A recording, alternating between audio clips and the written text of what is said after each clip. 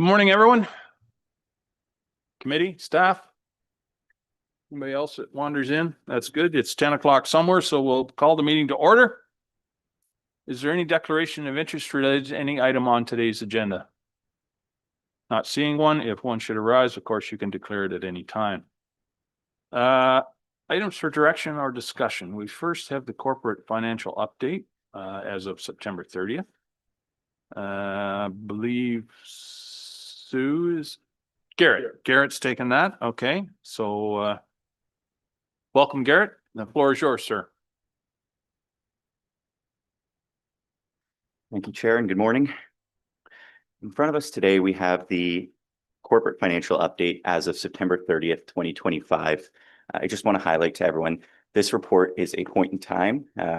The numbers within this report agree to the numbers that are showing in the year-end projection column within the open book. And currently, the county as a whole is projecting a surplus of $259,500.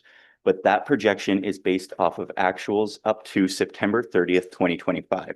So with the last 3 months of the years, these numbers could fluctuate for a variety of reasons, which I'll talk about. But we will bring back a final year-end surplus deficit report once the 2025 books are closed off before the 2025 audit, with recommendations on how the year-end surpluses and deficits should be funded.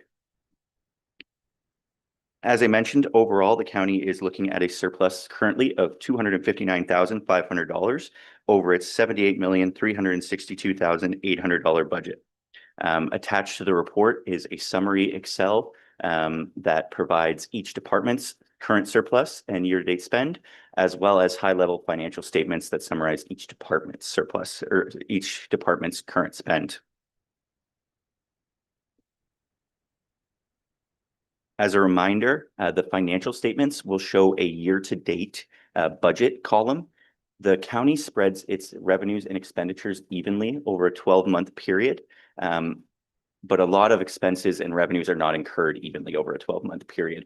So there could be periodic fluctuations between year-to-date actual and year-to-date budget.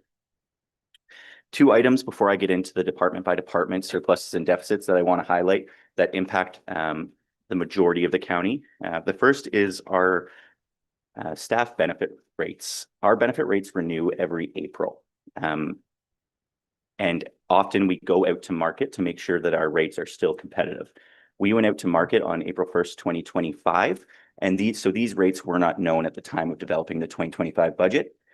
So based on information from our HR department, finance staff, and our benefit consultants, we built in an estimated increase to our benefit rates. The benefit rates actually came in lower, which resulted in savings across the county for all departments with staff. The other item is winter. The first half of winter, January to March, April, was quite severe in 2025. The department it'll impact the most is transportation, obviously, but it also impacts any department that owns property that requires snow removal or that has buildings that could be damaged by ice or snow.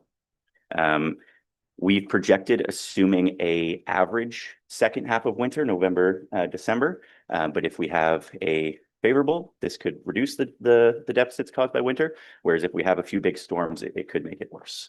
Again, quite a bit of unknown in the last 3 months of the year. Okay, with that, I will jump into the actual department surpluses.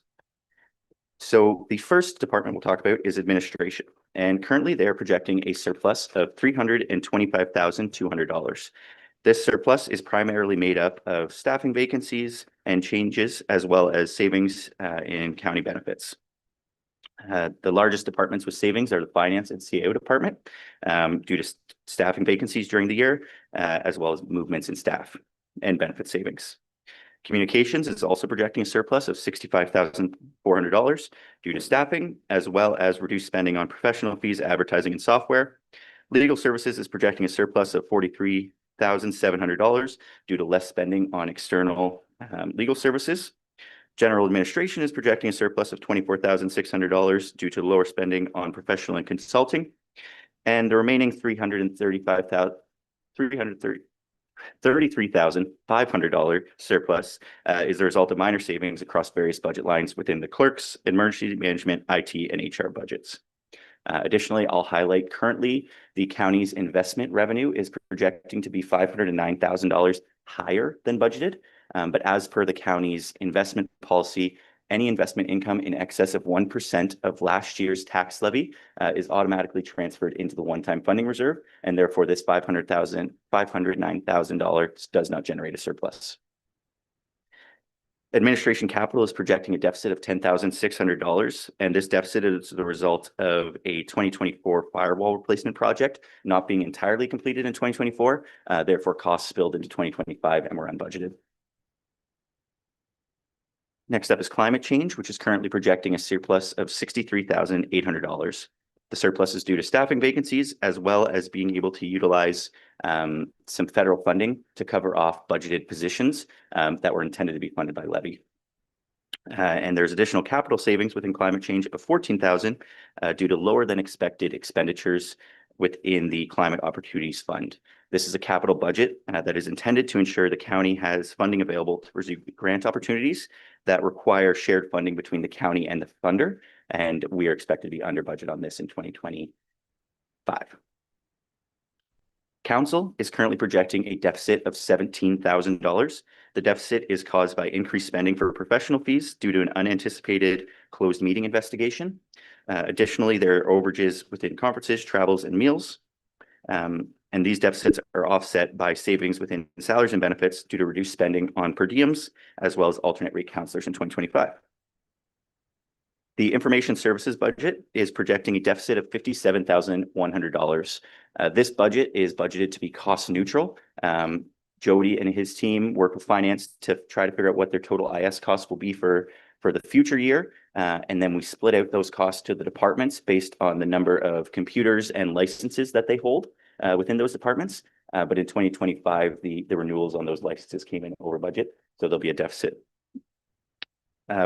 Weekly indemnity and workers' compensation. As a reminder, this is our self-insured plan. The premiums are paid by departments on their earnings, and there's a credit that goes to this budget, and then the actual expenditures to deliver these programs are operated through here, and currently we are projected to end the year on budget. The assessment budget is the amount we pay to MPAC. We are projecting a deficit of $18,400. Staff had budgeted for a 2.5% increase over the 2024 fee. It came in actually at 3.4%.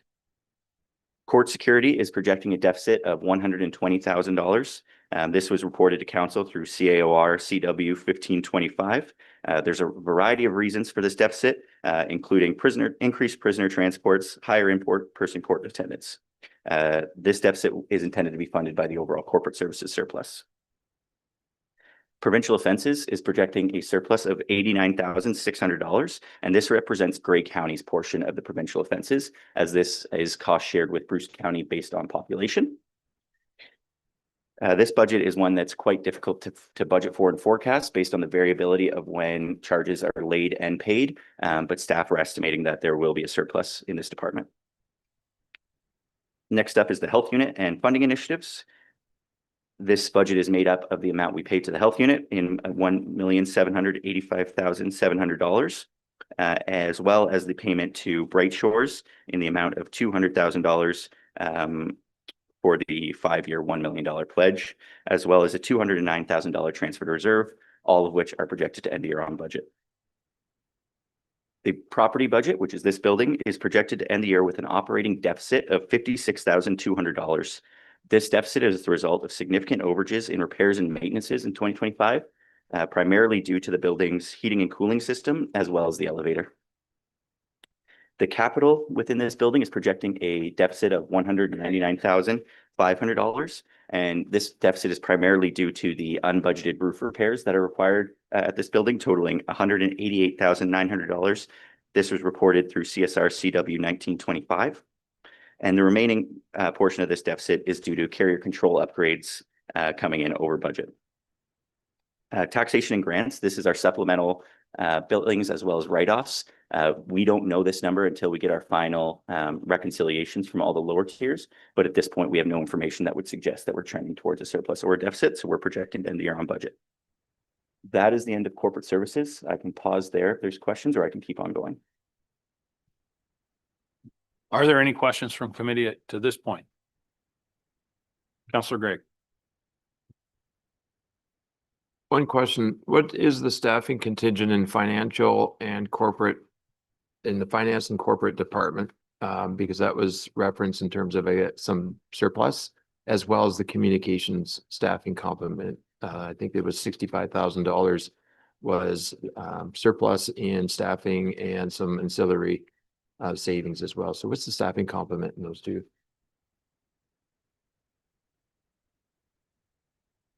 I might let Rob speak to communications, but for the finance department, we're a department of 22, and we've seen vacancies throughout the year due to mat leaves, as well as individuals seeking other opportunities outside of the county, and then the time it takes to fill those positions.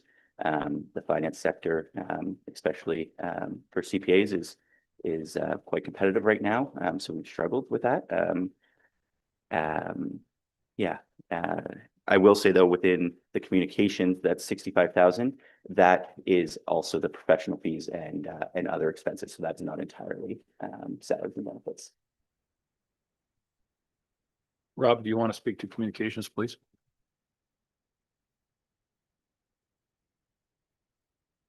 So the staff complement and communications is 3, and there was some contributing factors of staff leave there for parental leave as well.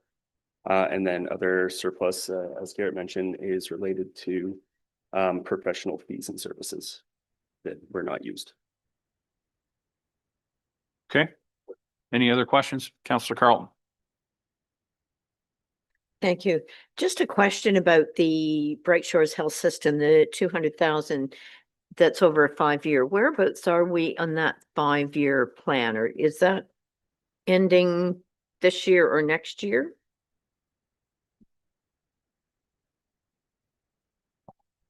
I can double check that when I get back to my desk and confirm, but I believe we're on year 3 of 5, right? It's 2025. So I believe there's 2 years left.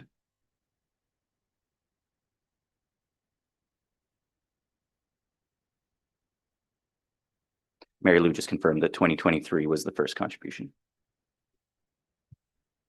Any other questions for now? Okay, not seeing any. Carry on, Garrett, please. Next up is planning community development, starting with the planning department. They are projecting an approximate deficit of $121,000, which it will be recommended to be funded from the one-time funding reserve. The primary reason for this deficit is overages in salaries and benefits. Additionally, both local and subdivision application fees are trending lower than anticipated. Similar to POA, these are difficult to budget for and forecast based on the variability of when applications are received. Planning's capital budget is projecting to end the year on budget. Most projects within this budget are funded from reserve and therefore do not create a surplus.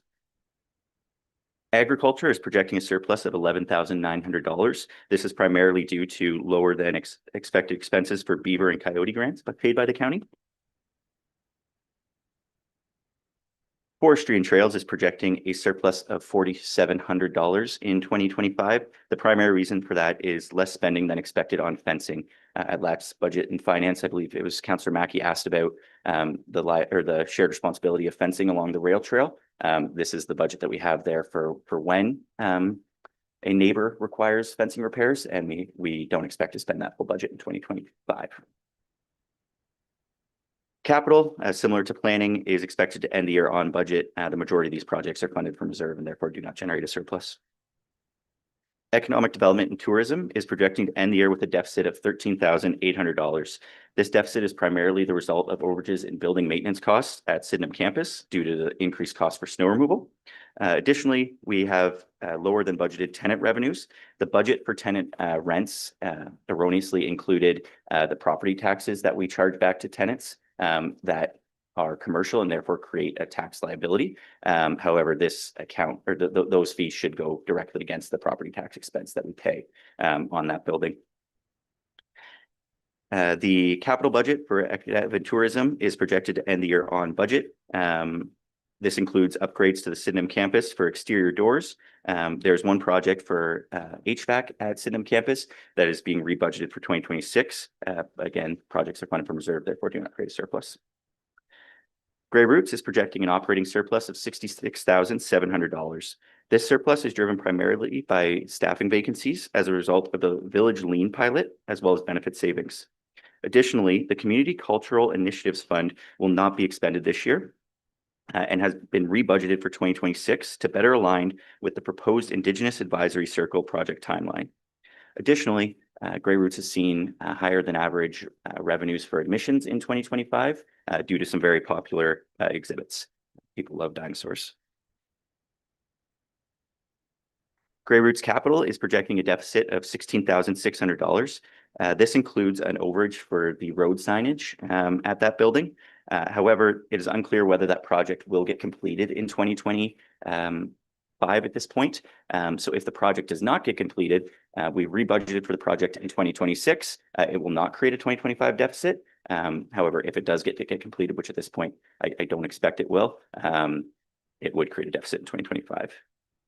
That's it for PCD. If we want to.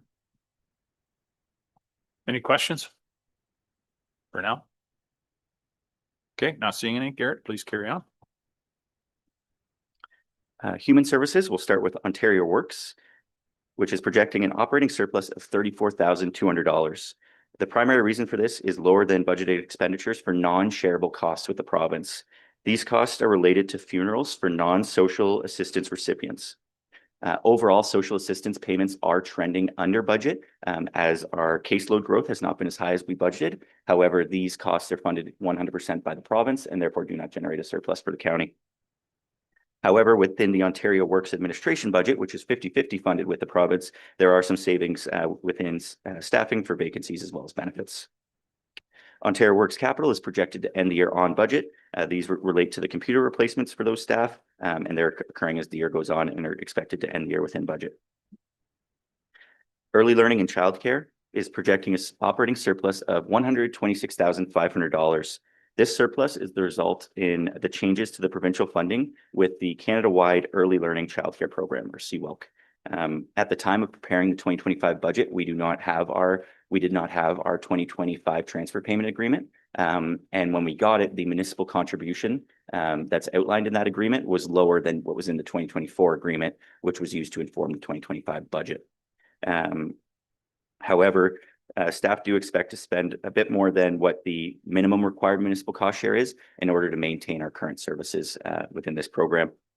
There are additional programs that have quite specific requirements that staff don't expect to be able to spend within the year, and these funds will then be returned to the province. I believe Tara Cockrell talked about this when we got the CWELC funding agreement. Early Learning and Childcare Capital is the $1.95 million for the Hanover Early On build. This project, we've purchased the land and are currently designing and expect to award a tender in late 2025, but the construction will happen in 2026 and therefore has been rebudgeted for next year. These costs are all funded from the eventual sale of the old Early On Hanover building, as well as reserves, and therefore do not create a surplus.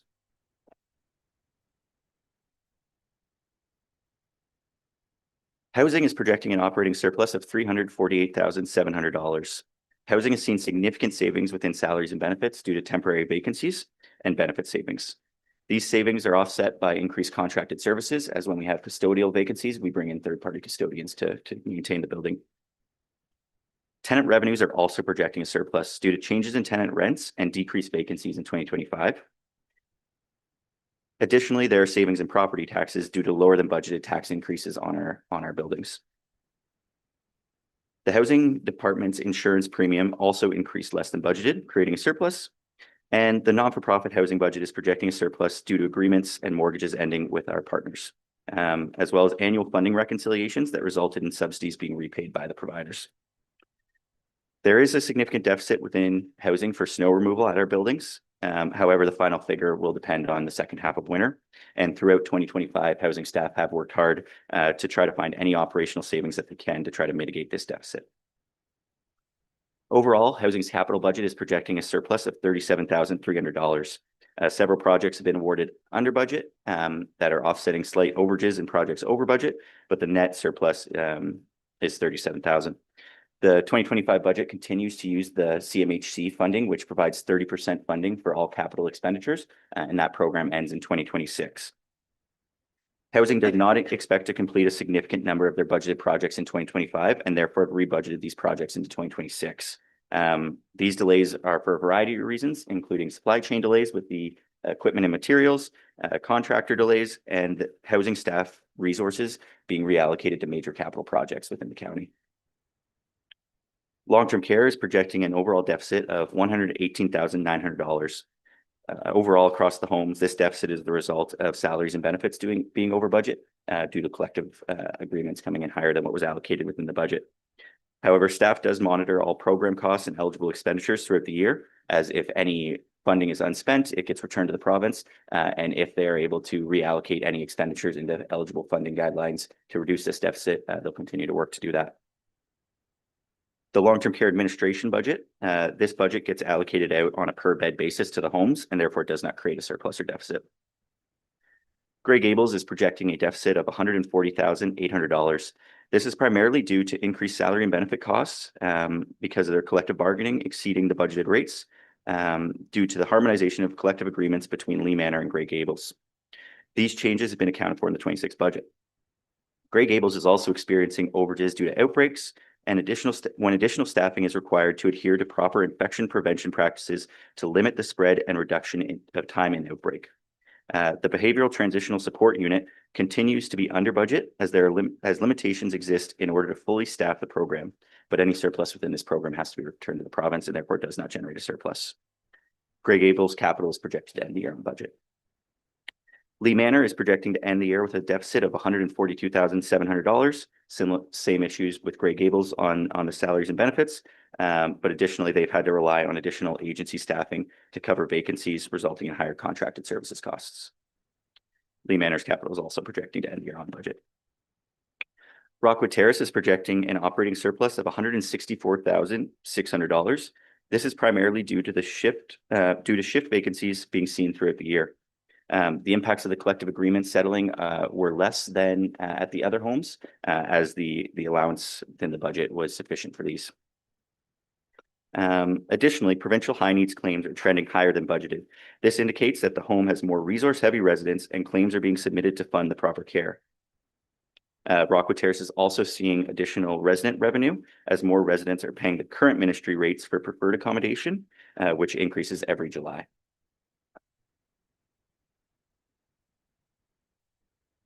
Rockwood Terrace is also projecting to end the year on budget for capital. Again, the majority of these projects are funded from reserve and therefore do not generate a surplus.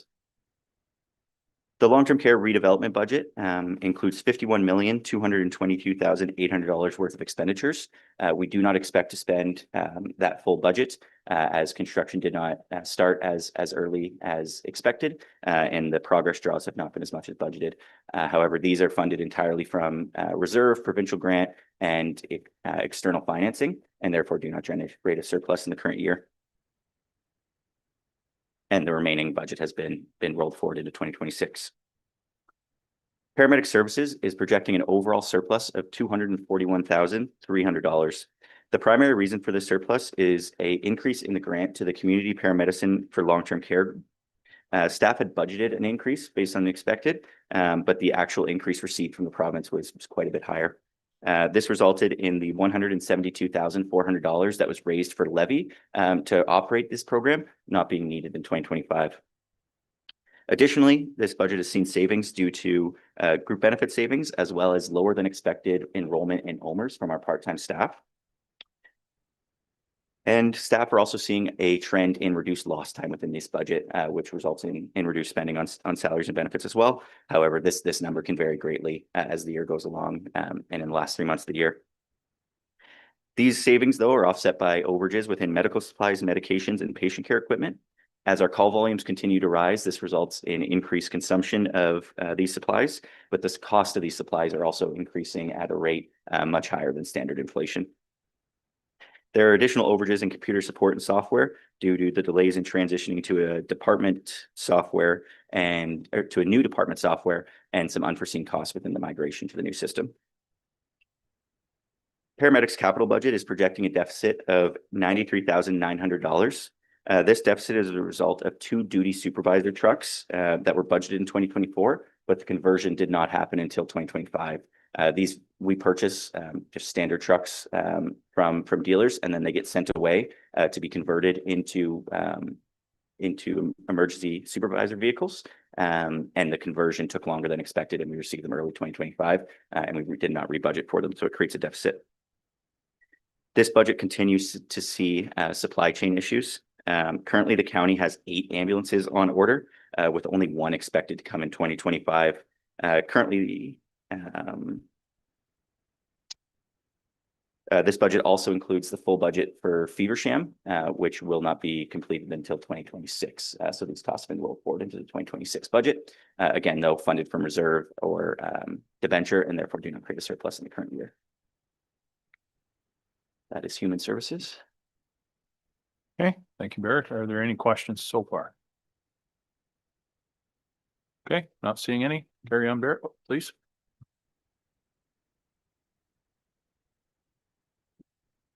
Lastly is transportation services, which is projecting a net operating capital deficit of $261,400. This is made up of an operating deficit of $99,800 and a capital surplus of $738,400.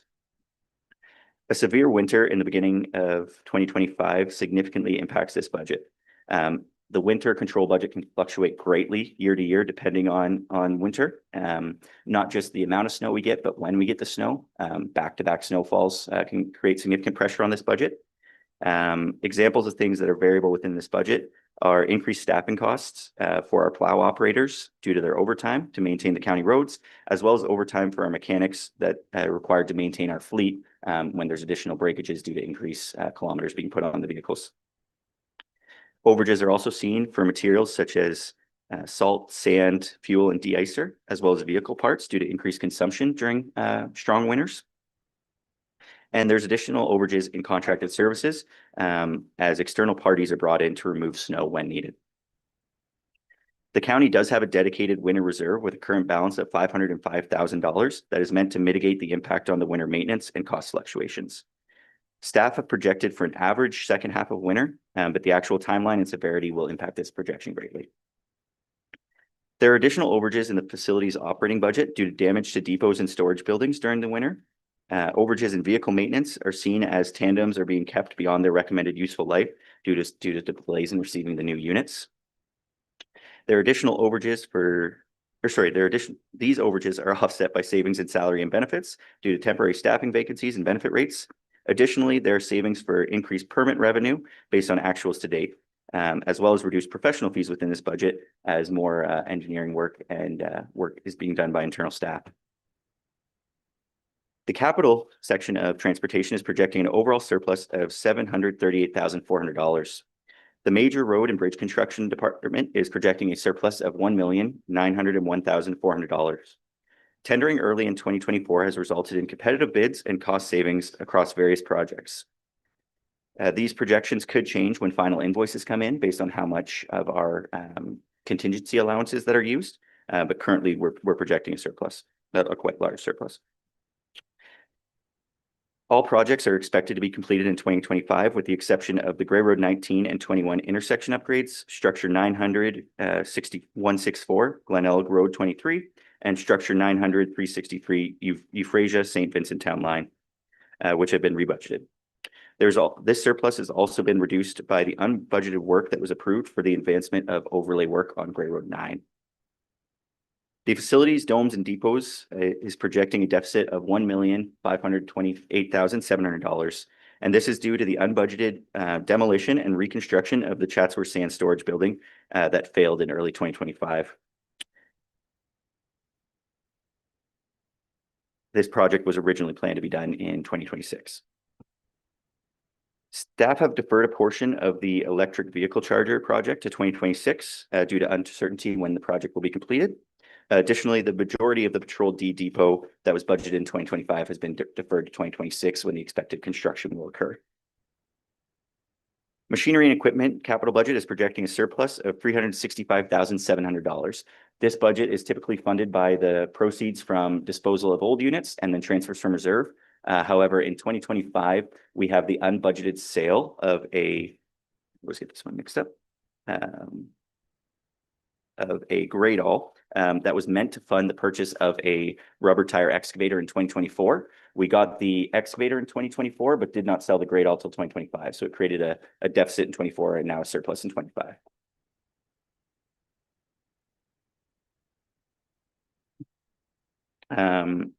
Similar to paramedics, as mentioned earlier, there are currently 5 budgeted tandems on order, and we're unsure whether we're going to receive any in 2025. Therefore, they've all been rebudgeted for 2026. The electric half tons within the budget have not been ordered as of the time of this report, as staff were waiting for the electric vehicle chargers to be installed before completing that order. And to be safe, staff have rebudgeted for those 2 half tons in 2026. And that's it for the report. And again, I just want to remind that this is a point in time projection. This report will bring a final surplus deficit report once the books are closed off. And yeah, I'm happy to answer any questions. Thank you, Garrett, for that very thorough report. Are there any questions from committee?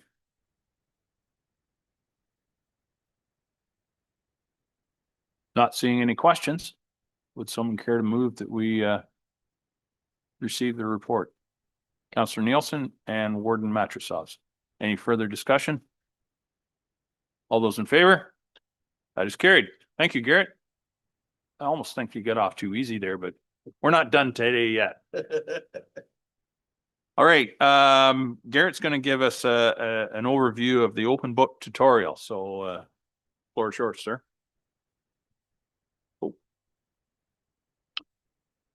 Thank you. Again, we gave a brief tutorial at the last budget and finance, but we thought it'd be prudent to show you again and kind of explain the layout of the 26 draft budget open book document. It's meant to look and flow very similar to the previous budget package that's been used. At the front, we have a summary of department-wide information about the county. This year, we've added in the staffing requests that were presented at a previous budget and finance committee meeting, as well as level of service change requests to try to highlight the major things that are changing within this year and next year's budget. But once we get through that front, if we go down to transportation services, Britt, because they're going first, it's meant to look very similar to last year's budget, where we would have a narrative at the top for each department, and then it'd be followed by a summary of their financial information, and then the actual financial statements for those budgets. The one difference is previously, because it was all done in Word, is we had a one large narrative section and then all of the financials thereafter, where we've tried to embed the narrative with the appropriate financials. So for example, if Britt goes to machinery and equipment,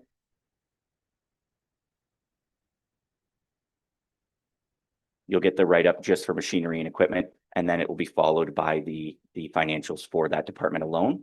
The other enhancement that you'll see this year that was not in last year's budget is you'll have the 10-year capital for those departments right with the financials as well, where previously that's always been a separate document, and that'll be the last one there on that. And these are gross expenditures of the budget. They are not the levy of the budget. And then I can pass it off to Sue.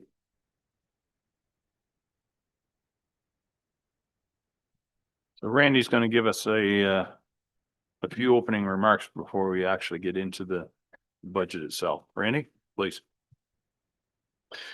Great. Thank you very much, Chair Milne, and good morning, committee. So today's staff will be presenting an overview of Grey County's 2026 draft budget, as well as the projected 2027 budget. Part of the presentation will include the process that has taken place in order to create these draft budget documents. We're going to highlight the major assumptions and the impacts that have shaped both these budgets, such as anticipated provincial and federal funding, inflationary pressures, cost of living increases, estimate increases for collective agreements, as well as benefit rate assumptions. We'll also review the directions that have been previously provided by Council to date and highlight what has been included and not included in the draft budget based on overall timing constraints from those previous decisions. Staff will also summarize budget reductions made prior to today, as well as the inclusion of prior year council initiatives and their impacts on the overall budget. We'll do a comparison between the 2025 budget, what was projected for the 2026 budget back in 2025, as well as how that compares to the current draft 2026 budget. We'll highlight some of the main drivers in the projected budget, as well as any changes and additions that have been made throughout the year based on council's direction, including things like the road exchanges, staffing requests, labor relations, court security increases, and increases associated with the OTIF transit project. We'll then switch over to the draft budget book that Garrett has just provided a high-level overview of what we'll be walking through. Each department will provide a high-level summary and main highlights focusing on the operating budgets, given that staff have already presented the draft capital budgets at the previous committee meeting. Staff will answer any questions that committee may have.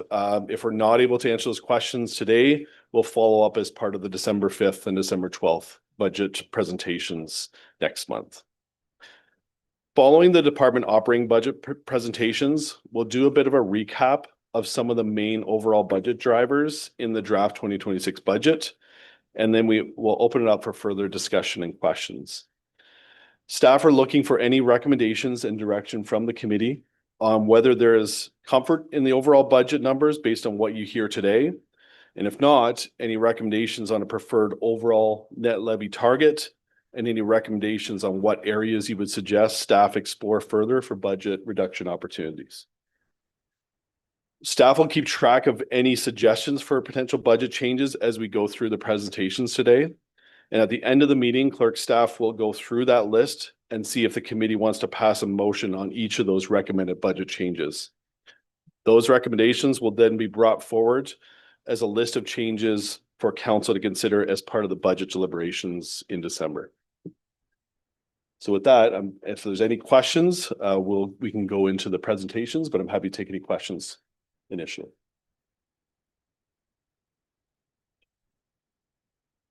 Thank you, Randy. Are there any questions before we get into the budget itself? Councillor Gray.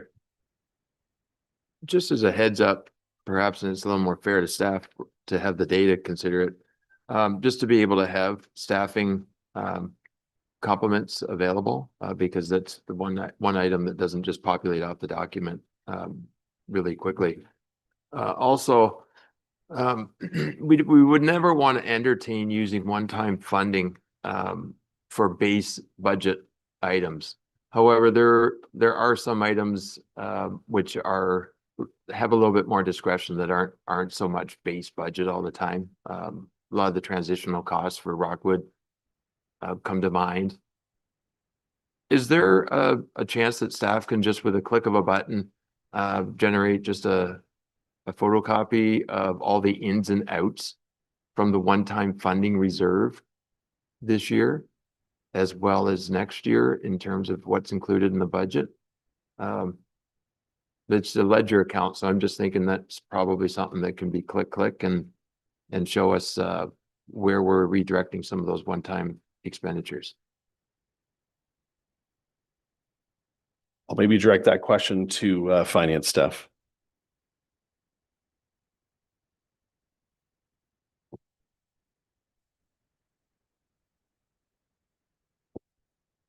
For you, Mr. Chair. Thank you for your question, Councillor Greg. It's not quite as simple as a click. And we would want to validate some of the information. Again, we're just very new at using Questica. We're still using some of our Excel spreadsheets as well. Basically, we're wanting to compare and make sure that we're getting the right numbers. So what I would suggest is we would bring that back for December 5th. We want to be as accurate as possible, obviously.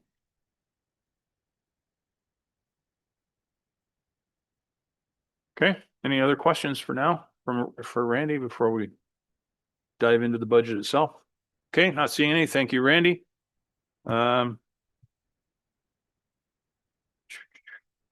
So, Sue, welcome. She's going to take us through a number of things here. I see your name a lot on this list. So, Sue, the floor is yours.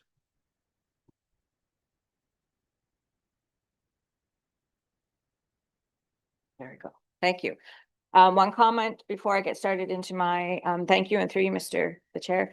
Yes, so I have been actually working with Unit Solutions, who is the company name, over reviewing our Questica on the reserve continuities. It's sort of a newer product, but we still have some implementation hours we can use, and I have them hopefully building us a report that will allow us to provide council and staff with a more thorough, like a 10-year lens on our reserve. So that is my goal, is to provide, hopefully, cross my fingers, do Happy Dance next year, you'll get a little bit more information and a little bit more at our fingertips as well. So it's definitely in the works, but we're still crossing between a couple of things. So that's another exciting item for me to look forward to do next year. But let's talk about this year, last year, and where we've been, because we're going to go on a bit of a journey today.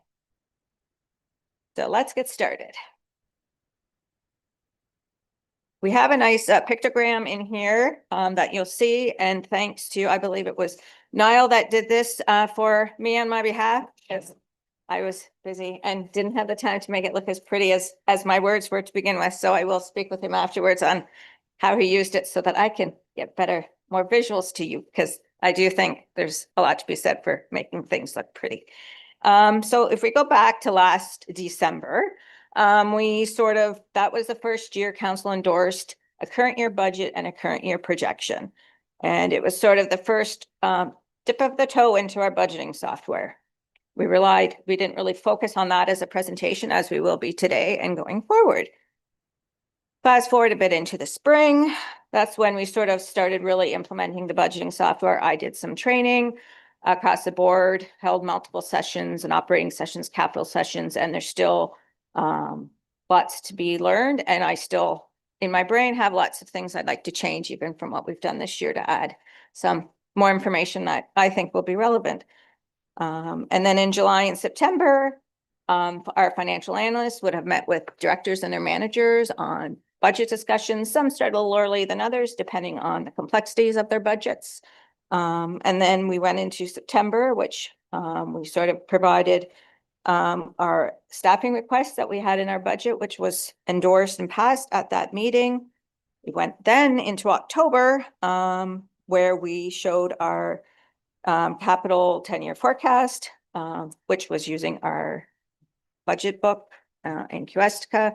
We did show you sort of just the first 3 years. We focused on the first 3. The budget package that you see now online and before you actually has engrossed, and we showed you the full 10 years. So it's a lot of more pages, but you have information on each capital project within our 10-year capital forecast. And then in November, Marcus presented to the Long-Term Care Committee of Management the budgets that relate just to those functions, and that was passed along at that committee. And then it brings us back to today, where we're going to high level discuss what we've done. And then on December 5th and 12th, we'll be bringing packages and everything back to Committee of the Whole. And you will see, I mentioned in my report, there are some more few things that we'll be adding to the information that you receive, more that relate to sort of what you would typically have seen in our budget packages in the prior year in the front sections of the book, relating to our reserves and more details on that, where we sit from a debt financial and how that impacts with our ARL and stuff. So those will be shown. Currently, I have them set up as different documents, or they're either can be called a spotlight or a mini budget book. So there'll be separate documents that you can access. So look forward to showing you to those. So that's the journey to today. We'll go a bit back and forth to the past and the future in a bit. But anyways, I'm going to now talk about our assumptions and impacts. We did present in September a detailed sort of report on our budget and assumptions. So I'm going to kind of just go over some of the highlights of those major ones, or the ones that affect us a little bit more. Obviously, a lot of our departments work with provincial and federal grants. Some we know to date, some we don't. So typically when we don't know what the budget is, or the allocation has been, and we will typically assume it's the best, or not the best, but what we had in the prior year will inform this year's budget. We also are seeing still inflationary increases across both from the CPI and the non-residential consumer price index. And those numbers can be quite different. I do have a sort of separate slide where I looked kind of historically what those differences have been. Because unfortunately, in our capital projects, we sort of fall more in line on the non-residential costing, which is quite significantly higher than the current CPI, about 2%. We also have our labor relations and staffing costs that affect us quite significantly within our budgets. HR will provide us those informations based on the information they have at the time, based on if we have a collective agreement that we know the costs are, or the increases that are based on the current collective agreements. But unfortunately, in this budget cycle, we have the bulk of our collective agreements are not settled. So they are based on estimates of where the Human Resources Department feels that they will be.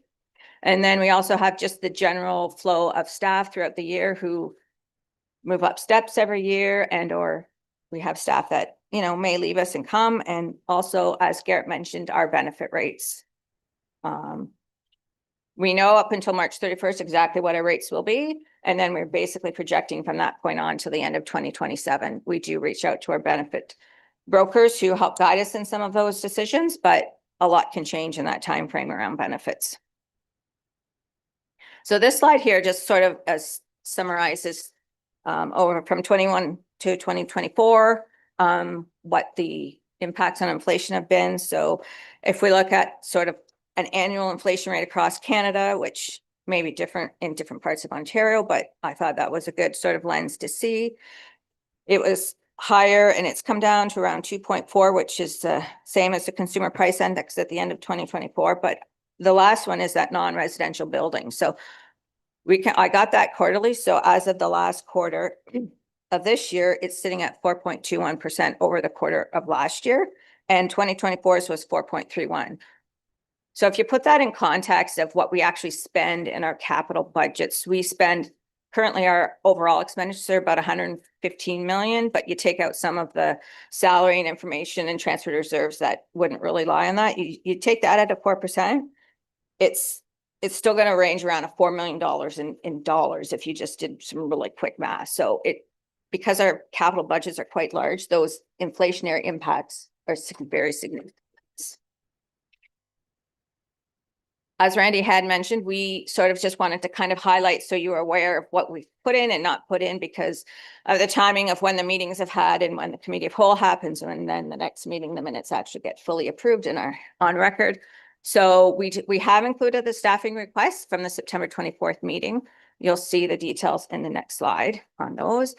We did include the road exchange based from the March 20th Urban Road and Road Exchange Task Force.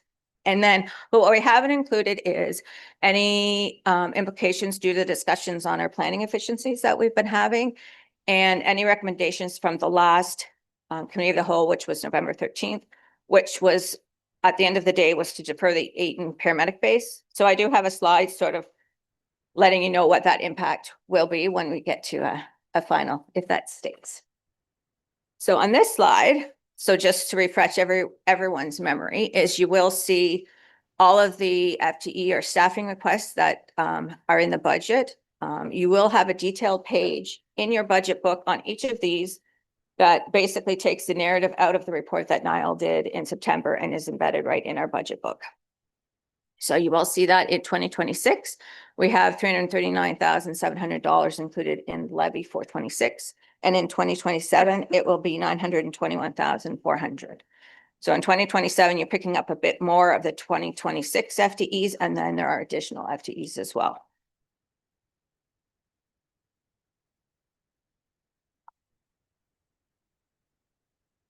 Just a question on the software calculation there. So let's use the climate change coordinator for an example.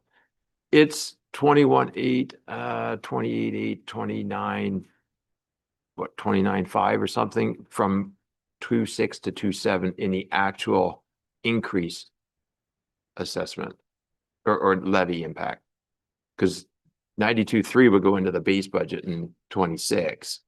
So 92.3 of that 121.8 is already in the base budget.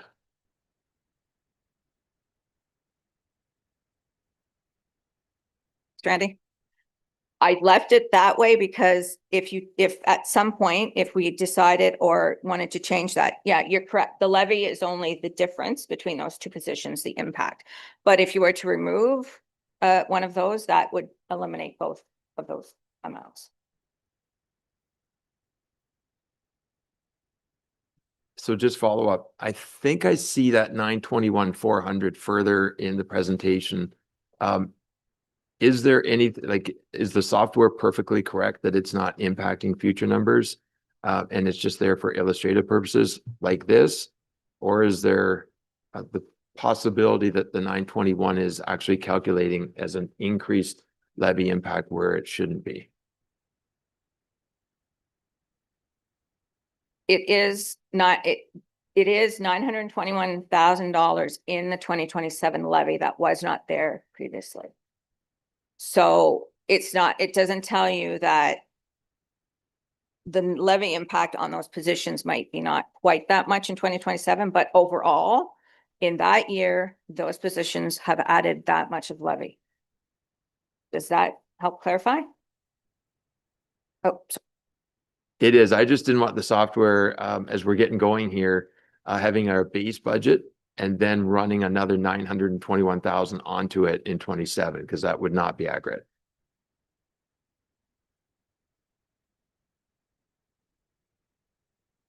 perfect. Thank you. So now, what happens, I'm just going to give you a kind of a brief overview of like last meeting we discussed about deferring a capital project. So I just thought I'd give you a really quick summary of what happens, how does staff do that quickly, and now within the software, which is kind of neat, and Garrett can attest to this because he actually did the work. I just got the end result. But so basically what happens when you look at a capital project and you're deferring it, typically by deferring a capital project into a future year, the costs typically do go up because inflationary impacts. So staff will look at, are there other similar projects in that year that I can, you know, I've already costed one out, and that, and especially in the instance of you're looking at a paramedic base, because we are bringing them on over based on the previous reports. So we've already costed what a paramedic base is likely going to cost us in 2027. So we already had that information. And another piece too is typically the way we fund our capital over a 10-year cycle or whatever, and we typically fund them through transfers to reserves. We also need then to make sure that if we've got reserves and we're increasing our costing, do we have sufficient reserves over that period of time to cover additional costs? So by deferring the 8 in base, that's exactly what Garrett did within the software. And it was able to tell us that we will have some savings in 2027, a small savings of $8,700 overall. But then going forward, because we're also debenturing this project and it's going to cost us more, there will actually be $5,200 more in levy than we originally were forecasting in the 10-year capital forecast. And currently, this is not incorporated into our current budget documents you see before you today. We have, so before today, staff, I mentioned that staff did meet and I think I referred to between a $400,000 and a $500,000 at the last meeting, and I went, Garrett helped me pin down exactly how much we discussed amongst different meetings. And I'm not going to go into specific details because these are not simple one-liners. They're multiple budget lines over multiple departments, but we were able to trim down our budgets by about $531,000, which is about 66.66% of levy. So staff have, I will say staff have done, there have been a lot of conversations, and staff have done a really, really good job of looking at their budgets and trying to keep the level of service while finding some savings where possible. On the next slide, I just want to highlight other initiatives that have been endorsed by council and sort of the impact they have on our levy before we even get started. So our asset management plan recommends, I believe, a 2.55% of our levy each year. So as you can see of that, our levy, that's a 1.75% there. We actually decreased the healthcare funding slightly this year by $9,500 from last year's budget. And our affordable housing reserve is going up, so it's a 0.08%. So between 1.82, 1.1, so about around 1.8% of our levy is already embedded based on other council initiatives that have been in play. So now I'm going to take us back in history, back to last year when we approved our 2025 budget and what we thought might happen in 2026. We all know that there are lots of things that can change in a 12-year cycle. We can, like, I've told to staff over even this week, right? We put a line in the sand and say, okay, we have to stop making changes. We have to go forward. At this point, this is where we feel we're going to be. We can make a decision today, and tomorrow there could be a new piece of information that could affect our numbers. So to the best of our abilities last year, this is where we thought we'd be with our 2026 budget. We were at that point assuming that we would need an additional, just a little over $4.9 million levy. And just to give you a quick sort of recap, I have on this slide sort of those main drivers that are making that increase. So the asset management plan increase was $1.5 million projected last year. Machinery and transfers for when they were looking at their fleet needs and additional vehicles and e-vehicles, they were requiring an extra $134,000. Our paramedic service enhancement plan was $410,000. Housing, based on their aging of infrastructure and repairs and maintenance, they increased, were expected to increase by 441. We were at the time last year with our community transit, the funding was ending. So we funded the last 3 months of that program, which we thought would have ended based on the funding we had at the time. So it was actually going to save us about $101,000 because we funded that through one-time funding. And of course, overall, in our salaries and benefits with grid movements, COLA benefit increases, we were estimating about a $2.5 million impact last year. So that's just a bit down memory lane for us all. If I look now, this is just sort of that 4-year columns. You'll see 2025 budget, our projected 2026 last year, and where we're currently sitting for 2026 budget and our current 2027 projection. We'll get a little bit more into the details later, but that's just the numbers as they are. And this slide, I'm not going to really go over. It was more just if you wanted a really high level, and it's kind of tiny. I can't read it from where I'm standing with my eyesight. So it sort of breaks us into those 4 functional areas we refer to, and it shows you the difference between operating and capital. So it just kind of gives you another sort of overview of what's driving where the levy change is happening. Are they operationally in our budgets or in our capital budgets?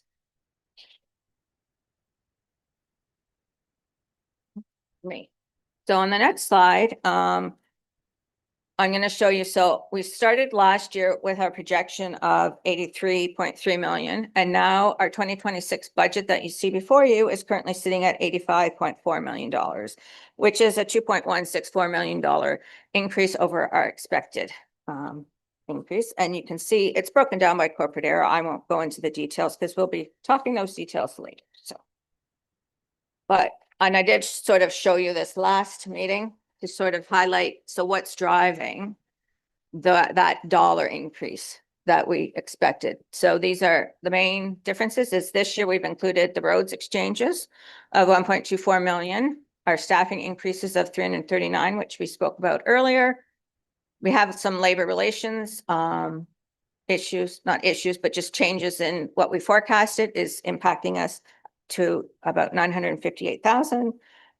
Increased in expected court security costs of 150 and bringing back in some community transit, which is kind of exciting for us and our people and our community. And on the next page is just a couple more. I increased our supplemental revenue in this year's budget because I sort of looked historically over what we had been raising in supplementals and did sort of realize in hindsight probably should be higher because we've historically received more than we've been budgeting. So I put that in there this year. And we had some provincial funding changes that we weren't aware of at the time. And that kind of doesn't come right to the penny. And there's lots of other places that have gone up and down, but those were the main drivers for our increase from our expected budgets last year. Does anyone have any questions before I continue?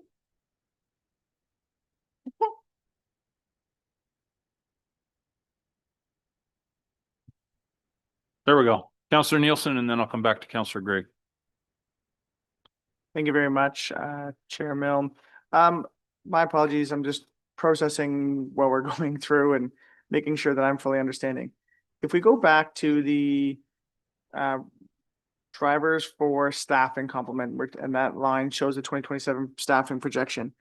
Just, can you help me understand, Rockwood Terrace comes online in 2027 is the hope, and there'll be an increase in staffing there. How come the RNs and nurses and extra staffing we'll need for the new Rockwood Terrace, which is at 28 beds, isn't shown there? Because in our 2026 budget, which you'll see, there is a page in the budget book that has a service level change.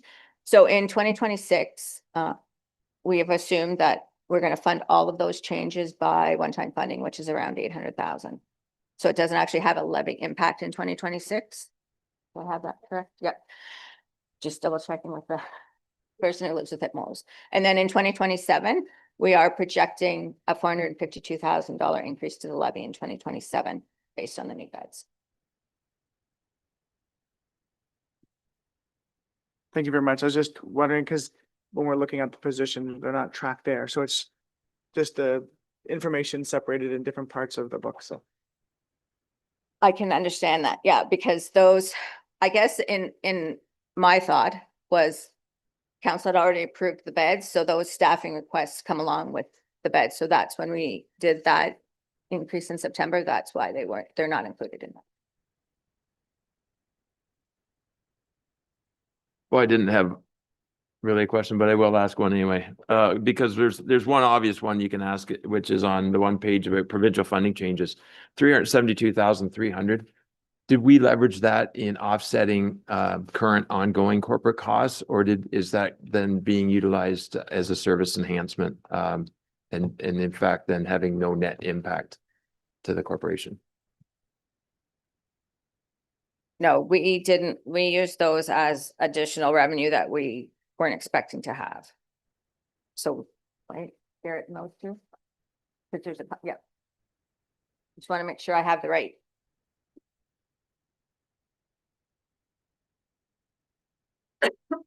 Yeah, that's correct. Yeah. So it's, we didn't yeah, we just took it as revenue that we didn't expect. So it didn't enhance anything. Okay, so it's not like there's 3 staff positions that were added, utilizing and leveraging those dollars. We're applying it against what is as is. Okay.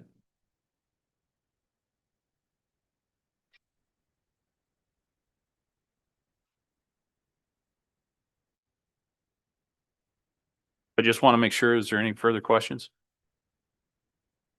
Okay, not seeing any. Carry on, Sue, please. Okay.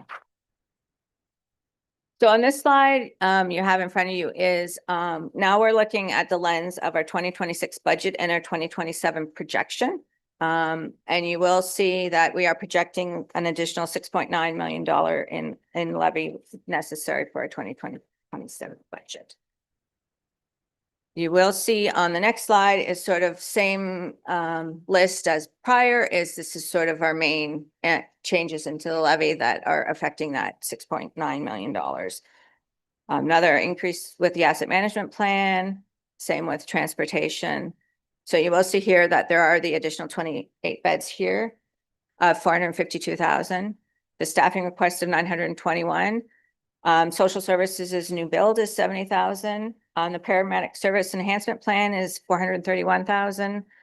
Affordable housing reserve transfer is 161,000, and housing capital is 235,000 needs for them. And our community transit is increased a bit in 2027 of 51,000. And again, we have the salaries and benefits, all of those changes that affect our salaries and benefits to about 2.9 million in 2027. And I apparently have touched something I shouldn't have touched. There. I think I touched the cord and it didn't like that. So that's all I was going to speak to today before we get into more of the presentations from directors on their staff. So we're first going to look at transportation services, human services, planning, community development, and corporate services. And then Mary Lou will do a wrap up for us. Does anyone have any more questions before I sit down? Okay. Thank you, Sue. Would committee like a 5-minute recess? Yes, they would. So we'll reconvene 10 past the hour of 11.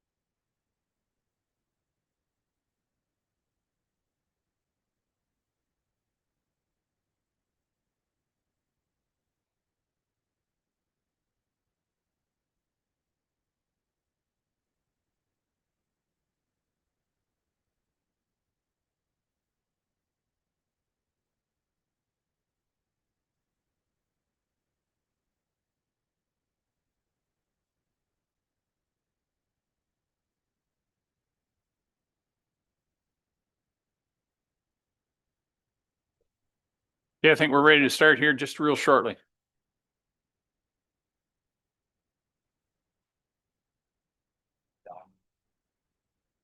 Madam Clerk, what time do we anticipate lunch?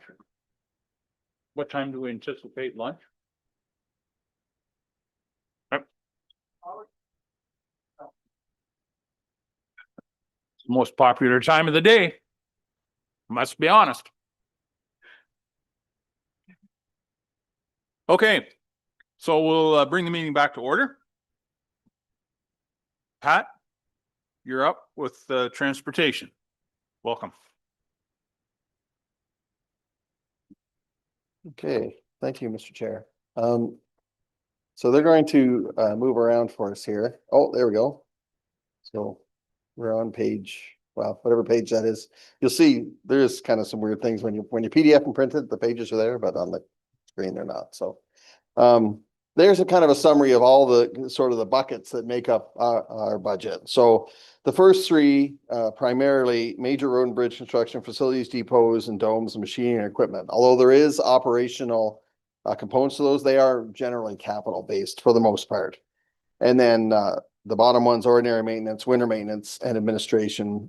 Those are more basically operations based. So I'm going to focus more on those. You'll see at I think the page before that, there's our increase of the 3.5 million, for the bold one there. Yep. Down at the bottom of the page is a summary. The majority of which is the asset management plan as Sue outlined, and the road exchange. So that's the majority of that number. There is other increases in here too, which I'll go into more detail. So if we could go to that first, go to facilities, domes, and depots. Oh, I guess we'll go this page here. This is fine. So there you see at the top, all the transportation services operating summary at the top. And then the capital one is underneath with the combined at the bottom that leaks its way onto the next page. So that 26 versus 25 budget, you'll see that figure over on the third column from your right. So for facilities, domes, and depots, we'll go a few more pages. Yeah, right there. So there's kind of the outline of the reason why that figure is going up. An increase of 171,000, primarily due to repair to our buildings. Building repairs aren't getting any cheaper. And they're not getting any newer. I think with our asset management plan, we have between the roads and bridges and our structures, we have been making a lot of inroads, I think, in having better facilities. We inspect them more than we used to. The building condition assessments are also backed up by additional inspections now. So I think we're kind of starting, or it feels like maybe we're starting to get over the hump. Our new buildings should last a lot longer than the buildings we kind of inherited. So there's a list of projects there. Removal of asbestos, electrical, septic upgrades, floor drains. There's a winter dome contingency there that we always keep there. Just in case that Kimberly dome is still, the cloth is still existing, surprisingly. But at some point we would have to bring material into Clarksburg from somewhere else. And then the Patrol D facility number is there, which is a large number.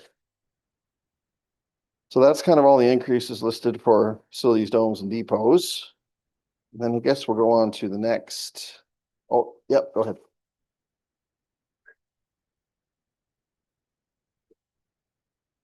Oh, sorry. Thank you, Chair. I'll just seize the opportunity here.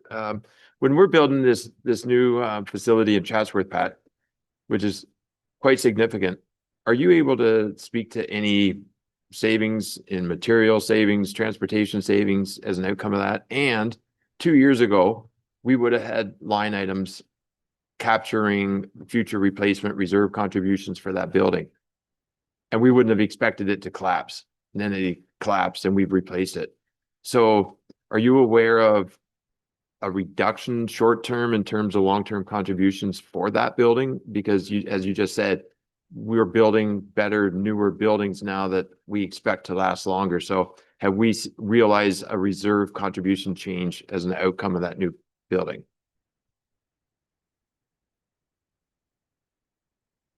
Through you, there is an increase in how much we're putting away to the buildings just because of the building expenses. And as far as the Chatsworth structure itself, we were doing a little math. It's part of it is just the shape of it, right? It looks tremendously large. But the footprint itself compared to the dome and the salt building that were there is actually only 28% larger. And if you figured out the volume, because it's not a dome, it looks quite a bit larger. There's also facilities in there. We always ran into a dome. You'd always try to fill it with material, and then you'd have a loader or whatever you were trying to park. You'd have it kind of parked in the door, maybe a road closed trailer in there, jammed in there somehow. So the way this was kind of set up, it has kind of the salt storage area, the sand, and then it has kind of a storage area in between. Ideally, there's another building we were thinking of doing a cold storage extension on. We won't need to do now. So it's definitely larger than what was there. But you know, when you talk to other municipalities, they always say, well, we built that. I wish we would have, I wish we would have done a little larger. And it still came in under what our budget was. We got a very good price on it. So I don't think it's excessive. We'll have the winter to work with it and see how it performs.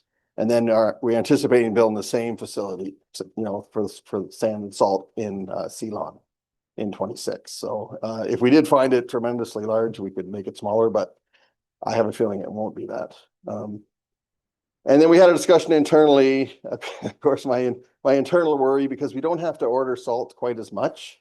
I just want to make sure someone doesn't forget to order it. Because you know how that is. If you only have to pay once a month, you don't order as much as if you had to do it every 2 weeks. So it's just a matter of us staying on it and knowing what our quantity is. And it's going to be easier to do anything with compared to a building that's a dome. So anyway, I don't know if that answers the question or not. I went off on a tangent there. Well, I was baking and ran out of salt a week ago, so I know how traumatic it can be. I just want to say I wasn't arguing the size. Like people in the community have commented that it's big, but I wasn't commenting and opposing the design and scale and size of it. I was just wondering, have we realized any savings as an outcome and any reserve contributions? But I think what I heard is no, we're still continuing to increase those reserve contributions at this time. Thanks.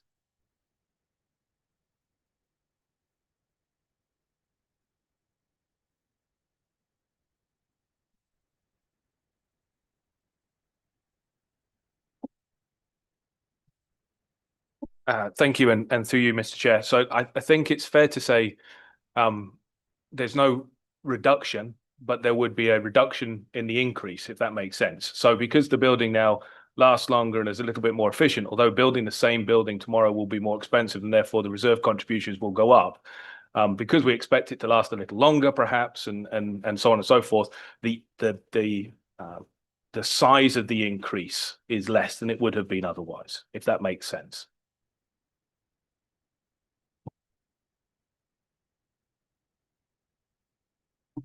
Okay, on to machinery and equipment. A little further down there. Yep.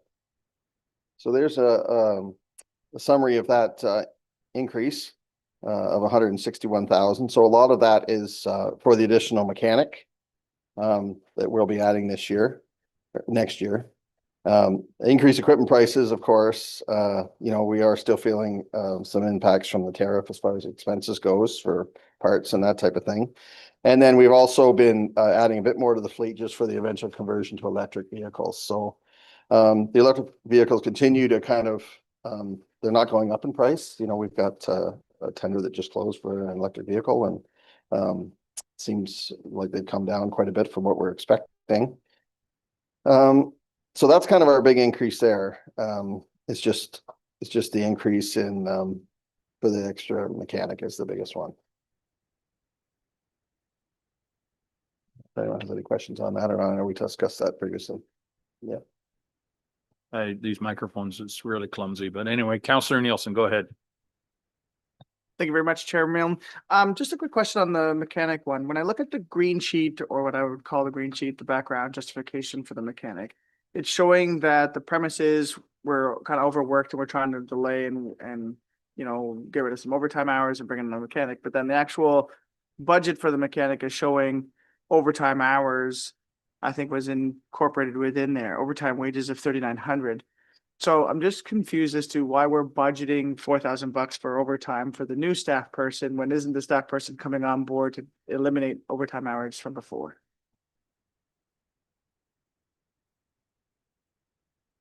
Yeah, it's kind of a two-pronged thing with the mechanics. Just as an example, we're allowed to carry over like 25% of our vacation for the next year. And I was just kind of going over the mechanics. And they've been on their 25%. Because we just didn't have enough of them. They have like 190 hours they're supposed to use next year. So you got to try to figure out, either it's going to cost you money or you got to figure out a time to use it. So that's the first struggle. They're not young. Well, there's one that's quite young, but the other ones aren't. So it's just the constant barrage of overtime that really could be covered by someone else. That being said, a new mechanic won't eliminate it because we always have 2 mechanics on call, like kind of one on the east side, one on the west side, for the winter, and when we're plowing the summer as well, but definitely in the winter when everybody's out, when a plow goes down, our mechanics instantly respond, so that you don't really get away from that over time. And then there's, the question of, do you need a mechanic or do you want to send more work out to garages and such? Garrett had done an analysis based on our charge out rate and what garages are charging.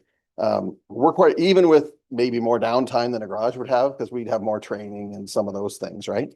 And we have probably better benefits than some garages would have, and we got to pay for tools and those types of things. We're still noticeably lower on a charge out rate than sending everything out. So between just ease on your employees and of course, seemingly if they don't get just barraged with hours and hours overtime, their work could probably be better. Like, I'm sure it does wear on them. It's not an easy job to begin with. And between that and the fact that it would just cost us more to go out to someone else, then that's kind of what cemented our case for a mechanic.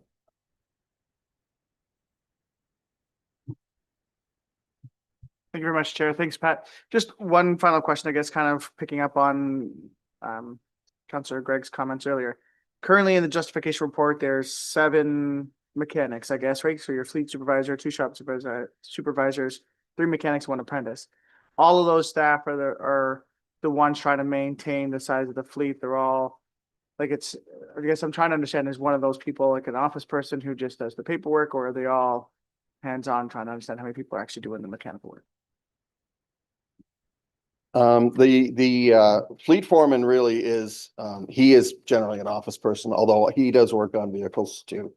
He's a mechanic by trade, and obviously you're not just gonna, you're not gonna sit around in your office when work needs to be done. Not that he doesn't have work to do in the office. But the 2 shop supervisors are working for him. So that was kind of brought in because they were doing a lot of, part ordering and scheduling, and they weren't really being compensated for that kind of administrative work. And that's why we kind of brought in the shop supervisors. But they're, I don't know, they'd be maybe, 80-20 or 70-30. They still do all the mechanic boots on the ground work as well. Councillor Gregg? So when I look at, and it's page 394, I guess is what's flashing on my PDF. 61,000 salaries and wages, 2025 year-end projection, 595, 26 budget, 697.2, and then 27 is 821. Below that is overtime projections that were 20,394 in 24. 20,000 for year-end projection in 25, and 23.6 in the 26 budget. Is this the overtime we're talking about? Is my first question.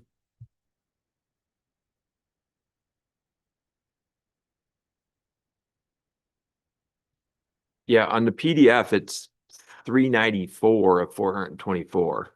But it's under machinery, equipment, and stock operating 26 budget.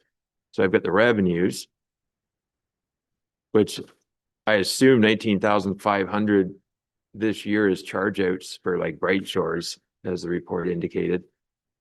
18,000 budgeted for charge outs or cost recoveries in 26. I'm not sure what the right time of the day is for discussing these roles. If we were going to do it departmentally or circle back to all the ideas of the new roles at the end of the day.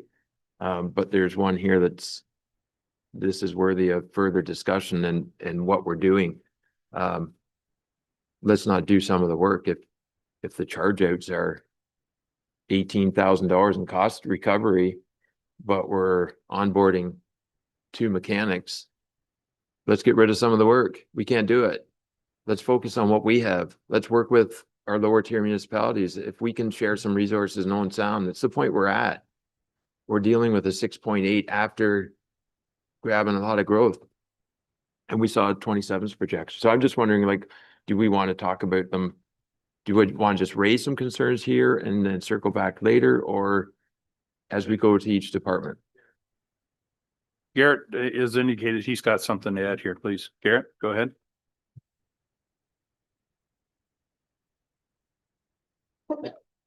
Sorry, I just want to add to the previous question from Councillor Nielsen on the increase. Oh, did I break? Oh. The increase in overtime that's showing for the new mechanics within those change requests is less than the increase in overtime if you go down to the full machinery and equipment budget. So we're adding overtime for that new mechanic, but the overtime for the existing mechanics is offset by that. So the overall number is not increasing drastically. The cost recoveries portion, I'll say that the additional mechanics are really for internal work. That existing Bright Shore work, we wouldn't be taking on more because of it. And the reason that the 2025 projections are lower than budget, and then we're asking for more in 26 is, as Pat mentioned, staffing vacancies within 2025 have caused that budget to run under. But that's put upward pressure on the amount of work that the current mechanics are doing, as well as the amount of work that has to go out to external mechanics as well. So the salary and benefits is under this year because we haven't had our full mechanics complement. I just want to clarify that. Okay, does that answer the question? Councillor Gregg?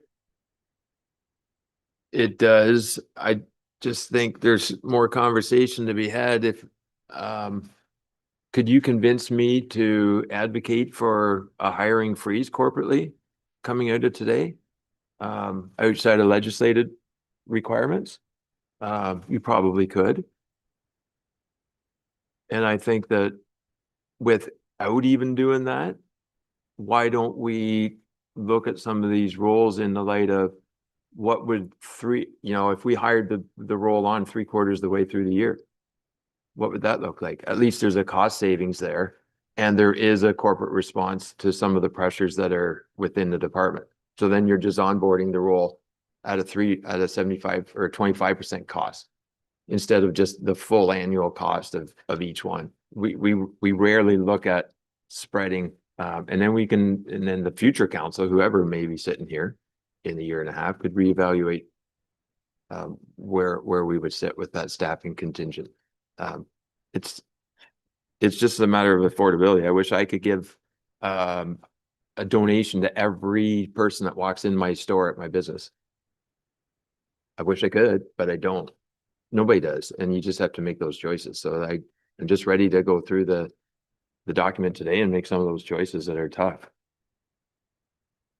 So I'm just looking at the agenda, so to speak, and to see, because I'm anticipating the same question will come up in different departments.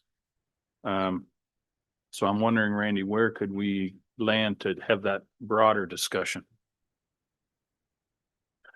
Through you, Chair. So if there's specific recommended changes to the budgets as in each department, I think, again, as noted, clerks can flag those, and then we can revisit that list at the end of the meeting. With respect to the overall staffing requests, again, we've had previous discussions regarding this back in September.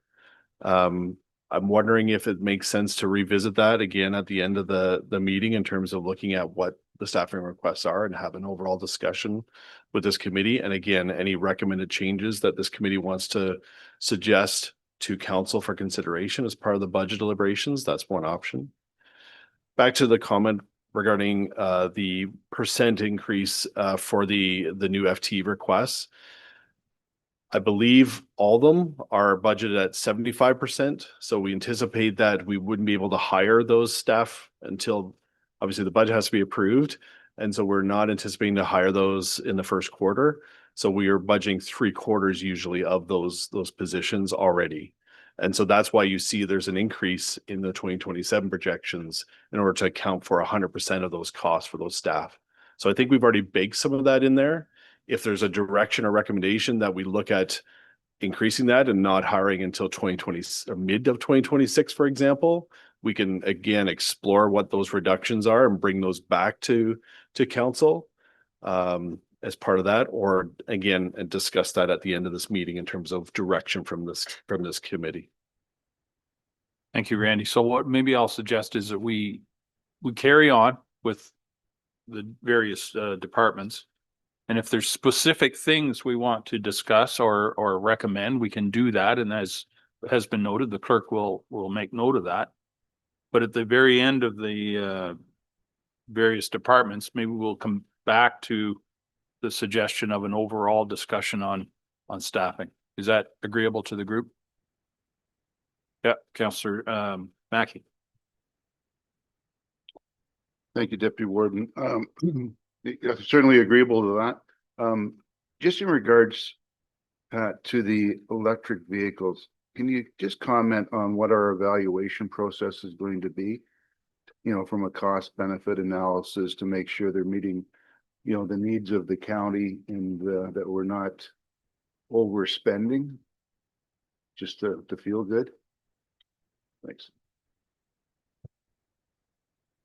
Yeah, I guess the first thing to establish, because we're planning on buying, two different manufacturers' vehicles for one thing. We just want to make sure they fit our, kind of our model here.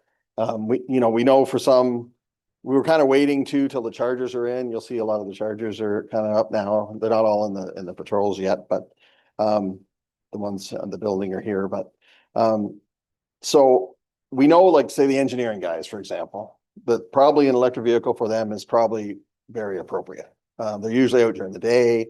It's not a 24-hour vehicle.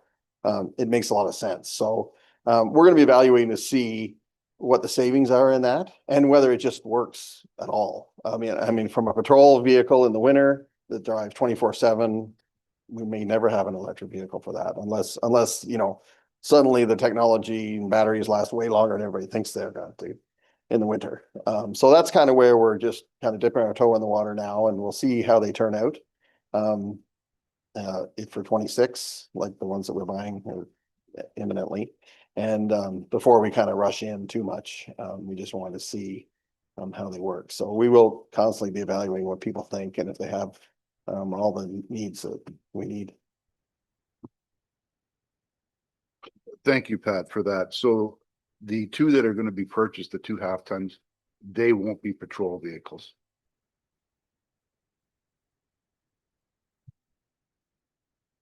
We're kind of going to move around, not right now. We thought probably one will probably be in the patrol somewhere, but it might not be it wouldn't be like a 24-hour patrol vehicle. It might be with one of the guys back in the depot, the lead hand or something. We were thinking.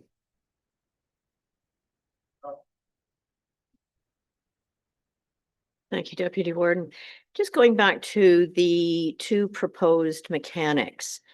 If we don't have those mechanics, then if there's too much work coming into the shops for the current mechanics, we're farming that out to other shops. Where do we see that cost? Because I can't pinpoint that here. So where do we see that cost and what the savings would be by having our own mechanics? I see a trend here that Garrett's gonna answer some of this, and that's fine. Garrett, please.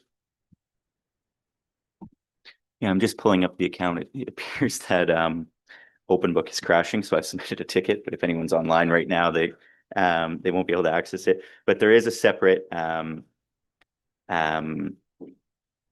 account. I'm just looking for the actual number down below. It's over budget this year. I'm just trying to find it. And that represents the external work that our teams are doing.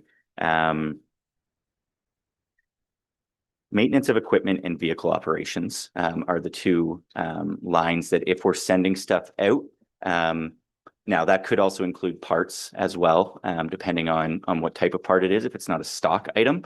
But if we're getting work done by external mechanics, they would go there as well. So you can see that we have a budget of 445,000 in 2025, and currently we're projecting to spend 568,000 there. And again, part of that is because harsher winter, more miles on the tandems, more maintenance being required. But the other part is, as mentioned, mechanics being off, so it creates a slight surplus in salaries and benefits, but we're over on what we're sending out right now because our current mechanics can't keep up. Thank you. Thank you, Garrett. Randy. Thank you, through you, Chair. And Pat raised some of the reasons why the proposed mechanics. Just a couple of things too, in terms of the fleet is growing in terms of not just the EV vehicles that Pat indicated. We're increasing our fleet overall. Our paramedic number of ambulances we're increasing as well in order to, again, based on the enhancement plan. And so there's just more volume that the mechanics are dealing with. Plus, based on that volume, what we're finding is that it's, again, more of a reaction. So they're fixing vehicles versus being proactive and making sure that those vehicles are running at operational efficiency to prevent breakdowns.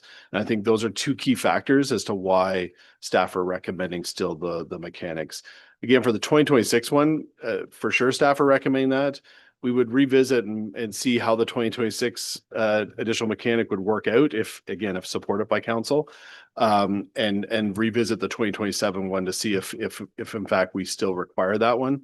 And so that's some of the things that we want to review as part of, again, next year's budget, if we were to add an additional mechanic this year as per council's direction. Thank you, Randy. Councillor Craig. Sorry, just a further point of clarification, because I actually became more confused with that explanation. I had been under the assumption that account number 63,450, maintenance of equipment, is the actual repairs that would be done. That was 101,825 and 24 actual, 46 in the 25 budget. We're at 95 year-end projection. That carries forward to a $90,000 projection for 27. It was just spoke to vehicle operations. But to me, I was assuming vehicle operations is just a general charge out of equipment running through the winter, like doing your standard winter control. What is the difference between the two now? Because I'm more confused.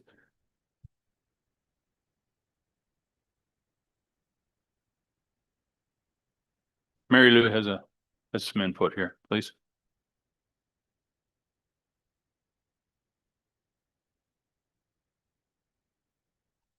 Through you, Mr. Chair. So their accounts, both accounts are used throughout departments that have equipment and vehicles. So the maintenance of equipment account could be pieces of maintenance on equipment that is used at the depots for machinery. Vehicle ops tends to be your parts, as Garrett mentioned, anything that you send out to shops, etc. And you'll see those same two accounts used for paramedic services. You'll see it in the ECDEV budget where we send the pilot out for repairs, etc. So it depends on the type of expense, which one it hits. But we use both accounts. Back to you, Pat. Carry on, please.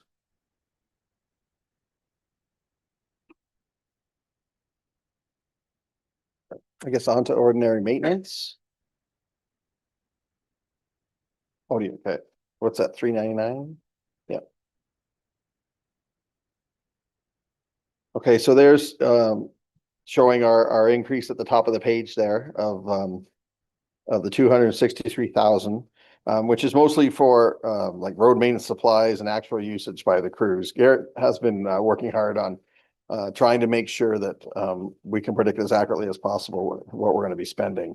You know, materials and supplies are going up. From line painting, there's a little more line painting done every year because every new road job has paved shoulders on it, for example, and pavement marking. And then we've got our crack sealing program that we do every year because you know, we've got a lot of roads where we've paved the second lift and the top is just starting to show a bit of cracking.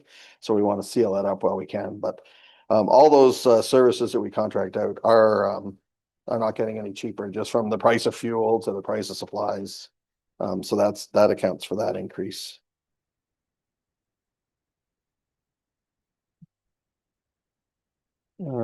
On to supervision overhead.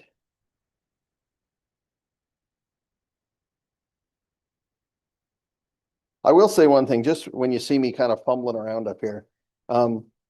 It is the operating budget is very complicated. Garrett can probably explain it better than me because I can't explain it all. So obviously he can. But you know, capital is just so straightforward, right? You're buying a truck or you're doing a road construction job, or whereas the way operations works, there's interfunctional charges against, you know, you look like you had a busy winter, but then you put more money into your machinery because of the busy winter. So it is hard to just go through this without having something to drill down in the interactive, which is the hope of Questic, I guess. And we're kind of starting to figure it out internally a little bit, but we haven't had a ton of time just to figure out where those numbers come from. Because you think a number means one thing, but it doesn't necessarily mean that thing. I don't know if anyway, just to show you my troubles, many of my troubles with it. So supervision overhead and administrative summary is a reduction of $4,000. Increased insurance, but we've also got increased revenues, decreasing professional fees. We don't have quite as many consultant assignments as far as road work out right now. And then the other job was still that out of DC's, that regional transportation plan, which is still being carried and hasn't really moved forward through no fault of Greg County's. Okay, on to, oh, yep. Oh, sorry. Councillor Eccles, go ahead, please. Earlier this morning, I was surprised because we had a saying that insurance premiums had decreased. Weren't what they were when we were talking about where the surpluses were and whatnot in 2025. And this one was one that caught me. Oh, we've got notable insurance increases here. So I don't know whether I'm looking at Sue or Garrett, or it's just transportation that is insurance premiums have gone up. Mary Lou. Thank you. Mary Lou, please go ahead. Through you, Mr. Chair. The mention this morning in Garrett's report on 2025, there was a comment made about the housing insurance premiums had came in lower in 2025 and resulted in savings.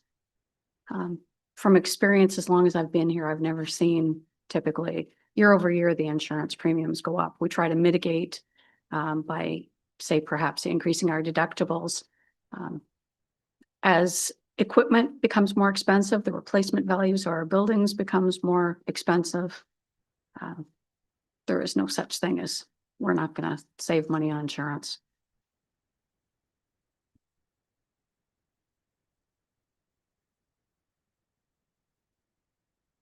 On to winter maintenance.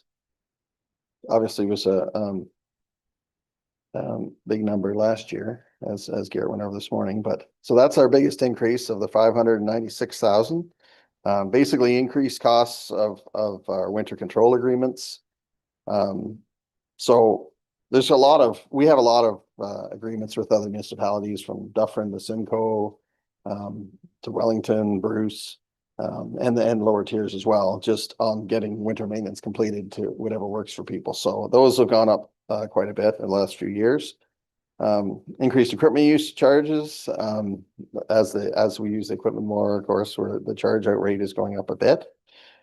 Increased stock usage, has gone up. So that is kind of accounting for all those, that biggest increase is just the fact that, we are doing a lot in the winter to keep the roads maintained.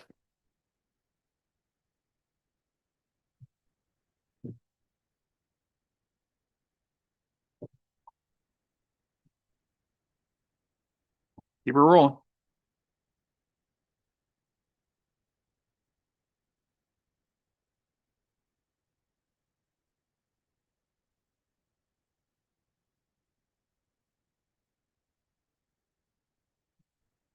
Yeah, I don't know. That's the big budget that we went and reviewed during capital. So I don't know if I'm going to be reviewing that again, or a lot of that, of course, is the asset management plan.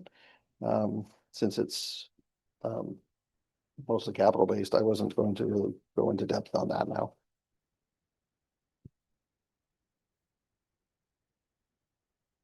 Through you, Chair, as Pat indicated, a majority of this is covered under or capital related costs.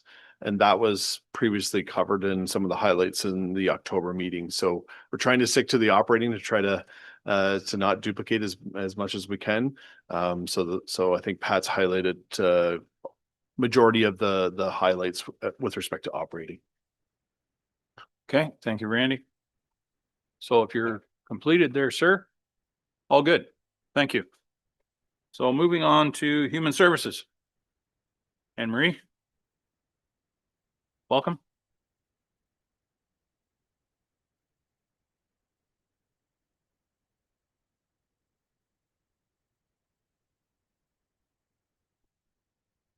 Good morning. Good morning, Council.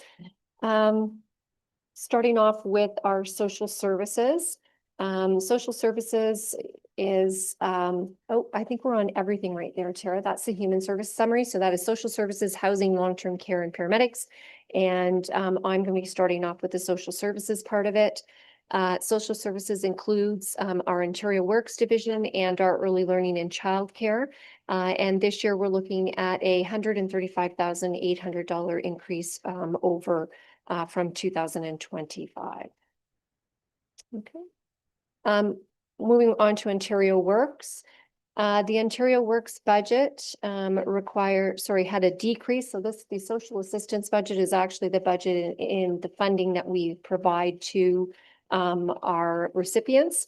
And there was a decrease in that budget by 21,800 as a result in a decrease for non-shareable expenses. And these are our non-social assistance recipients for funerals. Last year, early this year, we implemented a new way of doing this process that's working well for our funeral home association and also for ourselves, and has led to a decrease in funds, which has been good. We are looking at, for 2026, an increase in our caseload of 6.7%. That number is provided by the province. In 2025, they have estimated a caseload for us of 1386. We're at 1337 right now, so we haven't quite made that increase. But we usually go with what the province suggests. It is 100% funded by the province, so it just gives them an idea of what the budget would be for Grey County.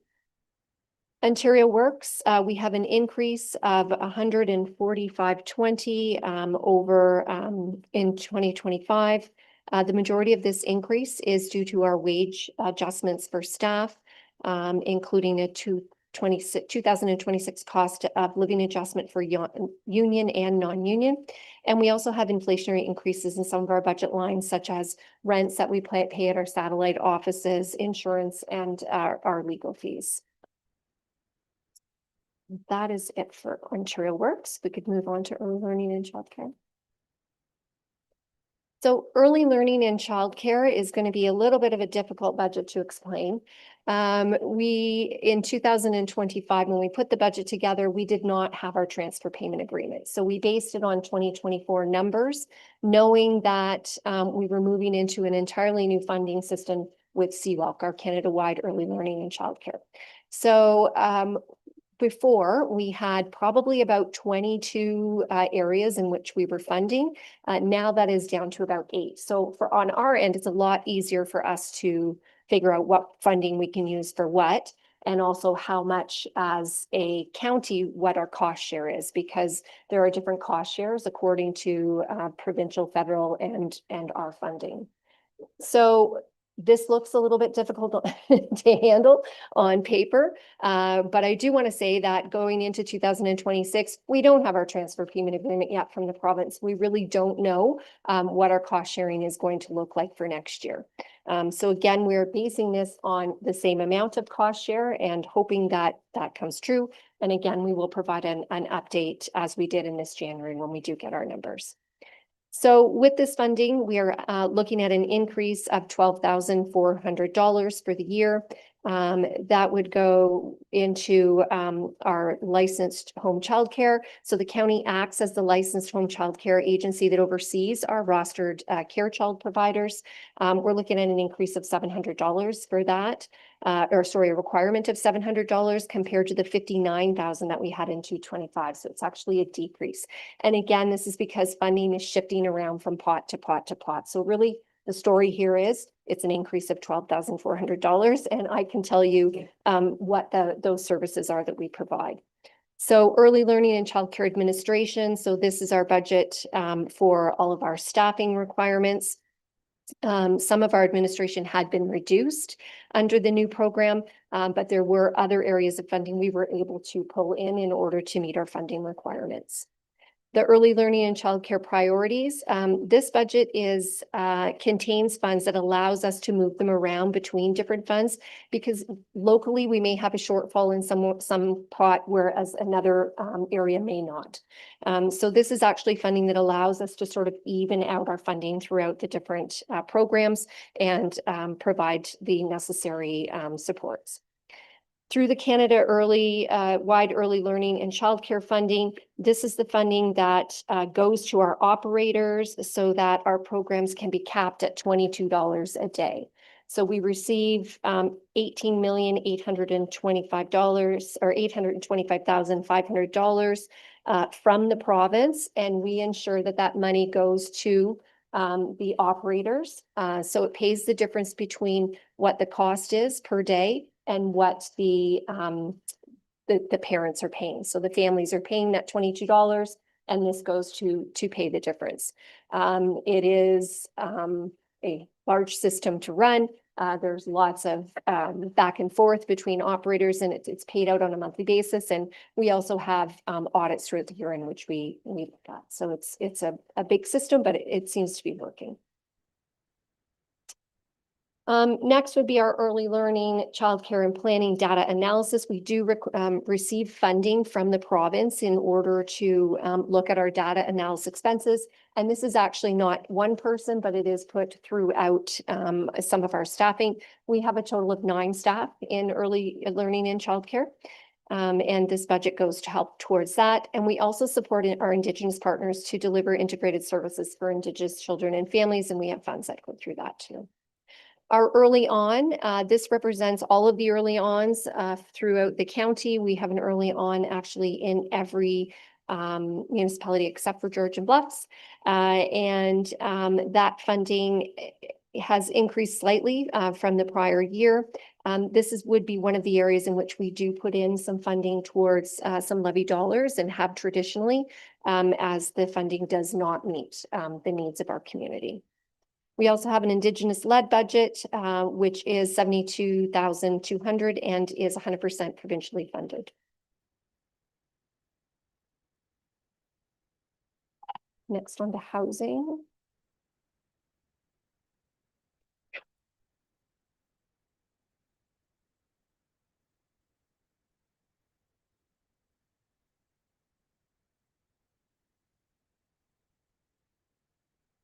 Do you want me to start, Tara? Okay. For housing department, we do have an increase of operating and capital of $511,000. Our revenue this year, we did see an increase in the funding that we've been rent that we've been collecting from tenants of 62,500. So we have actually put that up for 2026. The federal funding, which we receive, is decreasing by 112,000. And this is offset by our savings of 72,200 from our debts that are maturing on our buildings. Our operating expenditures for administration and our buildings has increased by $155,000. The main increase are our salaries and benefits. This is 110,700 for 32 staff that are included in our administration, tenant relations, our building custodians, and our maintenance team. We also have 8 staff that are funded through provincially funded dollars for our homelessness programs. We have $69,000 increase in various building maintenance accounts. Again, this looking at what it costs to have a contractor come to our buildings now. With labor and parts going up and an aging building, we are seeing an increase in those costs. We have a cost increase to 51,000 to our hydro, natural gas, and water.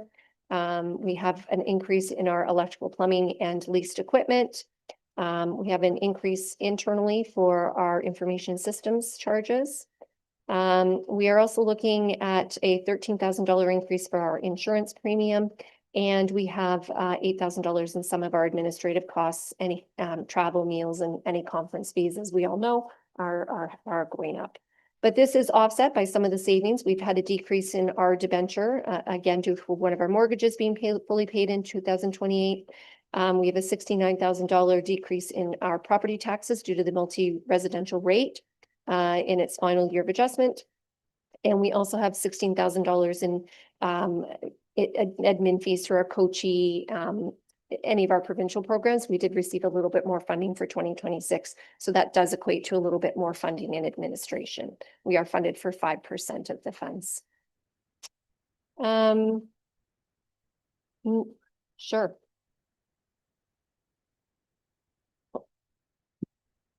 Great. Thank you. Question on that page, Anne Marie. The very first line I had highlighted, 4.473 million in rent will be collected from tenants, representing an increase of 62,500. That's approximately a 1.4% increase in revenues. And I'm just wondering, fees and revenue is part of our budget discussion. So I guess a little bit of background as to what's the determinant in terms of driving what rate it should be increasing, because that level of increase doesn't even offset an increase in the tax rate if you remove the multi-residential impacts, but just the general tax rate is outpacing that.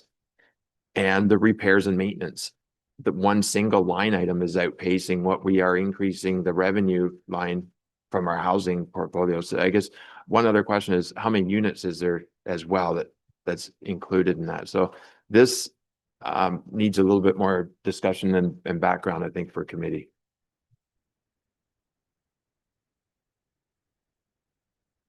Absolutely.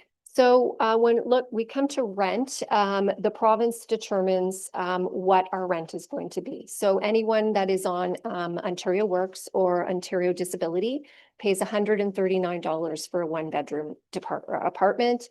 That's it. That's all we can do. We are not allowed to increase that rent. Anyone that is working, it's 30% of their income. And our seniors too, it is 30% of their income.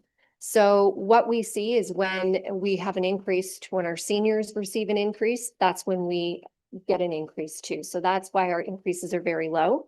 The other part of that too is if we do have a family that's working and they're at our maximum rent does go up a certain percent every year too, according to what the rent guidelines are.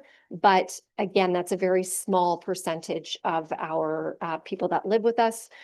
So that's why the increase is not very large. Those are the only ways in which we can create revenue. Sorry, what was the second part of your question? How many units? For our units, we have 995 units. And actually, I think we're down to, we were at 990, we've sold a couple, we're down to 992. We have 14 transitional units not included in this, and also our 22 that are not included in this too. So you're looking at almost 1,000 units.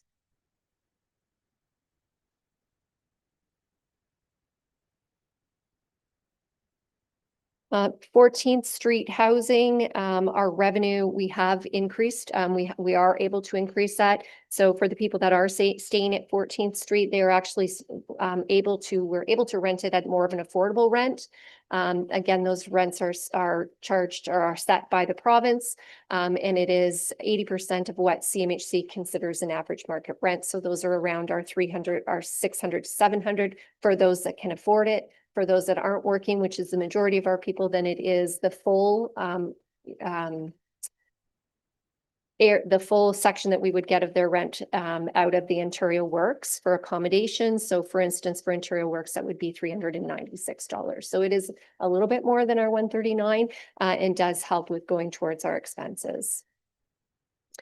Our not-for-profit housing, we have an increase of $63,000. Our not-for-profit housing, their budgets are set by the province. So we fund them in order to meet our legislative requirements. So for instance, they would determine annual increases for administration, insurance, utilities, rent subsidies. We have 9 that we fund, and with all of them, there are over 300 units that we're helping fund. There's also $500,000 from the Affordable Housing Fund through the reserve that is going to be part of our contribution agreement. Lutheran is starting their build in the spring of their 40 affordable housing units, and so that is a part of our contribution. We do work on a schedule, so when they sign an agreement with us, they'll get 50%. They'll get 40% at 50% completion, and then 10% at occupancy. We have a number of provincial programs that we do not provide levy for. Our Canada Ontario Housing Benefit is $173,000. All we do in that case is we provide an application. People come to us, we help them with the application, and we send it on to the Minister of Finance, who determines what their rent supplement would be, and we do get $250 per application for that. Our Canada Ontario Community Housing Initiative, or COCHI, we received an increase this year for $1.4 million. The 2026 budget includes $80,000 for rent supplements, $800,000 for construction of a new build. We've set that aside for our Dundalk build. $340,000 for housing with related supports. These are 24-hour support units that we provide funding for in the community. Some capital improvements, and of course our 5% administration fee. Our Ontario Housing Initiatives has decreased in funding this year at $322,000, and this is used for rent supplements, community support, and again, some administration fees. We have Indigenous Housing Support Benefit, in which is just a flow through for us, in which goes to Mawukwedong, and that is $95,000. We have our homelessness prevention program at $3.2 million. This is the same funding as 25 and 24. We provide a number of programs through this, including the provision of our emergency housing, hostel funding through rent supplements, case management. We have sustainable housing benefits, and we do pay a number of staff through this program too. New to us is our Homelessness Reduction Innovation Fund. This fund is $312, and this is for the pilot project that we have just started, and that will complete in September 30th of 2026. And it's a one-time grant for us to look at the housing first coordinators and how we can, when we house somebody, have somebody work with them so they can remain housed and not end up back to homelessness. And I believe we covered capital projects before, so I'm open for any questions. Thank you, Anne Marie. And it's always interesting to hear how you pronounce the acronyms for all these programs. Any questions from committee? Councillor Mackey, please. Thanks, Mr. Chair. Thanks, Anne Marie, for the report. Yeah, a lot of numbers there. Can you just please go over a recipient of Ontario Disability Supports, the maximum they would pay in a Grey County apartment was 139. And did you say for rent control, it's 30% of income? Because 139 would not be, like, that's like 10% of what someone on ODSP is actually receiving. So there seems to be a variance there. Thanks. So the province has set the rents and it is $139 for a person on ODSP or OW. What they would receive if they were in the community is more than that. So a person on Ontario Works would receive $389 towards, or $389 towards their lodging. So, I mean, neither one work in the community, but that's what that is. So we literally subsidize that amount at the county level. If we were to be a private landlord, we would receive more funding from the province in that. It's something that we have jumped up and down about since the early this is from 1998. So we have been jumping up and down for many, many years. But I don't think that the province can actually afford to change it. So for example, someone that is in one of the own sound, community housing units would pay 400 and some dollars for a one bedroom, I believe. But in a county one bedroom, it would only be the 139. If they are RGI housing and they're under the Housing Services Act, they too would only get the 139. But any housing that we have built recently, I guess it was the late 90s where we started to see some affordable housing programs come about, they are at a higher rate of rent. So again, and that was housing that was built through federal funds and sometimes a combination of federal and provincial. So that is up to 80% of your CMHC funding, which right now would be around that mid to 700s. But there are some funding, or some places that were built 10 years ago that the rent was around that 520. So they would be allowed to use their entire check or portion for rent towards it. But anything that is an RGI and under the HSA Housing Services Act, we're not allowed to charge more than the 139. Any other questions? Councillor Gregg. Thank you very much for the explanations, Anne-Marie. There's a lot to be able to digest from everything that you provide, and maybe Kevin with his years here in sitting on social services can understand this on the go, but I'll be going back to watch the video to get everything back to stick with me. I do have a question, and again, I apologize because it's on my page 217 of the PDF. It's under Housing Administration Operating Summary 26 budget. And I go down to the very bottom line, net levy. Just the 2-year change in levy from 24 actual 1.509 to 1.952 is like north of 29% increase in the levy ask. There's just, as I go through the document, sometimes I love what staff have got, the 24 actual and the 25 budget and actual. But when I see numbers like that, it begs the question, like, how can we have a 29% increase in 2 years for certain departments? So I'm just wondering if that could be explained. Thanks. I don't have a computer in front of me, so you're going to have to help me out as to what line you're at. So it's Housing Administration.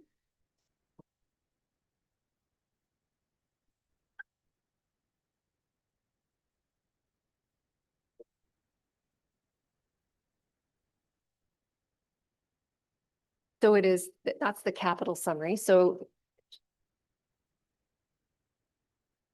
have you got it, Mary?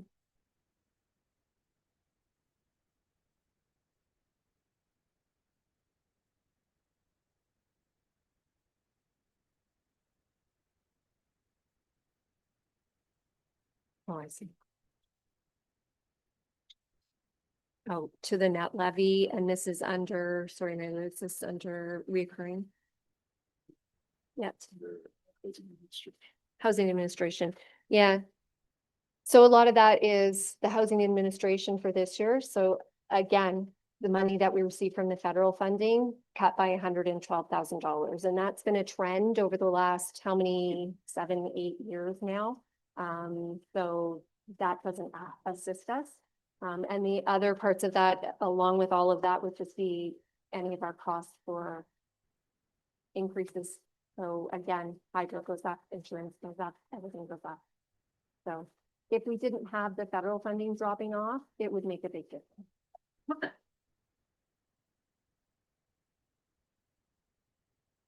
Counselor Mackey. Thank you, Mr. Chair. Anne Marie, I believe in a previous summary around housing, did we hear that there was some staff were off and that you know, there was savings, you know, in the salaries and benefits? But then there was a slight reduction, a slight increase in contracted services. So can I presume that contracted services then were cheaper than having our own staff? And I guess corporately, you know, the question can be asked about other departments. Have we thoroughly looked at everything that we're doing as opposed to what contracted services could do on our behalf? Snow removal, purchasing, you know, snow equipment, everything else for our parking lots, grass cutting, that sort of thing. Thank you.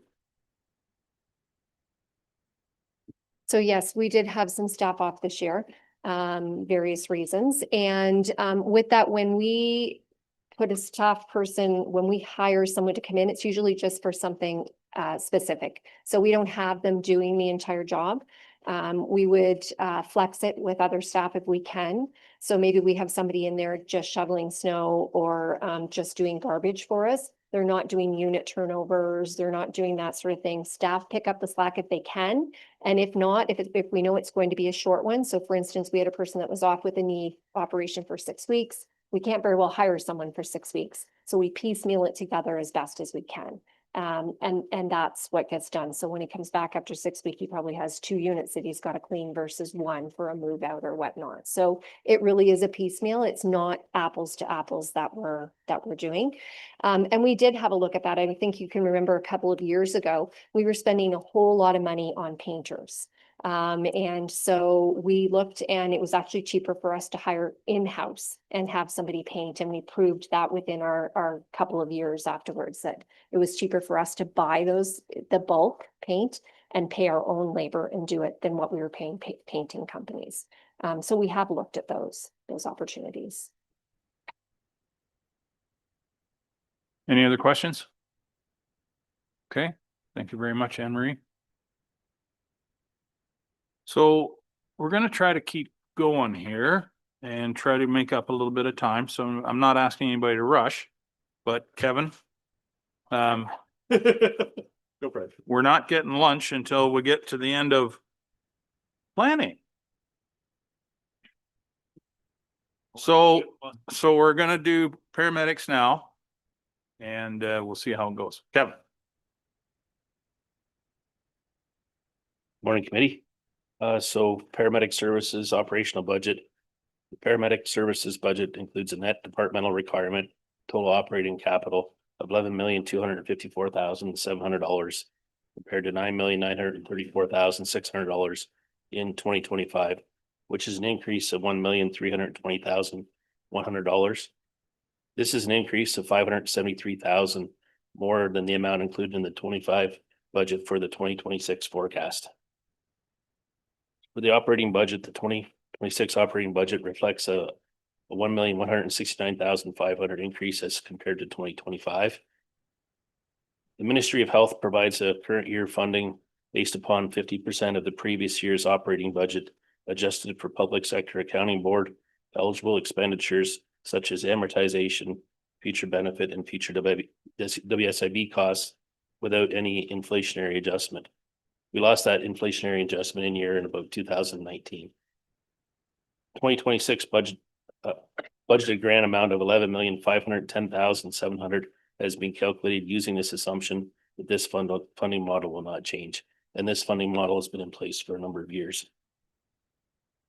It is worth noting that the Ministry of Health funding model provides 50% of the prior year's budgeted operating costs. In short, the budget set in 2026 will determine the maximum amount of grant that we get in 2027. We've taken a prudent approach to assumptions for the 2026 and 27 operating budget to try to ensure the budget is set at a rate that enables us to recoup the 50% of the 2026 actual operating costs. The grant figure does exclude funding provided by Ontario Health West, the Ministry of Long-Term Care, for community paramedicine and supportive outreach services. It also doesn't include the dedicated offload nurse funding or the recent emergency treatment fund funding. So some of our major drivers, salaries and benefits, excluding the service review enhancement, salaries and benefits have increased $1,413,300 as compared to the 2025 budget. Salaries and benefits account for 82.2% of our budget. This is primarily due to the cost. The increase is primarily due to the cost of living adjustments, collective agreement increases, the addition of the float duty supervisor position, and the increased benefit rates. Fleet repairs, vehicle operation budget shows an increase of $60,600 as a result of increased fleet repair and maintenance costs as a result of our aging ambulance fleet, with the delays experienced in new vehicle replacement delivery. I'm happy to report, though, not including this, we did recently award a tender to a new ambulance provider, TriStar, and their delivery is 12 to 16 months instead of 20 to 24 months, and actually came in $10,000 less than our budgeted than our cost in 2024. So there is some savings, and we're just going to see some increased time. So this will be our first ambulance to evaluate from a new vendor. Sorry. Just when you say that, is there an opportunity, how many, there are a number of ambulances that are on order, right? And they're going to take months to get here, if not years. Is there an opportunity to cancel an order and retender it to see if TriStar can do better? I have to talk to purchasing about the cancellation, but we've already paid 35% down on those vehicles. There's 7 due, and we are coming to the time that they are due. There's 1 due in December, and the other 6 are going to be here by the end of April. It's kind of coming to that end of time. But that's why we kind of held off through the year to wait till this other vendor was available to tender. And like, I really hope that that's a positive, that going forward, we'll see savings and also increased timeliness.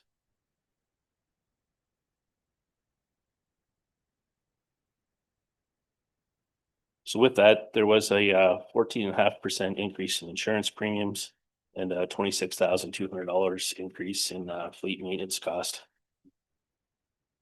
For medical supplies and medications, we continue to see significant increases in the price of the supplies. Also, our yearly increase in call volume contributes to using more of these supplies. The 2026 budget for medical supplies has increased by $19,000 over 2025, and the medications have increased by $10,500.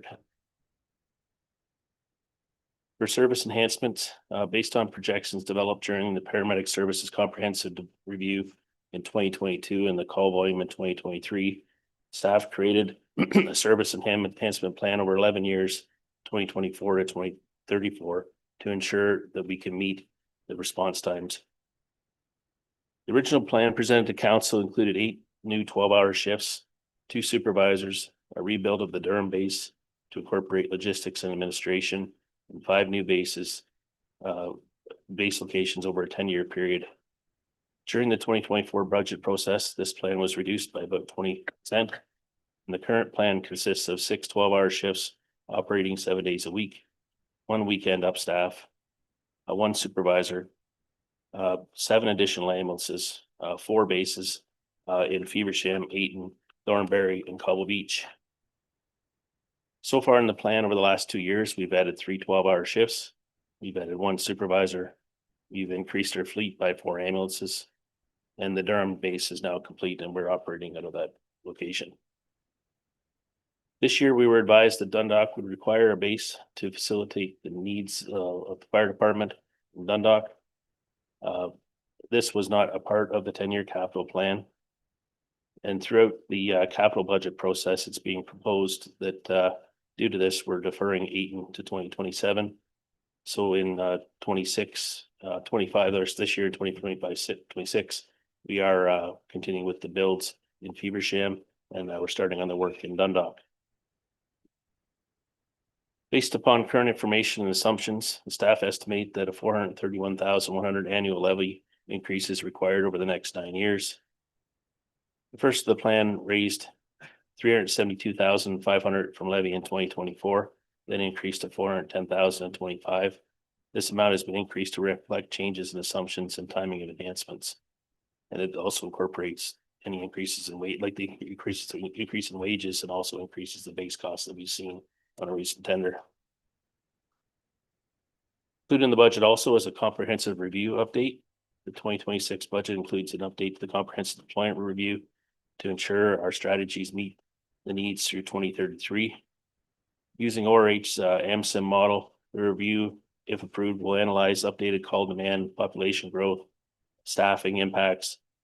We'd like to look at nighttime demands and to validate the original recommendations and guide decisions on base locations, vehicle deployment, and shift timing. The professional work and consulting fees budget reflects an increase of 66,200 to do that, and funded through 10,200 in savings from other budget lines, and the rest will be from reserve. Community paramedicine, the 2026 budget for community paramedicine for long-term care includes 1.5 million funding from the Ministry of Long-Term Care and 47,900 of funding from Ontario Health West, totaling 1,547,900 of provincial grant. Budget expenditures for this program are 1,623,400, leaving 75,500 to be funded from the Grey County levy. Currently, this program operates 3 shifts a week, 7 days a week. We support about 630 patients in the home and about 70 patients in our community clinics, totaling about 700. So those are our main drivers to increase to our budget. And I'll take any questions. Thank you, Kevin. Are there any questions from committee? Councillor Gregg. Thanks, Chair Milne. Just could you go over again the very first paragraph, Kevin? This increase is $573,000 more than the amount included in the 25 budget for the forecast in 26. Certainly I understand the 431 or 411 incrementally that's being added, but what again contributed to that change there? Because we already had forecasted the 431.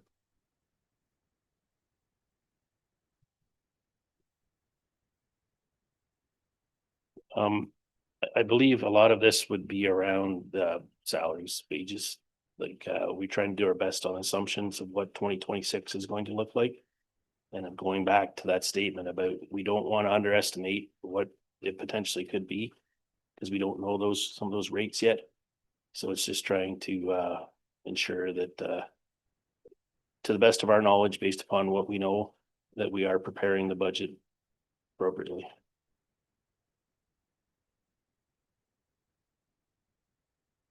Randy? Through you, Chair, and if committee is looking for further information, we'd likely have to go into closed session in order to explore some of those details further as it relates to potential bargaining.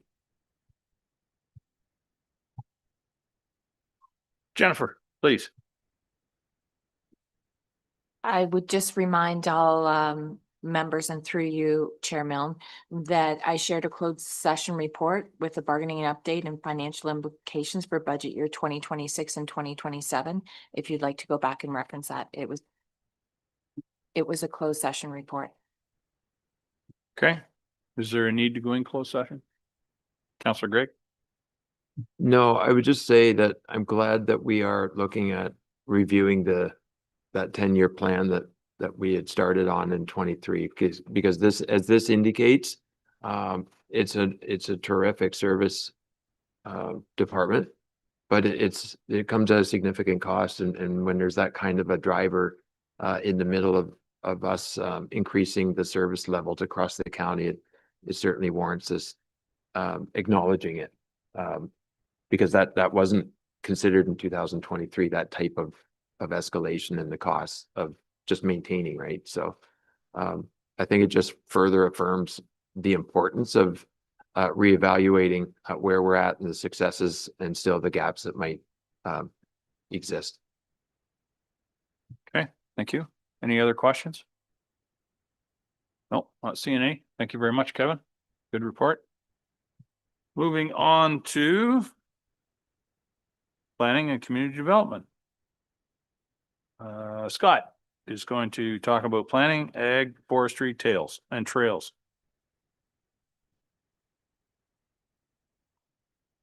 Scott. Great. Thanks, Chair Millman, and good afternoon to the chair, members of the committee, and all those in attendance. So yeah, with respect to the planning budget, as we've talked about before, we generally have three components to the planning. We have our core land use planning, we have our agriculture, and our forestry and trails. Just going back to Councillor Gregg's comments from this morning, I believe it was Councillor Gregg. In planning, we are a complement of 10 staff. We have 5 planners, including the director. We have 1 forestry and trails staff member, 1 administrative assistant, 2 ecologists, and 1 planning technician in that regard. And so those are the staff that serve our department in this regard. More specifically, with respect to the planning piece in 2026, we are anticipating an increase, or the draft 2026 budget has an increase of just over about $73,000. That increase is made up primarily of a few factors. One is sort of staff salaries and COLA increases and step increases. Our department is entirely non-union, and the impact of having a lot of young staff that are still moving in the grid, as well as that COLA increase, is about $44,600. So if you think of that $73,000 increase, that's a good portion of it.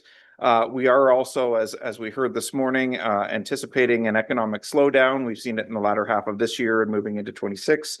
For us, what that means is less in application fees and review fees in that regard.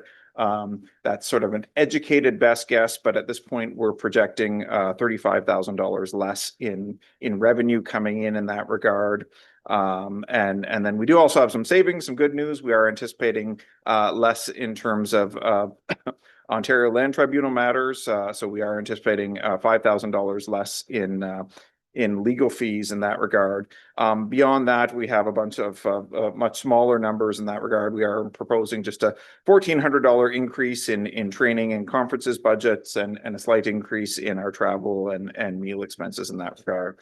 As we've heard from other departments, we're not getting into too much in the way of capital in this regard, but as we heard this morning, most of the capital is funded from reserves in this regard. I'll just reiterate Sue's comments from her original presentation this morning, that this budget does not include any of the potential changes on the hybrid planning services model. Rest assured that is still being worked on in the background. We have our finance staff busy working with municipal finance staff in that regard in terms of looking at the numbers, and we've also been developing a draft memorandum of understanding.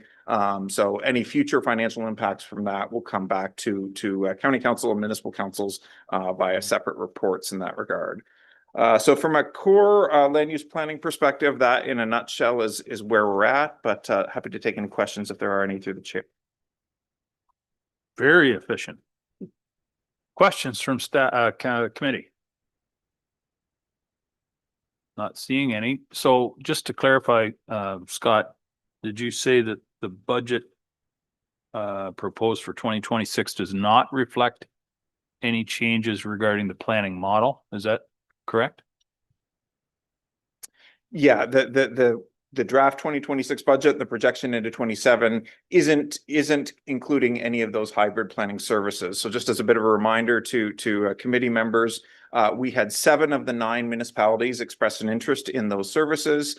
And based on the knowledge to date, and based on that was the fact that that was only an in principle expression of interest, we haven't been able to include the numbers in this regard. So our thought is that hopefully in 2026, we'll be able to provide both county council and municipal councils that are interested a more complete financial outlook on which they can make that decision as to whether or not we want to pursue this model further or not.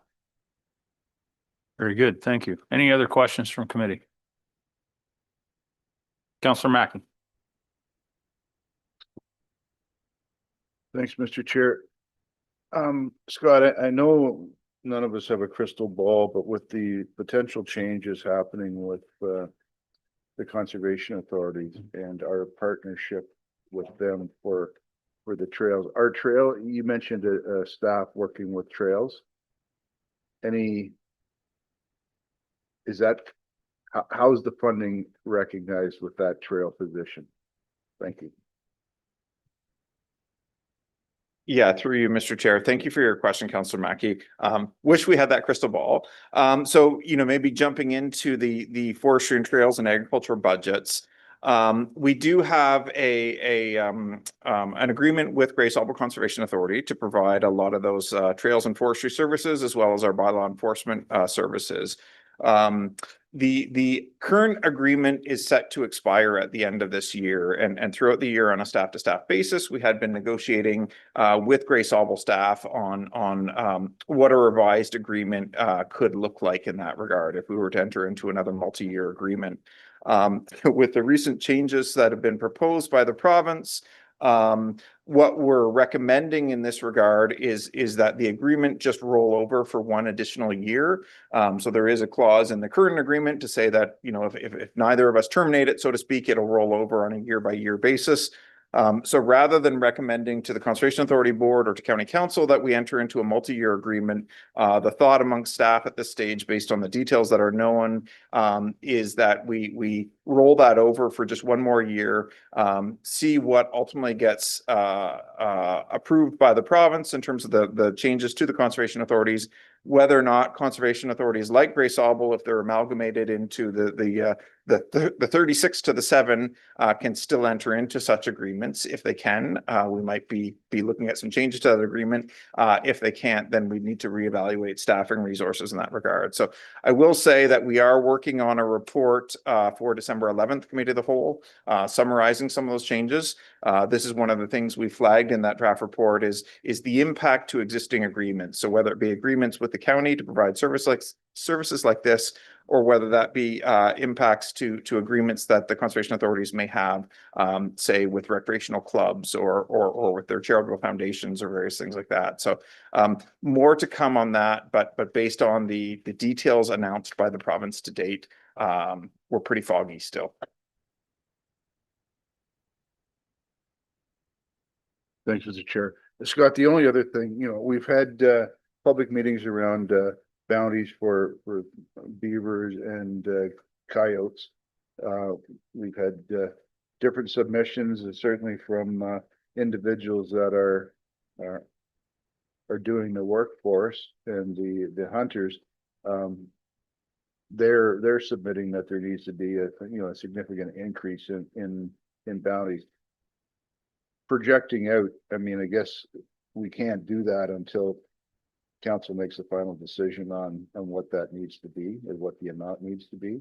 But when I look forward, there's no increase, even CPI increases, for which they've been stagnant for I don't know how many years now. So should we not at least be looking at some increases along the line for those? Thanks. Through you, Mr. Chair. Another good question, Councillor Mackey. Thank you for that. So with respect to the beaver and coyote bylaw reviews, those fees are set in the bylaws. And so we can increase the total budget number if we think we're going to get an increased number of claims. But to increase the value paid out, so let's just say we wanted to go to a higher value paid per beaver tail collected, we would need to amend the bylaw. As you stated, we've been working on that bylaw review throughout the year. We certainly heard from a number in both the trapping and agricultural communities that they'd like to see A, these programs continued, and B, those bounties increased. We did also hear from members of the public and from some of our Indigenous communities that weren't in support of these programs, and some were saying that the programs are actually counterintuitive to what the county is looking to achieve here, based on the fact that stressed populations tend to breed more, and we see increased numbers when we have these bounties. So based on the last update, staff are going to review this further, try to understand the science a little better, and look at sort of the consultation requests that we got from the First Nations, and then hopefully come back to council in 26 with a more complete picture in that regard to inform your decisions. So what's in the draft 26 budget, in the agricultural budget at this stage, is basically a status quo. So we would continue to have those bounties paid at the current rates as per, as you said, the long ago bylaws. But we aren't proposing an increase in this stage at this stage. But we are committing to further work on those bylaw reviews and to give council more information on which to base a future decision. Okay, any further questions? Not seeing any. Have you got more to go through, Scott? The agriculture and other? Sure. So basically, yeah, we jumped into it there with some of the questions. With respect to the agricultural budget, it's a $5,100 increase. That's almost entirely sort of a inflationary or cost of living type increase. Just for committee's benefit, the agricultural budget is made up of the bylaw enforcement on the county forest management bylaw. It's made up of those beaver and coyote bounties in that regard, and then it also includes the contributions to Gray Agricultural Services as well as 4-H in that regard. So that's the agricultural budget. If it's okay through the chair, I'll just jump right into the forestry and trails. The forestry and trails, we are projecting an increase of $125,400 here. This is made up of a few factors. One is we're projecting less forest revenue coming in based on the harvest that we're intending to do in our county forest next year. The budget document says a $33,000 decrease in that regard. Since this was published, we've actually had the tenders come in, so it's not quite that bleak, but we are still projecting a $19,000 decrease in that regard in terms of revenue coming in. One of the other reasons for this increase in this regard is with respect to the buckthorn project that we've been doing in our county forests in previous years, including this year. We've split that between levy and funding from reserves. So this year was a 50-50 levy and reserves. Next year, we are planning to do it entirely through levy in that regard. We have found some opportunities for some savings. We are recommending through this budget that we discontinue the county's FSC certification. This would save approximately $8,000 per year in terms of that certification. We're still abiding by the principles, and we're still managing our forests in a healthy way. We just don't see the need for the actual certification and the licensing in that regard anymore. One of the other much more minor increases in this regard is through Gray Sauble. They're proposing to hire a student to work on our forests and trails this year to help maintain in that regard. So we aren't proposing any major capital projects for the forestry and trails. It's more of a maintenance, fixing up what we have both on the CP Rail Trail and the forests in that regard. Yeah, I think with that, that's all I have for the forestry and trails. I neglected to say so at the beginning of my presentation, but a huge thank you to Kara and Sue and Mary Lou and the entire finance team.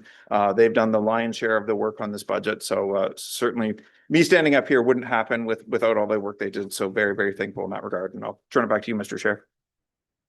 Thank you, Scott. Good report. Councillor Mackey. Thank you, Mr. Chair. Scott, where would we find like spraying for wild churl along our trail system? Do we have that in a budget line anywhere, the ability to spray for it? Through you, Mr. Chair. We do in the maintenance of trails have some spraying, and so we work with our weed inspector through Transportation Services in that regard. The spraying we've done in most recent years isn't specifically for wild churl, Wild Chervil, sorry. It's for some other, equally undesirable plants in that regard. But we do include that as part of that maintenance of trails section. And that spraying is done more specifically on the CP Rail Trail. When we get into our forests, other than the buckthorn, we do have limited removals that happen where we find a noxious weed or something in that regard. But we don't have a specific line item for chervil. Okay, any other questions? Scott, do we recognize any contributions or work in kind for the trails from private groups at all? It's a good question. One of the things that we are working on is an adopt a trail program where we can have people out there helping in that regard.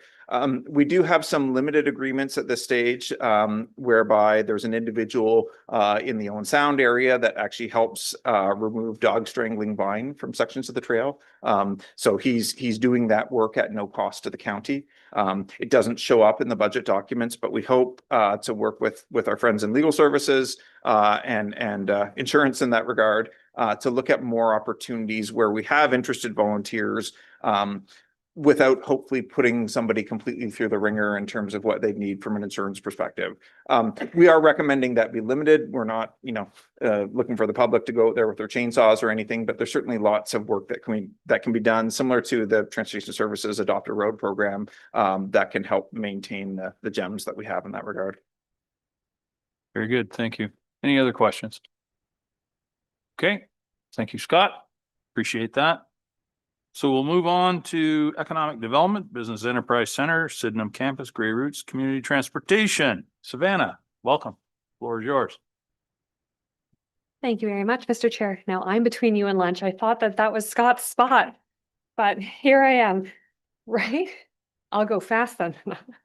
Okay, so talking about the operating for economic development, tourism, culture, as a whole department, right across our divisions, the overall net levy contribution for 2026 is proposed at 3.661 million, which is an increase of 288,500 over 2025. Our department includes portfolios in economic development and tourism, Sydenham Campus, Grey Roots Museum and Archives, and now also community transportation. So the 2026 budget, it continues its focus on the key priorities identified in the Economic Development, Tourism, Culture Master Plan, which sets the departmental vision for the next 10 years in pursuit of the corporate strategic goal, building communities for the future. In 2026, we moved to the theme market. That is what comes to the fore, which builds on the work of our prior years being foundation and study in years 1 and 2 of master plan delivery.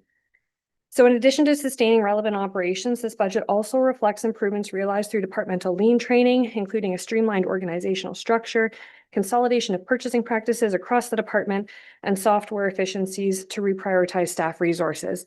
And when I look at this budget, even though you have individual pages, I look at it as a whole. So I am taking from lines right across to reshift where our priorities are. So we're sustaining relevant operations where necessary, but in other places where we don't need to spend the money anymore, we've refocused it elsewhere in order to bring that next priority to the fore. And I'm doing that right across every budget page that you're looking at.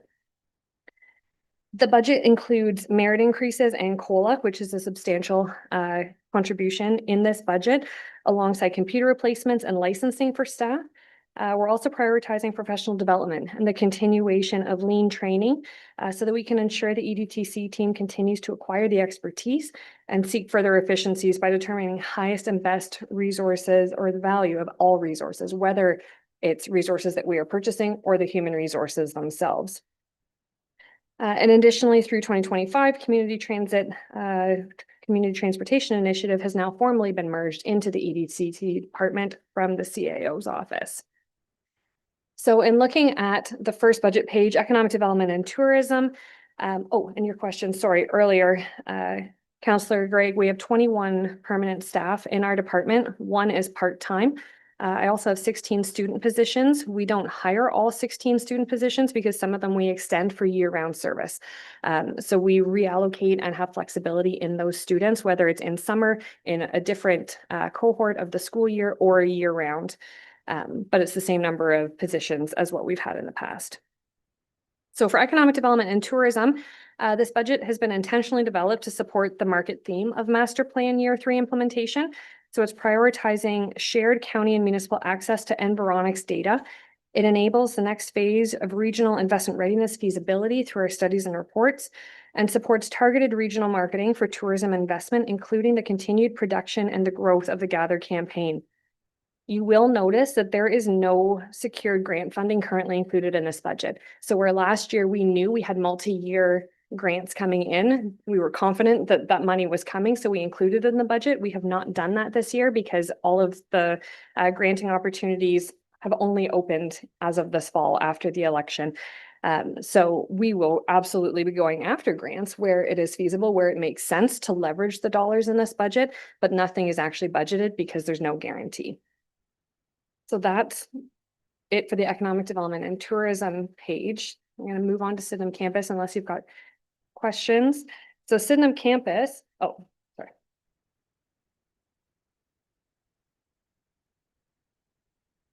Oh, sorry. Go ahead, Councillor Greg, please. Thank you. I've got a couple questions and they don't just pertain to this one, Savannah. It's somewhat pervasive through the document as a whole, but a couple of specific questions to you, where I've got items highlighted under economic development and tourism general operating summary. In the expenses, we have advertising at 46,700. 2 years ago, it was 34,800. I mean, it's holding steady. We budgeted more this year. If I go down, subscriptions and publications is $58,000. The actual year-end projection this year is 19,800. 2 years ago, it was 18,700. Promotion and public relations goes from 56,000 to 105,000 in 2 years. There's one at the Grey Roots. I believe it was $600 budget this year. The projected year to spend is 7,000. So it's in the budget for 7,000 again in 2026. And it's not just this department, but depending on direction from, I guess if I could get a little bit of explanation for those, because those are big jumps. But depending on direction from the committee at the end of the day, I think there is some opportunity for staff to drive a little deeper into some of these line items, professional development, staff training. These are places where there are substantial jumps over a couple years. And it does motivate taking a closer look at it when you're looking at 5, 6, 7, 8% increases in what you're going back to the taxpayer for every year. So I would just hope that's something that staff can sharpen the pencil a little bit more for and identify as something that it's increased substantially in quite a few departments, not just taking aim at yourself, Savannah, but these ones are just an opportunity for me to speak to it. And if you could expand, that'd be good. Absolutely. Through you, Mr. Chair. I'll start with the professional development one. It has been growing in our department, but a big piece of that is because through 2024, I lost 3 staff in our department as part of our budget reductions. So trying to look at, and I had told you at that time that we were going to start lean exercises and really understand what capabilities we had internally with the resources we had left so we could get that highest and best value. So that's what we have done over the past year and a half. We've been piloting, we've been testing. We now have a really good, strong, lean foundation in place. And that included some of that reorganization of staff. But I also need to make sure that they are trained to the level to be able to do what it is that we expect of them. So I think this is, from professional development, that's an area that is really important to me, important to our team development, to ensure that we can deliver our best value to you and to your municipalities. So that is one area. In terms of the advertising, you will notice that image and graphic development and internet advertising below it have been reduced. So we actually cut $28,000 from advertising. Even though it looks like it has increased, we have gotten rid of those lower numbers to pull it up because we're also leaning on the advertising in Grey Roots budget. So that's why when I say I'm looking at it as a whole, my advertising budget, but part of it was reducing what's inactive, part of it was maintaining what you see in Grey Roots, but then I also reduced the Sydenham campus advertising. So we're actually lower than where we were before. The subscription and publications, that is three different things in there. So the first one is the Environics data. We had a deal in 2024 where EDCO provided a provincial half price for data. We tested it out, we trialed it, and we realized there was huge value in it. They enabled us to maintain that cost for one more year. They will not let us maintain that cost anymore. But that is one of the most used things by every one of your municipalities, is that Environics data, and having good data in our hands to understand what is happening today, to be able to forecast out, understand where the spends are in the municipality, who the visitors are, where they're coming from, how they're spending their money. It is incredibly detailed, but it costs a lot.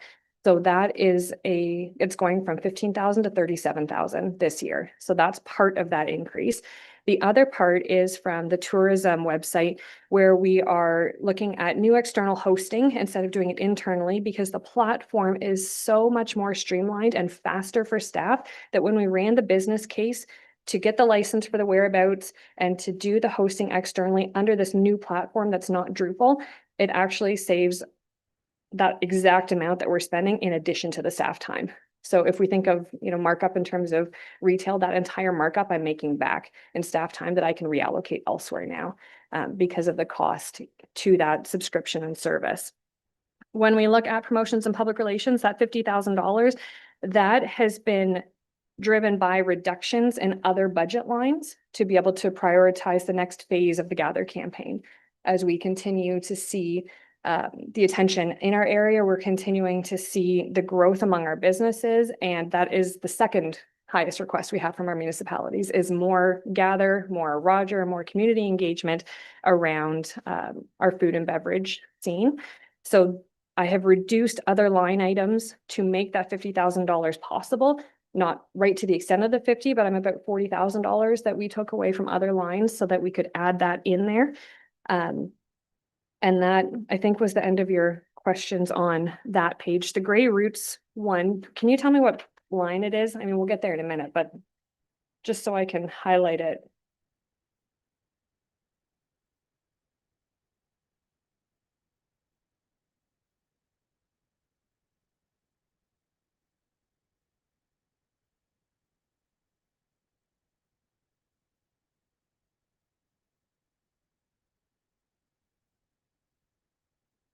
Is it the subscription publications too? Is that the one you're talking about? Okay, yes. So the subscriptions publications for Grey Roots, that is pulling in the movie license that we now have, as well as the Goose Chase app. Those two equate to $7,500. We didn't budget for them last year. We took them out of other lines as part of that lean trial. But this was a way of us being able to provide greater offerings to visitors without having to add staff, so that we can do things virtually with staff, or we can put a movie on and I don't need to have additional staff in the building. So that's where those line items come from. The Goose Chase is also offset by other departmental contributions towards it because it's used for staff engagement. So our early on and childcare sector, they have used it quite a bit. Long-term care has used it. So right now it lives in our budget. We don't know if that's where it should stay forever as more corporate departments start to use it, but that's what those two numbers are. Thank you. And that's a perfect lead into my last question, which I think is right on the screen in front of me. There's a line which is rentals and revenue for Grey Roots. And I think it's $4,000 on a continuum. Do we give away a lot of free space to organizations? Do we charge? What is our costs of for rental at Grey Roots? That doesn't seem very much over a year. Thank you for that question, and through you, Mr. Chair. We definitely don't give away rentals. I think the only one that gets a free rental is the Friends of Morriston, because we have a partnership agreement with them. They are a lot more limited at Grey Roots than what they are at Sydenham, because that's the purpose of Sydenham, where Grey Roots has to work around Are we holding lectures? Are we hosting events? Do we have exhibits in the place? Are our programs running for our children? Do we have school groups in as well? So it's basically limited to the boardroom, and when all of those other things aren't happening, the Delton Becker room. We do want to look at the fees and services bylaw. We look at it every year. So that comes to you in February, where we look at the price and the cost. We make sure that the cost to the rate to the renter is what our cost is. So it used to be less than the staff time that we have. It's not like that anymore. It's a break even, but we're not making money on rentals when it comes to Great Roots, and the availability is limited. Want me to keep going? Yeah. Okay. Oh, sorry. Thanks, Mr. Chair. Savannah, not a budget question, but I just wanted to say, after, around advertising, going to the attack games on a regular basis, seeing Mr. Mooking and the Gather campaign on the big screen, job well done. It looks really good. So it is good advertising for Grey County. Thanks. Thank you. We really like that partnership. It's awesome. Sydenham Campus, that is the next one. So Sydenham Campus continues to support the crucial workforce development, entrepreneurship, and innovation in this region, including the targeted growth of Georgian College's skilled trades and apprenticeship programs. So the anticipated revenues for Sydenham Campus are 157,900 in tenant revenues, as well as an additional 14,700 from Children's Services. 80,000 of this revenue every year goes into reserve to pay for capital, to help offset those costs, so that we're not putting more of our levy dollars into that. There is a note though, and Garrett made note of it for the year-end projection. You will also notice in this one that the revenues are down because we put the taxes for the property where they're actually supposed to be. So we had them in revenue. They're not supposed to be there. They are supposed to go to an expense line. So they do go there now. So they're offset. It just looks like a decrease. Sydenham's increased cost really comes from snow removal, waste removal, and cleaning supplies, which makes absolute sense given the weather that we have and the fact that our visitation is growing. In the month of September alone, we had 4,000 people go through that building. So it is doing very, very well. The Business Enterprise Center, which is also at Sydenham, this budget is supporting the startup for business, expansion, and succession, which leads directly to job creation right across the region. We are guesstimating this one. We think that the provincial funding of 181,800 will be coming in 2026. We do not have a TPA. We had a call with the province last week, and they said you will not know your number until next year sometime. So that's where we are. You will notice reductions all through that. There was a top up for the last 2 years. There's no guarantee this is coming. They are looking at it. That was part of our delegation at AMO, but it is not guaranteed. So we're not budgeting for it. We hope we get it, in which case it's an even better news story for Business Enterprise Center. And then Grey Roots Museum and Archives, 2026 budget. We are continuing to build meaningful and inclusive relationships and partnerships, prioritizing that interactive programming. So the success of our 2025 Lean pilot, we are now going to fully operationalize everything that we tested through new exhibit, program, and event models, which will create access, return visits, and deeper engagement. So we do anticipate steady visitation resulting from the innovative changes, as well as the introduction of the wild weather traveling exhibit, which is coming next year.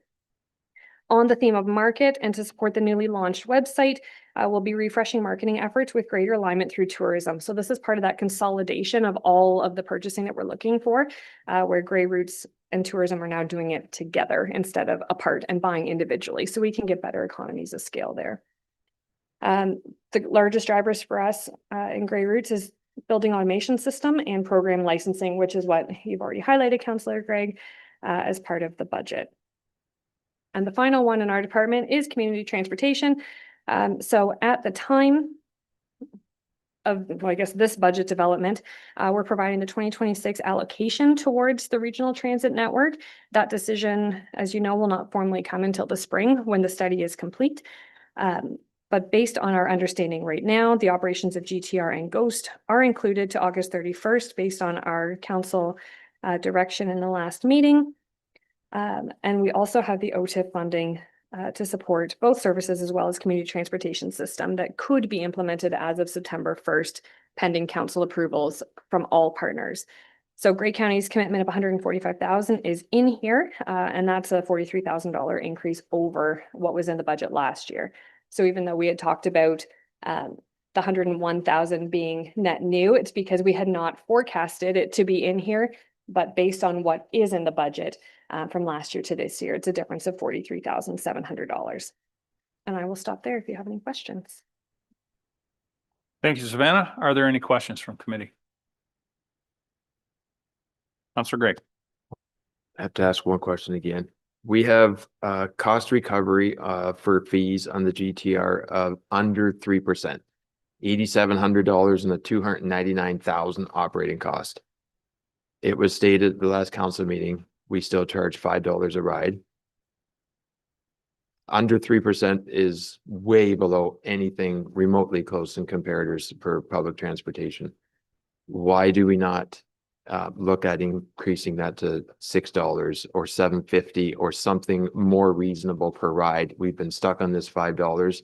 I heard years ago it was, well, not years ago, I haven't been here as long as my peers, but a few years ago it was in the contract, but that contract has lapsed. This is a new framework right now. Why does it exist at under 3% cost recovery? That is a great question through you, Mr. Chair. That's exactly what the study is looking at. And this is why we know that running and operating rural transit in silos is not efficient at all. So the study will absolutely be looking at what is a fair structure to lead towards sustainability. You're right, the $5 originally was part of that grant. It has lapsed since. We haven't made any kind of decision to change that amount right now because we're doing the study. So our recommendation was that we understand what the study says. If council decides otherwise, I mean, that is absolutely your ability to direct us to look at that differently. But that's why it is still in the budget, is basically a status quo carryover until we have the results of the study. Thank you, Savannah. Any other questions? Okay, not seeing any. Thank you very much, Savannah. So it is 1:05. Let's break for lunch. Let's see if we can be back for 1:30. We are recessed.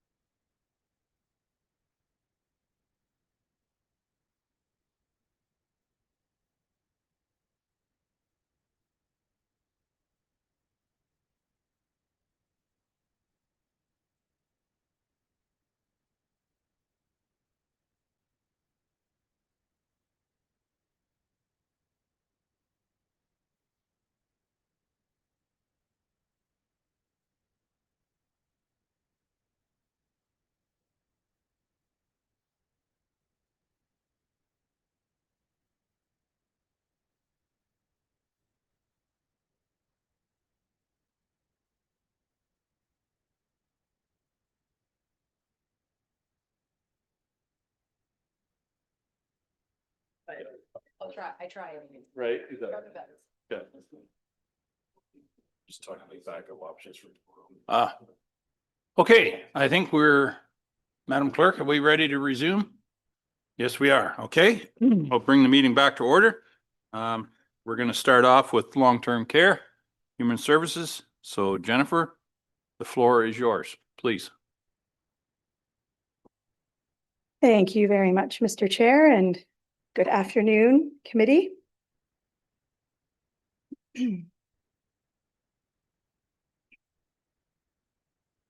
I am going to share a bit of an overview from the long-term care budget presentation that took place on November 12th with the committee of the Long-Term Care Committee of Management. So this budget reflects our ongoing commitment to excellence in care and fiscal responsibility while continuing to deliver on our Color It Your Way promise, which is an emotion-based model of care that best meets the needs of our residents, families, and staff across all three of our homes. The key budget so this is just a bit of an overview, and then we can get into the sheets. The key budget drivers are provincial funding and direct care hours. We are in the final phase of a 3-year incremental increase following the provincial's substantive investment in direct care hours. This budget assumes a conservative 1.5% increase in the base funding for global level of care, which is effective April 1st, 2026, and we don't know what that will be. So we make an assessment and a best guess based on history. And direct care staffing funding confirmed for Q1. Further allocations after Q1 are pending a provincial confirmation. So again, it's an uncertainty. The other key budget driver is cost of living adjustment and wage harmonization, and that was mentioned a couple of times in the earlier presentations at the beginning of the day. And I'll just remind committee that significant portion of increase due to COLA and wage harmonization that we achieved through joint bargaining with our OPSU team members, and collective agreements and arbitration outcomes are also factored into the budget. I'll take this opportunity to share that in the long-term care division, there are 631 employees, approximately 60 of which are non-union. Another budget driver is strategic investments and related to higher costs for information systems due to upgrades and expanded digital infrastructure. Inflationary pressures, we are not immune to those. Minor capital revenue, comprehensive minor capital funding has been included as a revenue, and this is supported by consistency in that provincial funding over the past number of years. And so staff have determined it reasonable to include that as a revenue, and that helps to offset the levy requirements.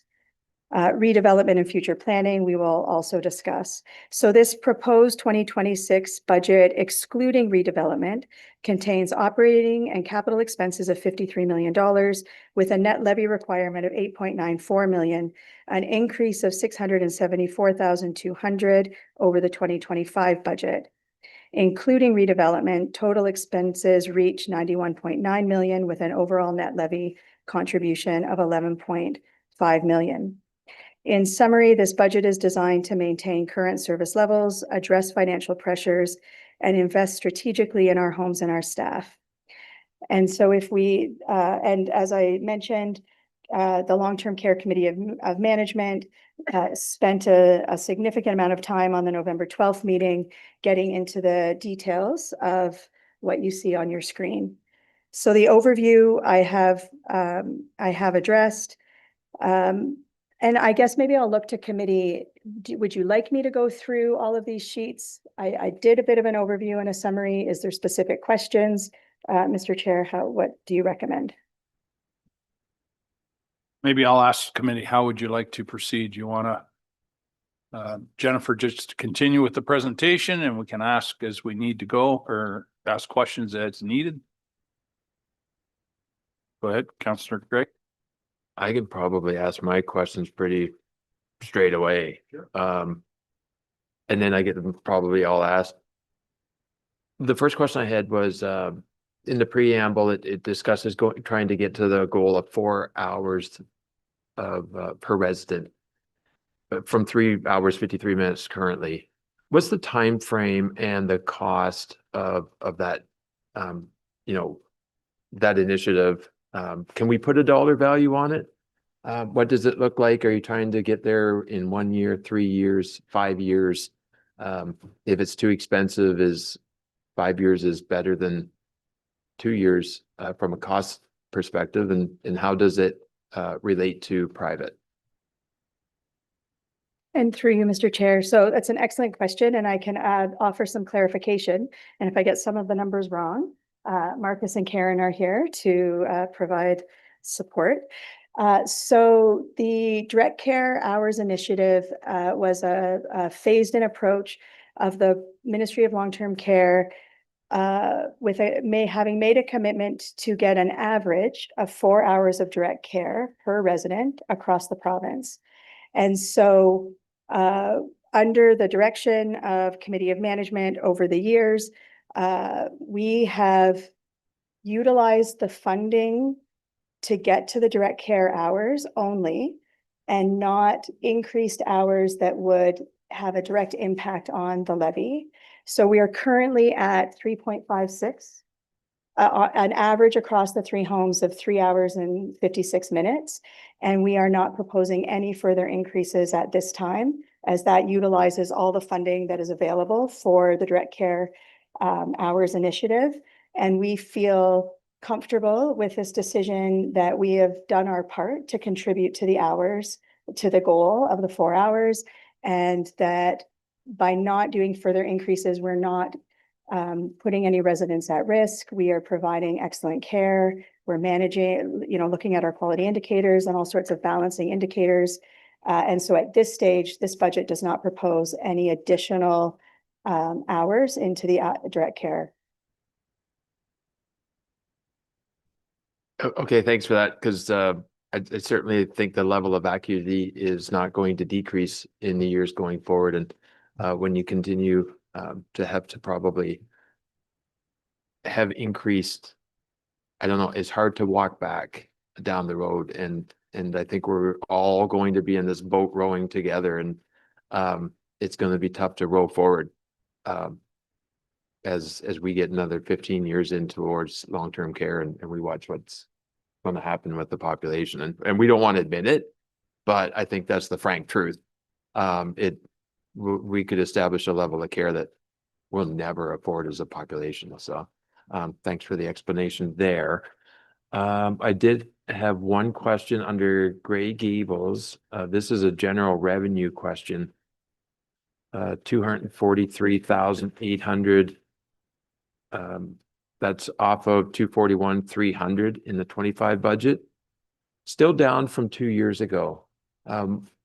What's the revenue story like with our homes in terms of trying to drive a little bit more revenue, self-funding for the beds?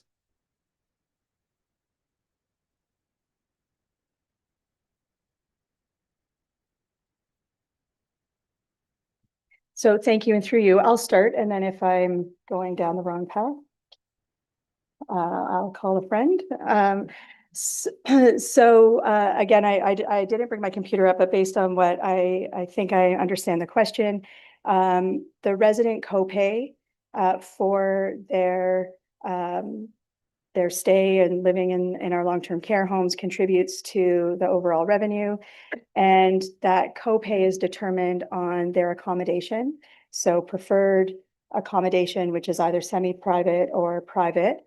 And there are situations and circumstances that have a resident living in a space paying basic accommodation for a variety of reasons that range from, during the pandemic, there was an initiative that was government funded to support moving people out of hospitals into long-term care homes as quickly as possible. And so having people move into perhaps not their correct accommodation, to individuals who are best served living in a private space, but do not have the means to pay the private accommodation. And so we can apply for high intensity needs and other relief sources, which we are not always approved for. But that is an avenue we can take. And so residents may be living in a preferred accommodation, but paying basic accommodation. There are measures that we do to try to have people placed appropriately, but it's a balance between everyone's safety, their dignity, their experience, and then being placed appropriately. Plus, it takes time for residents to have, like, for rooms to become available to make those moves. And the other contributing factor at Grey Gables will be with the standing up of the Behavioral Support Transition Unit. We had about a year period where we were needing to have that Maple Lane home area, have those rooms become vacant. And we're again balancing moving people in, but emptying out Maple Lane so that we could have it switch over to the Behavioral Support Transition Unit. So there will be some discrepancies there as well that will take a bit of time to catch up on. And anything else, Mary Lou?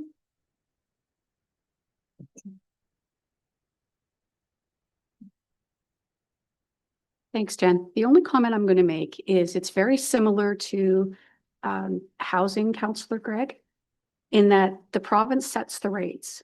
So they set the rate for your basic accommodation and your preferred accommodations. And our only ability to influence that is how soon we can fill a bed when it's vacant. And as Jen mentioned, sometimes we have people that are put in a preferred accommodation because there's reasons for that, and we get recovery from the province. If somebody couldn't afford to pay the basic rate, what happens is the province pays us the difference.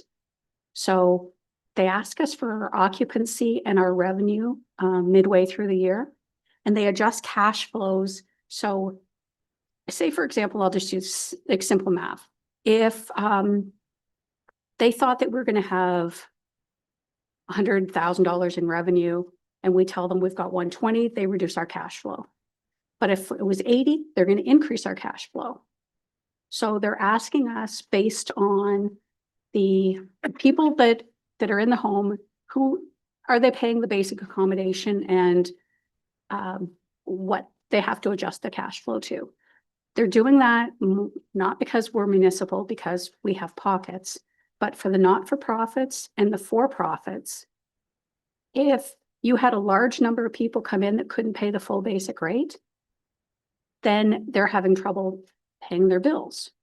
And it takes probably 3 years from when we file a reconciliation for 2024, when we filed 2025 mid this year. We won't get a reconciliation back from the province until at least 2027. So if a home didn't have enough money coming in to cover, they don't want them waiting. But the short answer is we have no ability to set our rates. I'll also just add, and then I'll turn the microphone off, that our full funding is based on 97% occupancy too. So there's also this drive for not just financial reasons, to make sure we maintain that 97% or higher occupancy. So we are cautious not to be super picky. Like, we want to be thoughtful. We want to move people into the appropriate room that they can afford. And at the same time, if we dip below 97% occupancy, then all of our funding is at risk. It starts to become based on your actual occupancy versus 100% for anything 97 and above. And then the other reason to be kind of supportive of this, again, we want people moving into the right place and the right space that they are eligible for. But also, we're trying to support a system that is fragile with ALC bed numbers skyrocketing, and there's a lot of pressure on long-term care to be the answer to freeing up space in the hospital and supporting people in the community who are in crisis. And so it's a mixture of balancing all of those things. And sometimes the unintended consequence is slightly less revenue in the preferred accommodation. Not that we don't pay attention to it and watch it for it. Okay, I appreciate that because I think in the report, it had the 3 different tiers of escalated revenues listed. I don't know, the private was 69 cents a day or something was the new fee, but it doesn't matter. It was in there.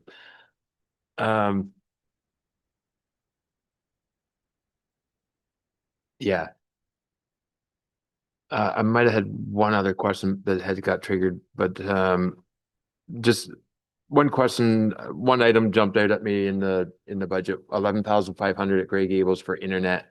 Is that just, and it wasn't there before, but it's not a capital item, it's an operating. Are there like a la carte options where residents get to select that you derive revenues off of outside of the basic accommodation? Like, and that's why the question was provoked, was there's internet. So like, is that something that residents have I choose these services to have and pay for? Thank you. And through you, Mr. Chair, I'm going to fill the time while my support group has a look at the pages. To give you a high level response around internet, cable, telephone, those are all resident driven. So we'll provide the residents at all 3 of our homes with a list of providers who provide telephone, internet, cable, and they go and set that up externally. And so we were in the telephone long distance business for a while. It wasn't great. It's not a great business to be in when you're operating a long-term care home. And so we've stopped that at all 3 of the homes. And that way residents can choose the services that suit them the best. Then if there's a challenge, there's a service line. It's a lot easier and better for the residents. In terms of that line, Garrett has the answer. See, I knew. Stealing Marcus's thunder, because it's something that'll be a theme throughout the budget. In 2025, our financial analyst with corporate service worked with Jody to look at telephone and internet billings, and has now split out the internet and being billed based on usage. So if you look at the telephone budget within there, you'll see a cut of $10,000-ish that offsets that new internet cost. It's the same cost. It's just we're now showing internet and telephone as separate, where before we had them lumped together. Okay, any other questions? Councillor Mackey and then Councillor Eccles. Thank you, Mr. Chair. Jen, could you just following up on Councillor Greg, could you just explain for the committee's benefit, someone going into a basic room, it's based on an amount of dollars that they file yearly with their income tax. Can you just go over that formula? Someone that's on old age NGIS, probably can't pay what the basic premium is going to be, and that's where the province would step in. But can you just briefly go over how that is funded? Thanks. Great. Thank you, Councillor Mackey, and through you, Mr. Chair. Great question. So a resident moves into a basic accommodation. That's the only kind of accommodation that is eligible for a rate reduction.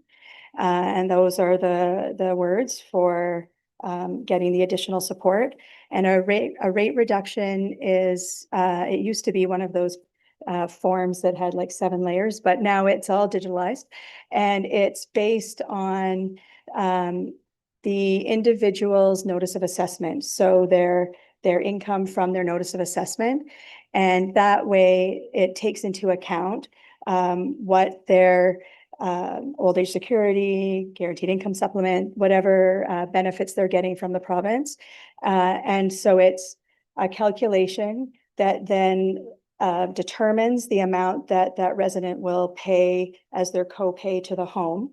The province tops up the remainder. And there's always a small amount left at the end of the at the end of the calculation for each month. That's called comfort allowance. And I'm actually not super clear on what our comfort allowance is right now. Do you know, Marcus? It used to be about $158, but I haven't looked that up lately.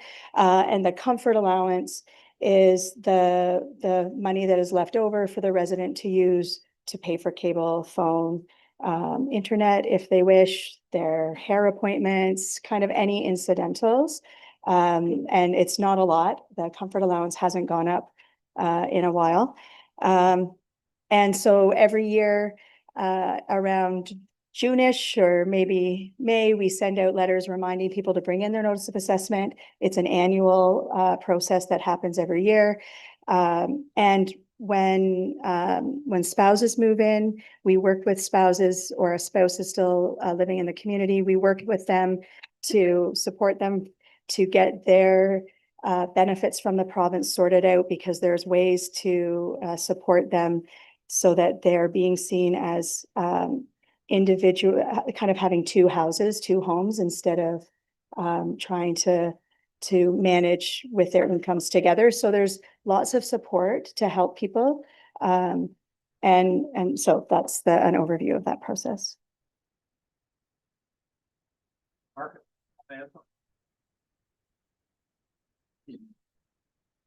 Just that we found the number, it is $149 per month. And just the backtracking just for a quick moment, talking about the a la carte and looking at revenue generators and that. We had previously in the homes cable that people would be able to purchase a package and all that kind of stuff. Those were loss leading as people are starting to change to, you know, having their own tablet because their kids can set up their Netflix account for them and all that kind of stuff. So they're no longer purchasing it. So we've been phasing it out. It's been pushed out for what we have and all that. We haven't looked into the whole a la carte internet package, as that's something that's the system's pretty wide range. And it's not that we're seeing a huge cost or anything like that, but just as the other part that like we've tried some of these a la cartes and they're a bit of a hit and miss on that kind of stuff. On the true ones, not to say, oh, well, you want an extra cup of water, well, it's gonna be this much or anything like that.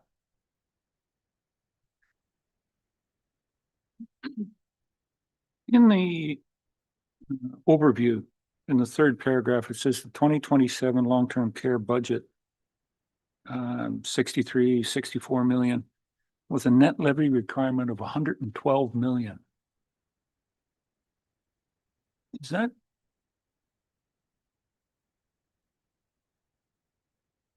So the levy is the, okay, yeah. That still seems to be fairly high. Thank you.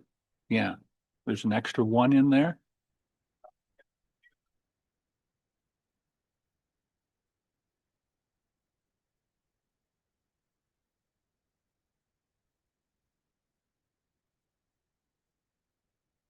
Okay, yeah, it's either the one on the start or the zero on the end. Yeah. It's kind of a Jody thing there, those IT stuff, the ones and the zeros. Thank you very much. Okay, my job's done here. See you later.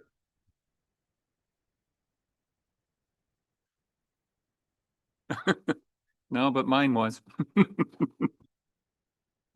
On, Jody's been very cooperative so far today. Let's not pick on him.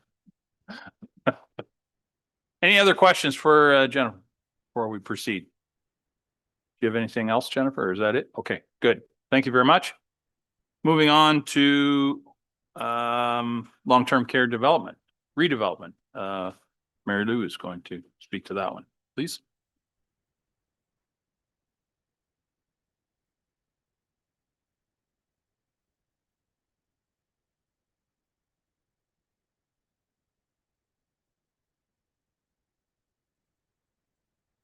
All right, thank you, Mr. Chair. So the redevelopment budget was discussed at the October meeting and is capital only. So there's a little bit of operating costs, which was for the position to do the rollout in anticipation of going live. with the new build, and that position is in the Rockwood Terrace budget. So there is no operating impact in this one, and we've already discussed the capital portion. Thank you, Mary Lou. Any questions? Nope. Very good. Thank you, Mary Lou. Okay, corporate services. Don't go too far, Mary Lou. You're up for administration and assessment, court security, health unit, healthcare, and education. So, welcome. Thank you. And in the schedule, I lumped those all together so that I wasn't just coming back and forth in between people. So I won't speak to the first page that is on the screen. It talks about what departments are under corporate services, and I think you're all quite familiar with that. So I'll move on to the administration budget. So this budget includes the departments that fall under corporate services, and I like to call us the back office. So we're the ones that support the departments that are delivering the services. The 26 administration budget includes a net departmental requirement, operating a capital of just over 9.5 million compared to just shy of 9 million in 2025, and that's an increase of $552,700. The operating side is the bulk of that. It's 550,000 increase. And most of that relates to the people that we have. So I'll start with general and administration and general government. So we've already touched on this when Garrett did the corporate financial projection for 2025. We've budgeted just shy of $2.9 million in investment income for 2026. That's an increase of 154,100 over 2025. We are seeing interest rates decline. We do have a number of investments that are still extend to future years. So we have money sitting in our bank account. We have some money in GICs, and we have some other investment products. And we've tried to stagger those so that not everything matures at the same year. So as he mentioned previously, any revenue budgeted from investments that exceeds 1% of our own purpose levy goes to the one-time funding reserve. And that's used with funding what we typically call non-recurring expenditures and unexpected costs. And so as a result, we've budgeted $2,150,300 as a transfer to the reserve in 2026. For salaries and benefits total just shy of $8.7 million, and that's an increase of $713,900 over the 2025 budget. As with the other departments, what you're seeing is we have people still moving on our grid, and we have cost of living increases, and we have the two small, we have the FTE increases in there. So that's a portion. Other operating budget initiatives. So we've got the Community Safety and Wellbeing Project. That's a project we do in conjunction with Bruce County. It's an increase of $30,200 to support our share of the coordinator position, which is funded from reserves. 2026 budget includes $30,000 funding for social pinpointing. And that's a digital engagement platform that makes it easier for the public to share ideas, provide feedback, and participate in decision-making. So it offers a user-friendly participation tool and presents options to engage in more engagement with the public, and as well collaborate with member municipalities. As I mentioned before, when we talk about salaries and benefits, there's $89,500 to hire an additional law clerk to support increased demands with legal services. Some of that work will largely be occupied just by virtue of the road exchange project. There's a lot of legal work required for that. And we also had a student position in corporate services as well. And then there are the capital projects that we discussed at the October meeting. And with that, I'm happy to take any questions on corporate services. Thank you, Mary Lou. Are there any questions? Counselor Nielsen, and then I'll come back to Counselor Gregg. Thank you very much, Chair Milne. Just a general question further to Councillor Gregg's comments before around the working capital, or sort of one-time funding reserve and the ins and outs. The book itself doesn't have any of the reserve balances, and I know you said that for the December 5th meeting, you could have that information. Is it possible, or is it a challenge to have just kind of the same concept for the reserve balances across the county with in and outs? When we're seeing just it's covered by reserve and there's money going into the reserve, it doesn't necessarily paint the picture for the health of the reserve or an understanding of how much money. Like, again, when we talk about the corporation as a whole, it's hard to remember, okay, all these ones are coming from the same reserve. So if that's possible, I'd appreciate that. Through you, Mr. Chair. And yes, it is absolutely possible. So in the previous budgets that we prepared, I'd say old school, where it's an Excel spreadsheet and it was on 11 by 17 paper and we had to spend all our time folding those. That information is there.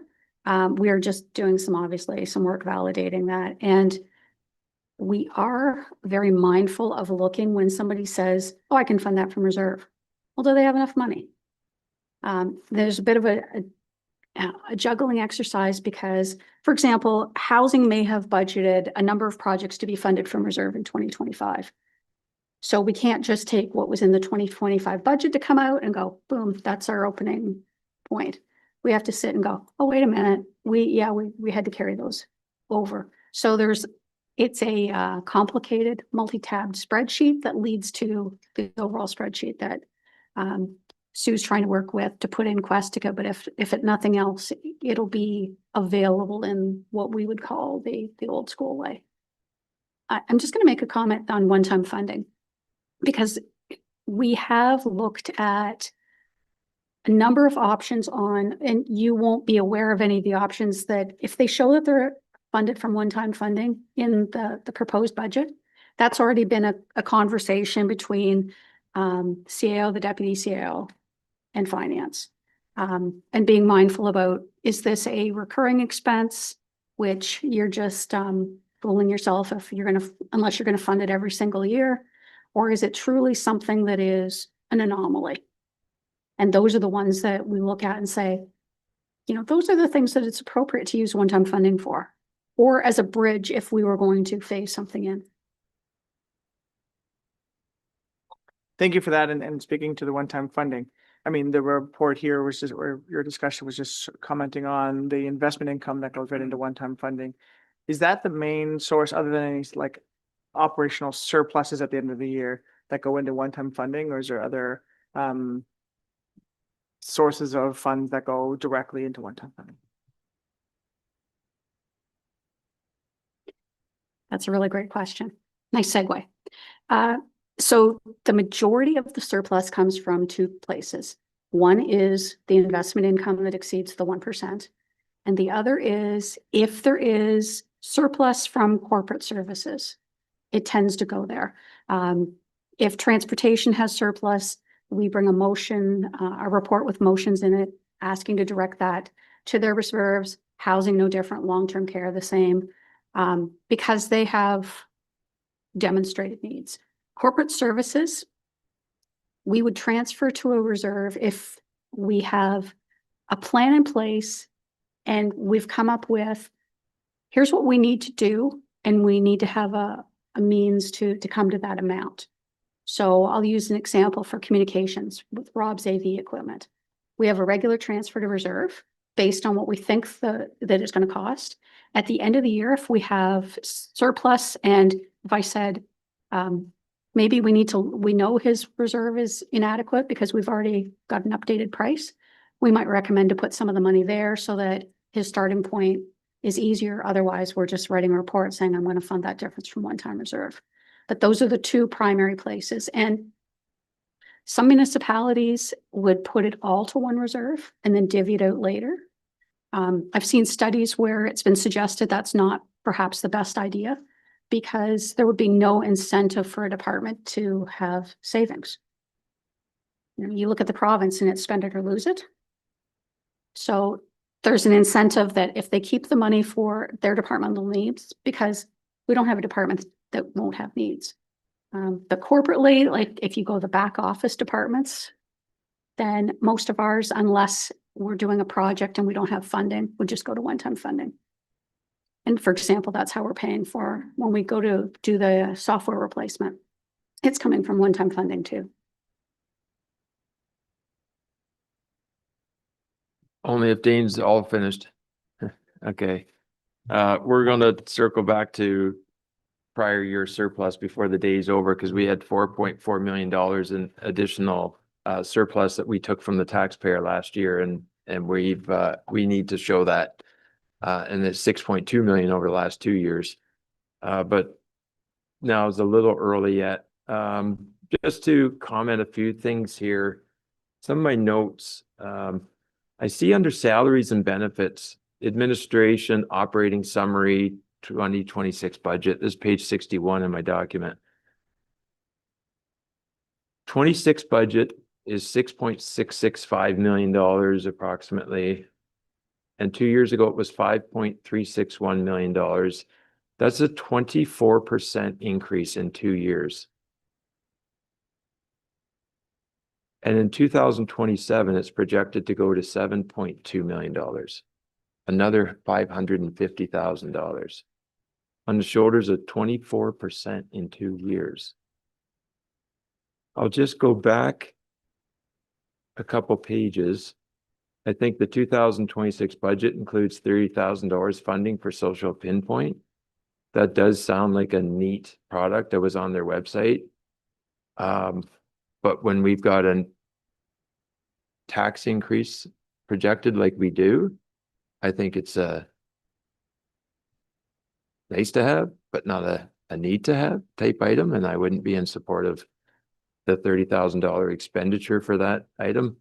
The engagement platform exists for all county ratepayers at this time, and you're welcome to contact. I see the warden looking at me, or Councillor Neil. Oh, she doesn't want to be contacted by the ratepayer. They can contact Councillor Dickert or Councillor Nielsen. There's a variety of other engagement initiatives that have been in place for years, and I just think that's something that we don't need to venture to. There's $40,000 for enhanced shift assignment and acceptance scheduling software upgrades for 24/7 staffing. Could that be spoken to a little further? I recall about 1.5 years ago, some discussion about investing in new software that was going to support and make or elevate the efficiencies. Maybe that was only for long-term care, but I wonder if I could get a little more information about what that initiative is all about. There's some transfers to reserve, but again, this is, I think later in the day, when we maybe talk about prior year surplus and opportunities to realize it for the taxpayer. That's the time for the discussion there. So those are my comments there. A question or two, Mary Lou. Thank you. And I'll try and capture everything. I'm going to say you have to be very careful about looking at the prior year surplus and saying it immediately that it's available for future use, because I'd have to go back and look. We've probably used a good chunk of that. So it does get taken into account when we're developing budgets. So it's not sitting in a reserve just for the purpose to earn interest. We look when there is surplus and determine the most appropriate place to put the reserve, the funds. And you can say that, yes, we did raise more money that year than we anticipated. For 2024, for example, one of the largest reasons we had a surplus is in long-term care. There was a requirement to increase our resident care. So the actual hands-on care. We were getting somewhere in the range of $1,212 per resident per month. It said it was going to go to $1,305 to $1,700 and some dollars per month per resident. And there was no formula on how that would be calculated. We talked about a mid-year, a mid-range and go to 1,500 and change. It was my recommendation that we go with the lower level, because if we came in at the 1,500 and they only gave us just over 1,300, what was going to happen was not only would we have an in-year deficit, we were going to create more funds to make up on the next year's budget. There was no rhyme or reason to what we received. We got over $1,800 per resident per month. That created a surplus, and it's gone back into the long-term care reserves, which has assisted, because overall, the 3 homes showed that they were in a positive, but there were 2 homes that were in a shortfall in the reserve. So globally, between the 3 homes, we have, I'd say, corrected the balance that was in that reserve by virtue of the province gave us more money than we'd anticipated. Had we known what money they were going to give us, we would have budgeted accordingly. But you don't find out until, I think that one was May or June, perhaps. So that's one. The comment you had on, I'm just gonna have to go back to my page. The software with the engagement. And just as a comment, if you choose to remove that, or you want to make some adjustments, that was coming from reserve. So that does not reduce the levy. And you had a question about the enhanced shift assignment. I would need to go and look at a project sheet just to get you that information. Unless, Jen, do you have? Okay, perfect. So, through you, Mr. Chair, the HR project on scheduling optimization for 24/7.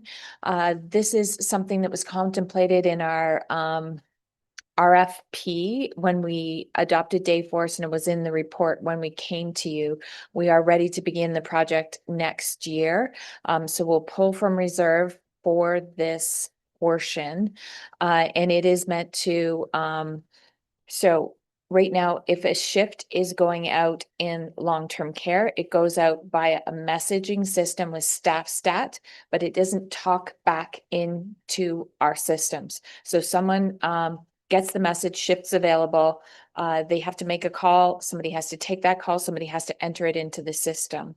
The program, and we're thinking we'll use a system called Vocantus. It was recommended to us by Dayforce and hasn't integration built. We'll still have to pay for that integration, but it works for other upper tier municipalities that have 24/7 long-term scheduling. So then it gets integrated back in. So if I'm a PSW and there is a night shift available on the weekend because somebody has called in sick, I can choose whether I want that to be received on my phone, by email, by getting a call, or by text. And if I accept the shift, then it is automatically sent back into the Dayforce system. No one has to schedule it. No one has to accept. It's just by seniority given out and by seniority assigned. So it is meant to create efficiencies within our scheduling departments. On the weekend, for instance, in paramedic services, if it's at the nighttime, the ARs or the duty supervisors would be doing these phone calls, and other work is not being done. So this system would allow other work to be done and less mistakes with our payroll, and less mistakes with our management team and the administration team, so they can focus on other tasks other than scheduling.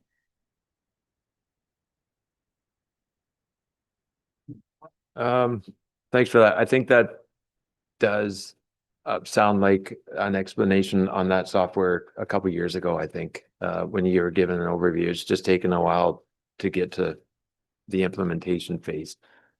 The only comments I would make is I would respectfully disagree on the surplus, and if it goes to reserve, like if it's great if the province funds us, if they gave us 50 million extra dollars and we take that extra $50 million, but if we do a business as usual with our normal reserve contributions, we're not ever truly realizing the additional unforeseen revenue. So I don't know. I understand what you're saying, but I do think that when we have tough years, we should be looking closer at it, because effectively it's 5.5% of our natural tax levy, 4.4 million bucks, 800,000 is every point. So, you know, if you're not, then you're effectively talking right now about if you remove growth of 1.6 million, we're talking about a budget increase of north of 13%.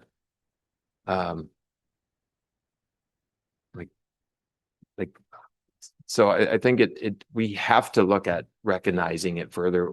It definitely goes into our reserve contributions. But when you have additional funding opportunities to fund your reserve balances with, it should in the future allow for some discussion on the ability to reduce and recognize some of that opportunity that you had. Thank you. Just with a comment on, we'd be north of 13% without growth. 1% is 800,000 roughly. So we're at 1.8 million in growth. So we're just over 2%. That's assisting the overall tax rate. So when you're sitting over 6, yes, we'd be over 8 without that growth. That's correct. The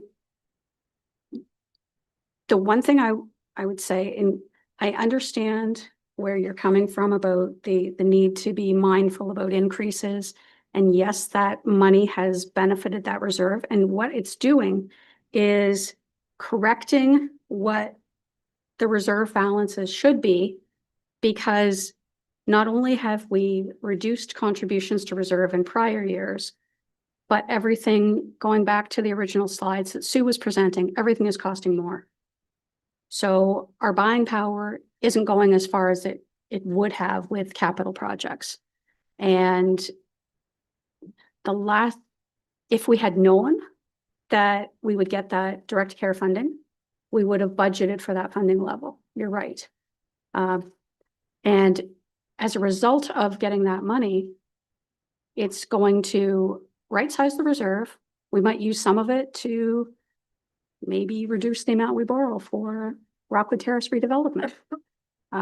It's all going to benefit the taxpayer. It's just the timing, and we are very mindful about how we're spending the money. We're not going out and just saying we can do projects because there is a reserve balance. And on the flip side, you should never use your current year surplus just as a mechanism to reduce the next year's balance on your budget. Because what's going to happen is that's just a temporary means. And when we start looking at the end of the presentation about the next steps and where you want to be, if we defer some things to 2027, that helps 2026, and we're going to make 2027 look worse, which is the advantage of having a multi-year budget with a forecast for 2027, so that we're mindful as what that's going to impact as our starting point. Thank you, Mary Lou. Any other questions? Okay, you've got court security and others. Oh, Councillor Gregg has another question. Go ahead.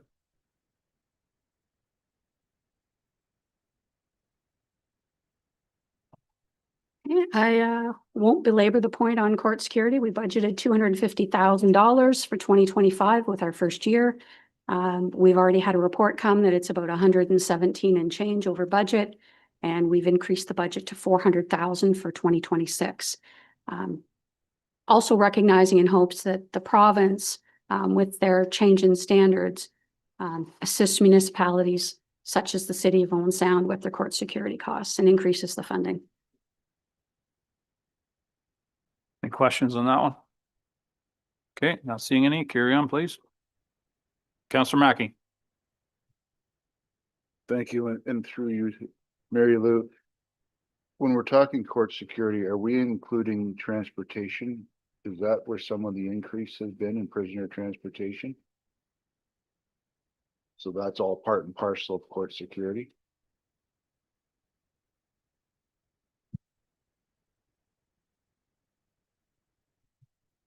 Thank you, and yes, you're correct. So the City of Olden Sound's agreement with the province is for prisoner transport and court security.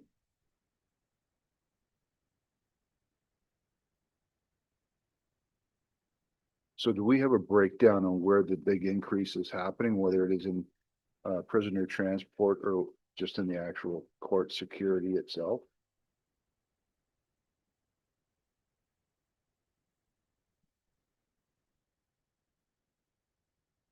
It's been a number of months since I had a conversation with Owen Sound's treasurer. I'll have to go back and look at the email exchange. I can't remember off the top of my head. Other than the fact that they now had to have uniformed officers as in addition to civilian. That is a part of the driver, and that came out, I was like in July with basically you need to do this immediately.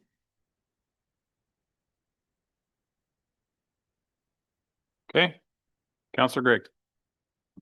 I would totally concur with that. We've already went through our budget conversation, and that's indeed exactly what we were talking about, was the directive from the province. Now we have asked for a Roma delegation to that effect, so fingers crossed.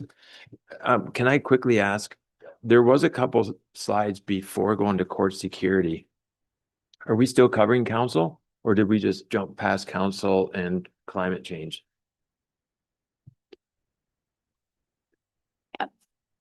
Through you, Mr. Chair.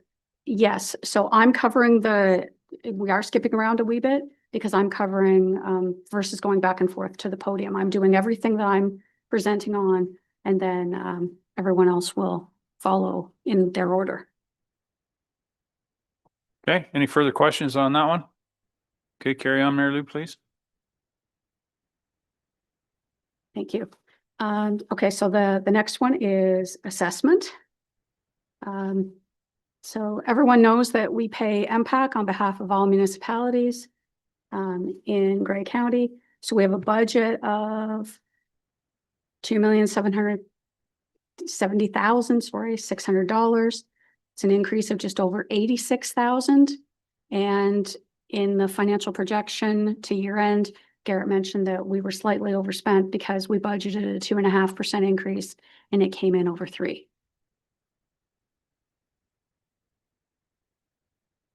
Not seeing any questions. Carry on, please. Okay, I'll go to tax and other. So it provides a net levy reduction of just over $1.5 million, which is an increase of $387,800 as compared to 2025. Sue spoke to that earlier in the presentation where we increased the budget for supplemental taxation. Okay, any questions? Not seeing any. And last but not least, health unit, healthcare and education.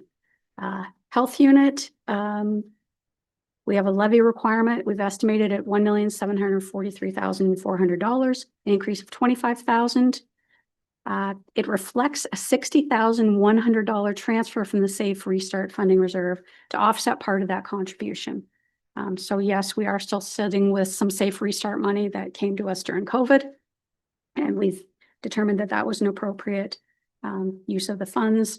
The healthcare initiatives, previously in, I think that was July, it's all starting to blur. The contribution to the transfer reserve was $209,500. This committee made a motion to reduce that to $200,000. And we have currently the 5-year, $1 million commitment to Bright Shores. We discussed that earlier. It's $200,000 a year, and the contribution began in 2023. Questions? Okay, thank you, Mary Lou. Climate change. Niall, you're going to talk to that. Niall's left the building. Oh, there he is. I knew he'd be back. He wouldn't, is there much dessert left, Niall, or? No, not now. You're up, sir. Floor is yours. Thank you very much. And I might be the rarity today because I'm bringing forward a budget reduction. So climate change is seeing a net reduction of almost 10% over the 2025 numbers, which is made up of 31,000 reduced costs in terms of the operating and a slight reduction in terms of the capital budget, which we covered over the other week. That includes the increases that can be applied to the staffing costs within climate change, and it includes the addition of the new staffing position as discussed back in November. I'm quite happy to take any questions that might happen.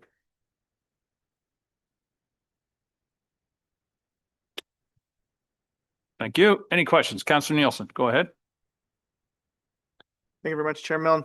Just I guess a comment on the climate change coordinator position. I mean, council gave direction at the last council meeting that we're looking to have the review. The item in here suggesting turning that into a full-time position with the county rather than the contracted position for reasons because, you know, it's difficult to get contracted and stuff. But my question, I guess, is that a logical idea in 2026 to turn this into a full-time position onboarding, or should we maintain the contracted position kind of the way it's been going so far, given the fact that we're reviewing the whole going green and gray system in 2026? So thank you for the question, and through you, Mr. Chair. We have presented the budget you're seeing in front of you now is the budget as we discussed back in November, and obviously there has been a subsequent conversation. I think it would be prudent to re-look at whether onboarding a full-time staff member on a permanent basis would be the right option at this point in time.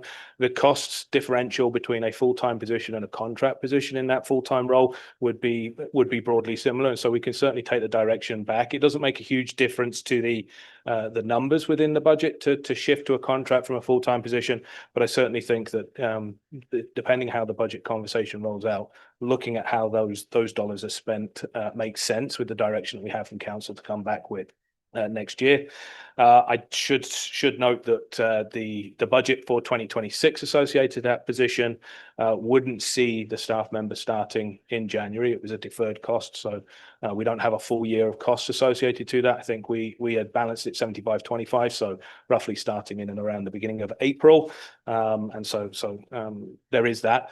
I would note that there isn't a contract position currently, so it would still require, if there was a desire to put that contract in, it still is this number in the budget, give or take, because of the fact that the reduction you're seeing now is really the last tail end impact of the 2024 reductions to the climate change budget, and the last of the contract roles coming to an end there. So as of this year, we have just the one position that's currently funded from the tax base.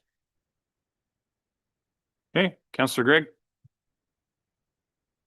The only thing I would add to that, though, is if you get into actually, when you bring on an employee, there's all sorts of additional ancillary costs, and some have to get a vehicle and so forth.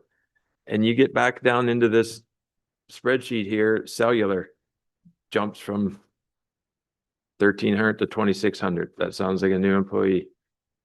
Travel and meal expenses goes from 3,200 to 5,000 to 7,000. Conferences, $137 2 years ago to $3,800.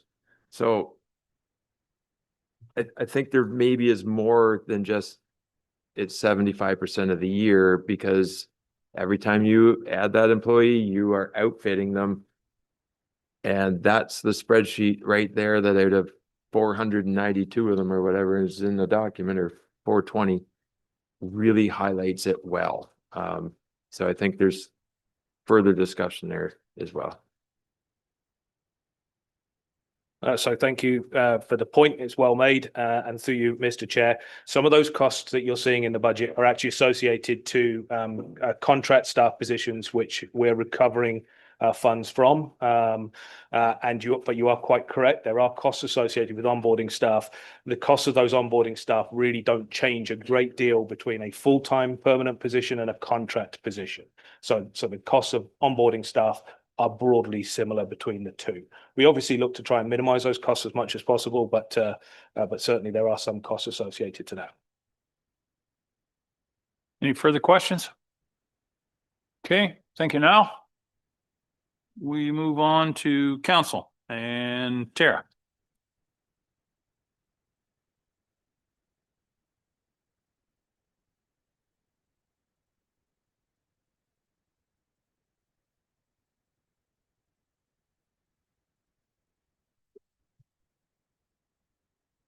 Thank you, and through you, Mr. Chair.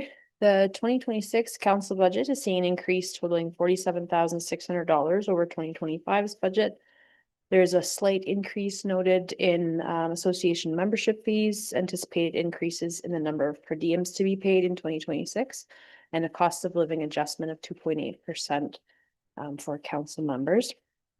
Conference and travel expenses have increased in the 2026 budget, reflecting current spending and anticipated inflationary increases related to hotel room costs, mileage increases, and food cost increases. With an incoming council in 2026, new computers and cell phones will be purchased and are proposed to be funded from reserves. And as in past terms, there's a 2-day joint orientation scheduled for November of 2026, coordinated by all of our collective municipalities and offered to all elected officials across Grey County as well as senior staff. The cost is expected to be about $20,600 and funded through reserves. That orientation will focus on fulsome information related to governance matters, parliamentary procedures, legislative updates, and team building elements, and it will be also funded from reserves. Thank you, Tara. Questions? Councillor Mackey. Thank you, Mr. Chair. Thank you, Tara.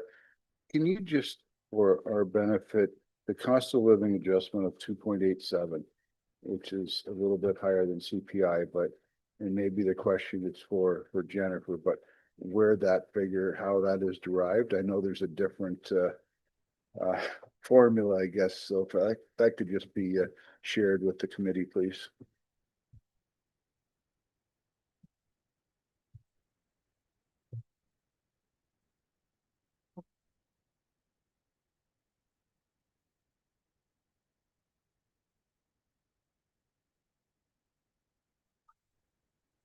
Through you, Chair Milne.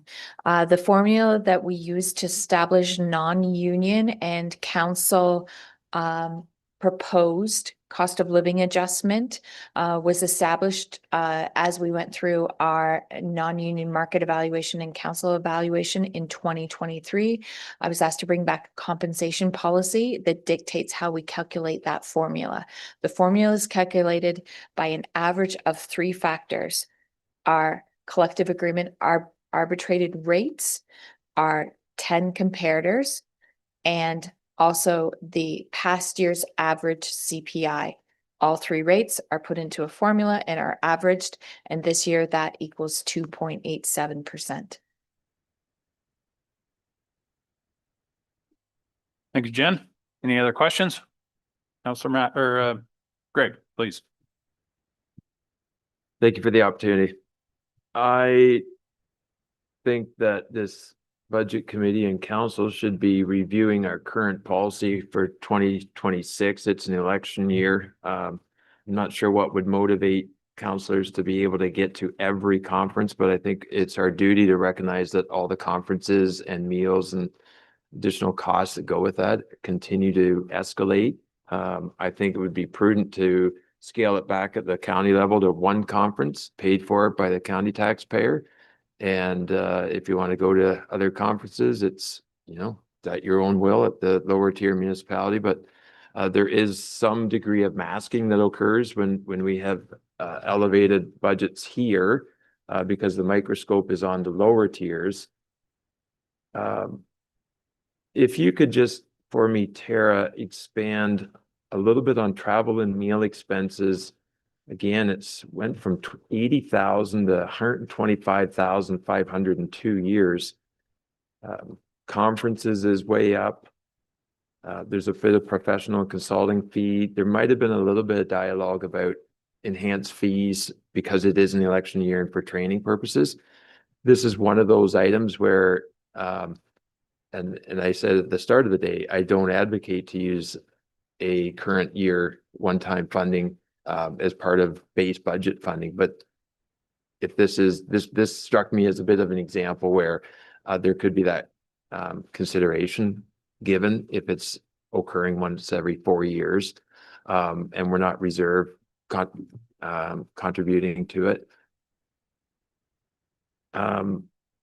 The other one is, how much do we pay the Great Lakes and St. Lawrence Seaways Initiative for a membership? We just had a cleanup, a shoreline cleanup in our community, which was fantastic. But at the end of the day, I had a cleanup done by my business that outperformed, and that's no disrespect to the cleanup crew, because it's still great, but we picked up way more garbage in our community than what was the outcome of that cleanup day. And I'm just wondering, what's the cost of being part of this organization? Because when I go on their website, I see a really cool mapping tool. So if the Conservation Authority was successful in getting some grants and a project occurs, then that website is highlighting for whoever might go on it. But I haven't seen results coming from, and this is, please don't be cited, because I know our honorable warden is a member of that membership, as is Mayor Body. But I tend to be super results oriented, and I haven't been impressed yet with seeing any outcomes of it, other than there's conferences in Chicago and there's conferences over here where people can get together. So I'm just looking for outcomes. I haven't seen it. So I'm wondering what the cost of membership is there. Thank you. I think Mary Lou has the costs on sorry. Thank you. $7,700 per year for the annual membership for the Great Lakes and St. Lawrence Cities Initiative. Just to be a part of the association. Councilman Greg, go ahead.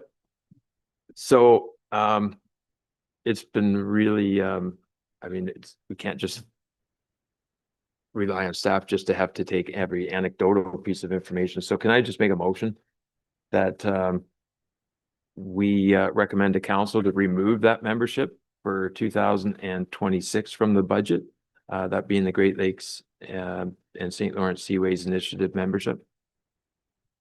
Certainly, I'm going to say, I was going to suggest, we said at the start, we were going to, Brittany was going to keep track of notions that wanted to be discussed or voted on, and we'll do that when we get to the end.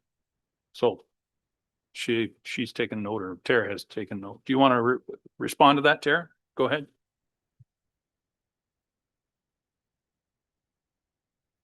I just wanted to verify whether that membership covers local municipalities as well, but Mary Lou may have more information on that, I'm sure. Just for further. That I don't at this moment. I was just going to make reference to the council orientation. That is covered from one-time funding. So that is not a levy driver. Also, we do contributions to reserve for the refresh of the computers as well. And they're on a 4-year life cycle. And coincidentally, that's your term of council. I'll do, while we're talking, I'll do some looking and see if I can find that out about Great Lakes.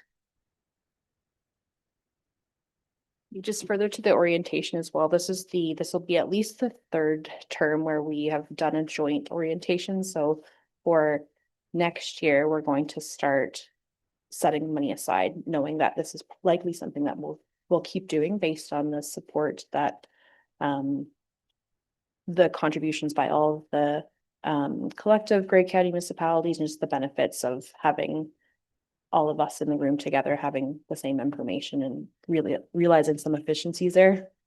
So we will be saving for that in the future. Just on the question on the travel and meals, that one in. Madam Warden, please. Thank you. I just want to contribute to the information that's being asked. When a county is a member of the Great Lakes and St. Lawrence Cities Initiative, so are the member municipalities. So that means that each and every one of these our municipalities can participate when it comes to things like the concrete, with the return on investment, perhaps some of the questions that you're asking. It depends on how much the organization, pursues it, how much the communities pursue the opportunities. The town of Blue Mountains, for example, twice has earned the $7,500 WEGI award for small town environmental initiatives that help with healthy water. So there are different offerings depending on each of the communities. I think it's a healthy question to ask. I'm honestly putting my county hat on here, and doing what we all need to do by putting aside our mayor and our deputy mayor hat and thinking as a county. The value is, and yes, the fee is more because it's done by population, by municipality, but philosophically, if there's an issue with that, with the municipality, you might look at then whether or not the lower tier would perhaps decide that they're going to not do that membership and retain participation within the organization through the county level instead. That's the flip side of the coin to be considered since this topic has been introduced. Certainly, it is going to be hard to be able to pinpoint, again, concrete factors when we're in advocacy role. So when we're rolling out the Blue Economy Economic Transformation Plan, and now built into it is tourism, because some of us were there saying, wait a second, we're not all big city ports. We're not all shipping. There's a lot of vitality that comes to a community by being either adjacent to the water or nearby the water, and how we benefit. So let's make sure we're fostering our tourism as economic development as well, and not just from a perspective of large cities, which is the way the organization was initiated. Back when it was initiated by the mayor of Toronto and the mayor of Chicago, and one of the founding members, the mayor of Collingwood, Terry Geddes at the time, Ellen Anderson, also very much foundational in that, said, no, we need to talk about what's happening in smaller towns too. So that's how it got started. It went from that very small enclave of beginnings to now over 400 members. The membership is increasing because of the value of working together and advocating together at Ottawa, and of course on the other side, down at the White House, and also to further the relationships that we're building with our neighbors in our First Nations communities as well. Since 2022 to today, we now have representation on the board and full participation with members, including just as close by as Manitoulin Island, and hopefully very soon from the Bruce Peninsula as well. That is something that happens, that dialogue happens regardless as to what's happening across the border, regardless as to how it's genuinely the perspective of looking at the entire Great Lakes watershed basin together and looking past the boundaries that are drawn on the map. So it would be hard to give a concrete number to that, a financial number to that, but I would not want to see that voice not there and present in front of the policymakers at both the provincial level as well as the federal level. So I hope that helps provide some background. Thank you, Madam Warden. Any other questions or discussion on this piece? Councillor Eccles. There's one that's missing there, I think. Are we still a member of TAPMO? Yes? Okay. It just wasn't listed here, so. Okay, that's good. I think that one is results oriented. And I think we're also a member of the Leafs fan club, right? Yeah. Tara, go ahead. That comes with a cost sometimes, but just going back to Councillor Gregg's question on the travel and meals, I do recognize that is a large increase, and in hindsight, I think the number that we budgeted for the 2025 budget was a little bit on the low side. I think we've been budgeting 98,000 for multiple years in a row, and we were seeing higher than normal hotel room costs, food costs, CR8 rate policy change partway through 2024, I think. So it's probably the number that we're putting forward now. We feel is what we do need, based on current spending for this year. We do have, also higher than normal conference attendance in 2025. So that's elevating that number a little bit more than it's been seen in the past as well. Councillor Greg. Thanks for that, Tara. If we could just keep then that noted, because I'd like to revisit that certainly is the amount of conferences. Absolutely. Anything else, Tara? Okay, thank you very much. We'll move on to information services. Jody. Oh, Councillor Greg has one more question. Sorry, Tara, not quite that fast.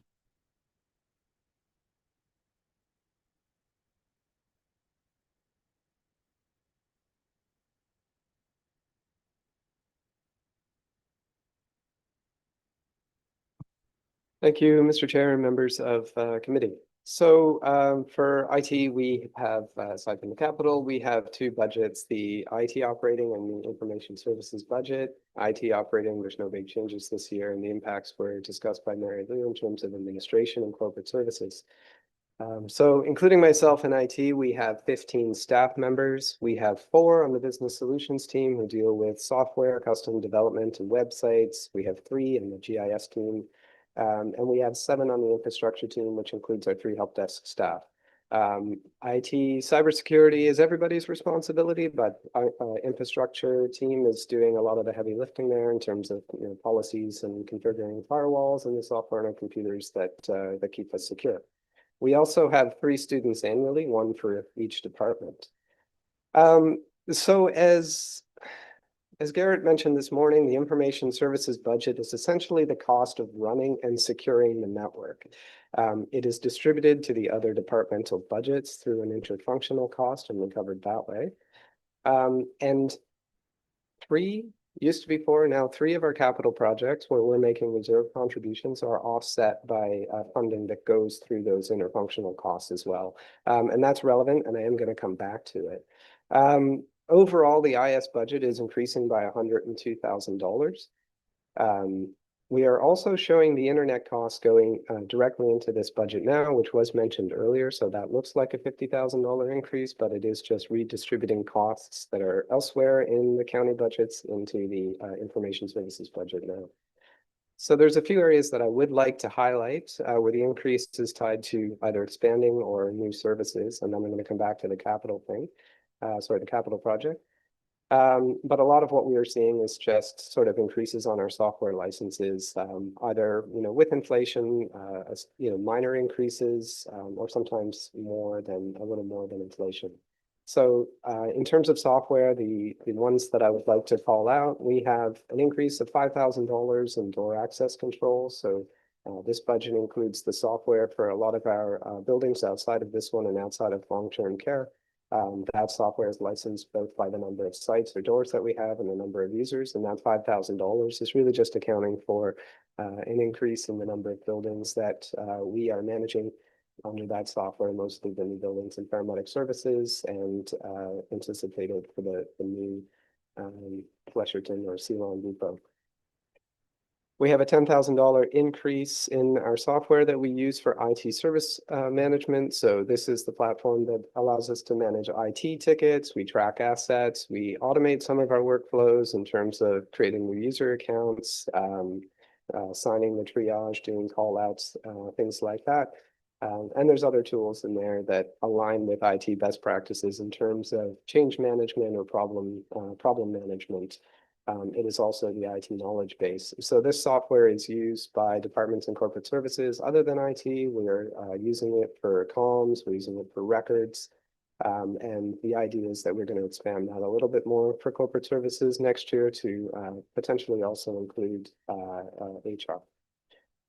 So other applications, like Adobe, we're seeing, as I said, some small increases in inflationary costs. We've got software in there for cybersecurity training, for desktop security, and all those things have gone up a little bit. The biggest driver for increase in this budget is what used to be a capital project for our main server hardware, which I've spoken about that before. So the idea is in 2026 that hardware is due for replacement, but rather than doing a capital project and putting something just replacing like for like, we want to start using essentially hosted services or infrastructure as a service. Ultimately, the costs are very comparable, whether we went on-prem or whether we went to cloud-hosted services, but it is increasing from what we had projected before anyways. We've done a lot of research through this year to find a solution that is the most fiscally responsible, but also meets what we need in terms of functionality to continue to deliver services. So last year, the reserve contributions for that project would have been $122,000. In the IS budget now, I'm showing $175,000 a year. It's not straight increase. Some of the software that we used to manage and purchase ourselves would also move with that service. So there's $18,000 in backup services that we would move. There's $6,000 in sort of the software that does virtualization that would go with that as well. You will recall that I spoke to council earlier in the year looking for license fees that were higher than budgeted in terms of licensing at long-term care. And we didn't reflect the true cost, obviously, in this year's budget or next, but we were able to basically eliminate those costs moving to this infrastructure as a service model as well. I'm showing Microsoft costs in this budget as a little bit lower. Microsoft costs don't actually go down. That's just something else that we're moving in terms of Windows licensing into the software or the hardware as a service model. Also in that budget, there is $6,000 additional professional services that would only hit the budget next year in terms of implementation costs for infrastructure as a service.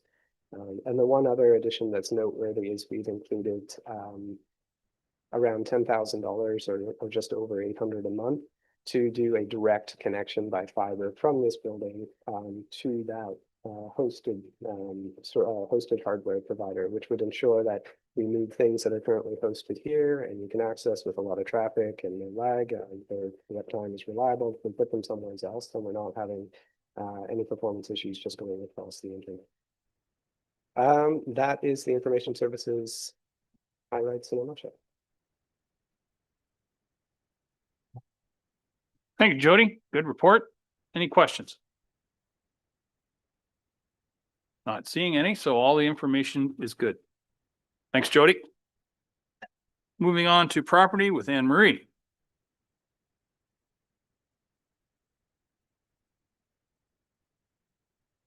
Looking at our county property, the administration building, it's and the building that is located next door is called the Morrison Building, and we lease that to the Canadian Mental Health Association.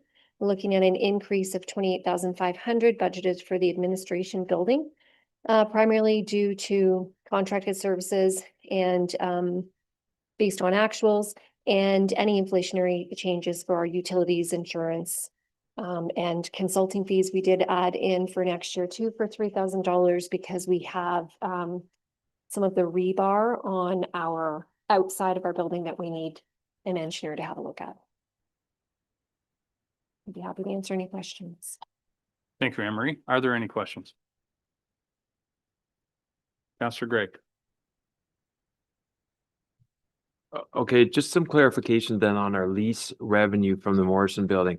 So it's we've increased it 28.5, but the one page 88, which is county property Morrison Building under revenues, shows 10,100 for building rentals. So I wasn't certain what we receive back for that building on an annual basis for revenues. What does it generate?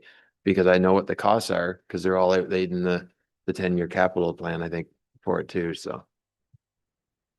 So we rent to CMHCA, and they are nonprofit.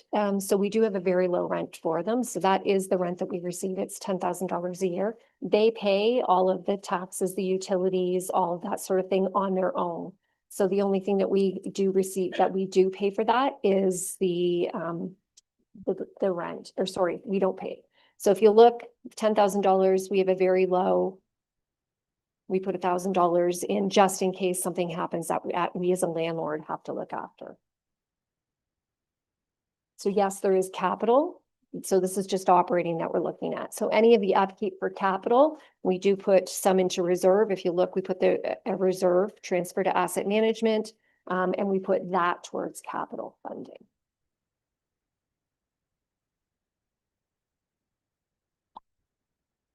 Thank you. Is that good? Oh, another question. Darn, that's probably not what I wanted to hear for that building, was that we're only getting $10,000, 100. I don't know when the right time to have a discussion is, but it's a big building. It's a county building, and we're carrying a significant cost in the balance sheet for that.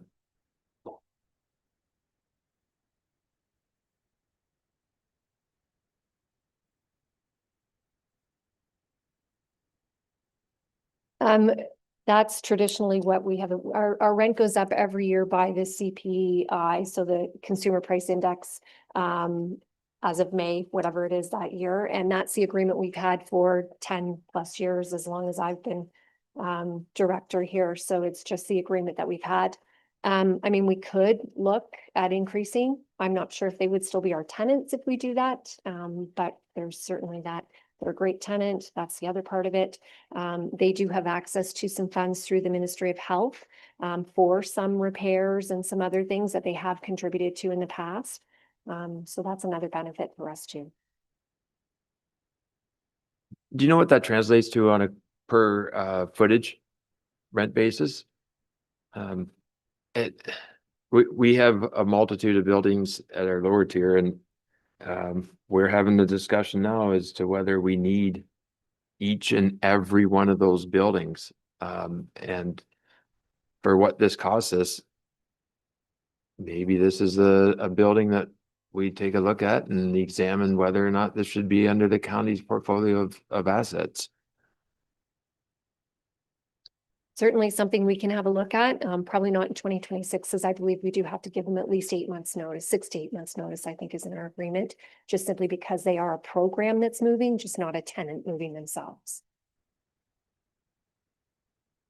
Councillor Mackey. Thank you, Mr. Chair. And through you, just to follow up on Scott's point, maybe to Randy, have we looked at county surplus properties in general lately?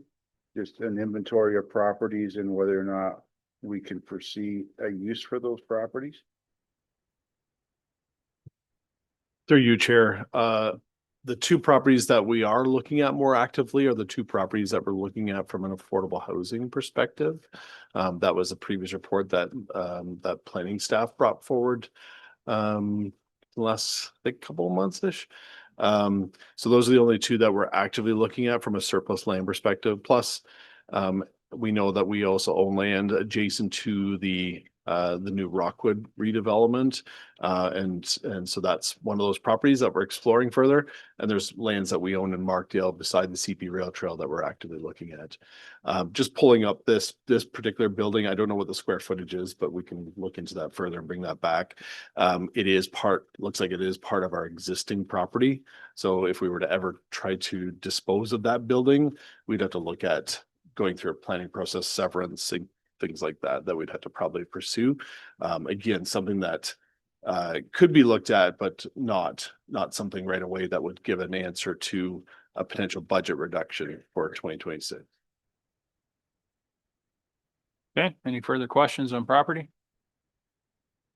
Not seeing any, thank you. Anne Marie. Provincial offenses. Amanda has been waiting very patiently all day. So Amanda, the floor is yours. Yes, so in 2026, we are forecasting court operations to provide some revenue back to Grey and Bruce counties, with Grey County's share being approximately $107,000. As always, the net revenue is shared on the basis of population. In 2025, we finally got back to our full complement of court days to pre-COVID. We had 2 days in Owen Sound and 1 day in Walkerton, and we will continue to see that trend in 2026 as well. We've also had an increase in number of special trials, and in 2025, those days were held in, and then we would cancel our regular court dates just due to justice availability. However, they have added another third justice of the peace to the Owen Sound area. So we will be able to offer multiple court dates, and we will see an increase of special court dates. We are also seeing an increase in interpreter expenses. One thing to note though is that our ticket volumes have remained consistent over the years. We haven't seen an increase in ticket volumes. However, with the increased court days, it is allowing matters to go through the court system in a more timely manner.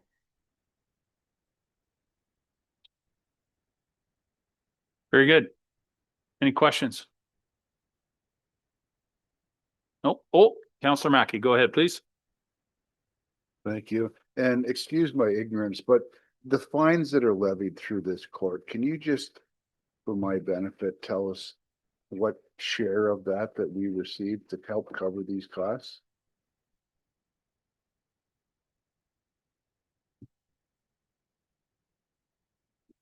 Sorry, the share for Grey County specifically or in total? I guess whatever is easiest, Dan, probably Grey County specifically, but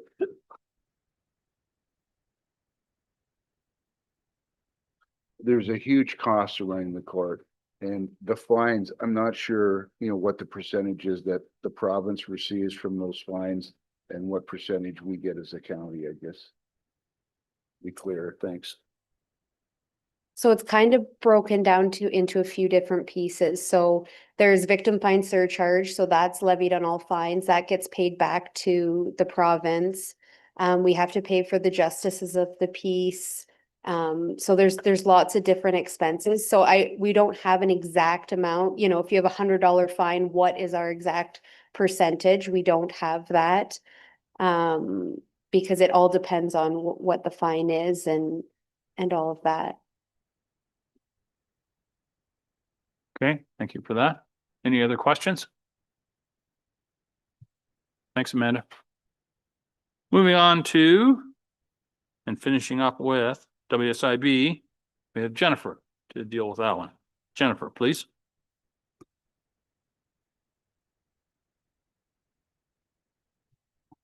Through you, Chair Milne, I'll just give a brief update on our WSIB and weekly indemnity, and I'll just explain a bit. WSIB, we are a Schedule II employer, which means we pay dollar for dollar for every work-related injury that results in compensation needed for employees. And with the weekly indemnity, this is related to long-term care. We are self-insured for our long-term care employees, which means, again, if somebody is off sick, we administer the payment to them. We don't contract with the third party like Sun Life for short-term disability for long-term care. So every year we look at and we try to predict based on the last few years of injury rates, whether it's non-occupational or occupational. We try to predict and make assumptions about what we should be setting aside for 2025. This year, we are on track with every dollar that we have said we will spend. We are on track to spend that dollar. Because the rates have stayed fairly static for injuries over the last 3 years, in that we're having the same kind of rate per year, not that we aren't having injuries. We have kept these amounts the same for 2026 and 2027. Again, this is guesswork, it's assumptions. If injuries go down, whether occupational or non-occupational, we will spend less money. If they go up, we will spend more. But based on last year's predictors, we have set the assumptions as the same level. Thank you, Jen. Any questions? Very good. Thank you very much. Let's take a break. It's 3:15. Try to keep it to 5 minutes and then we'll reconvene and we will finish up the slides with Mary Lou.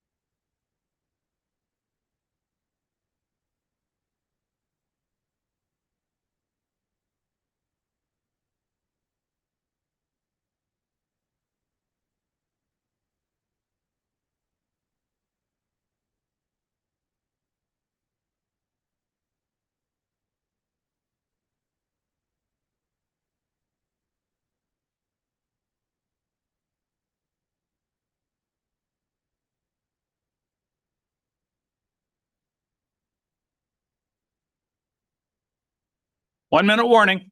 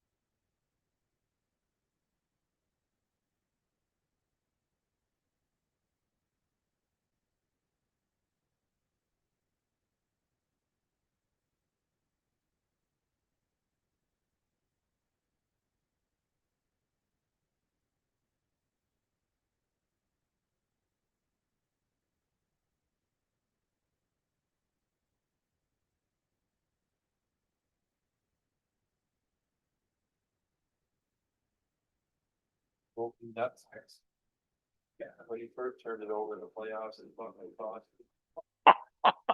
Guy that can't play in his own town.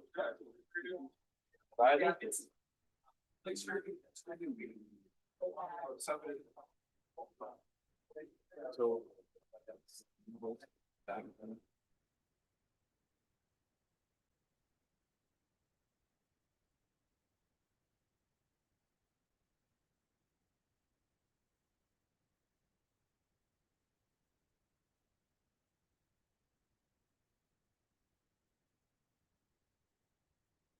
Okay, let's bring it back.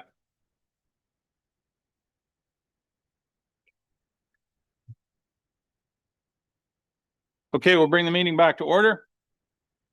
Mary Lou is going to recap of the number of slides here. So Mary Lou, the floor is yours, please. Thank you.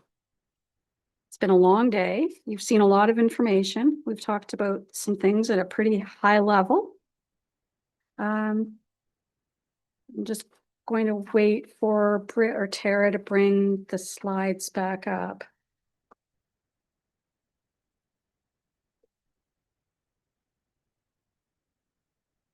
So we go back to slide 23. So I'm not going to belabor these. Done?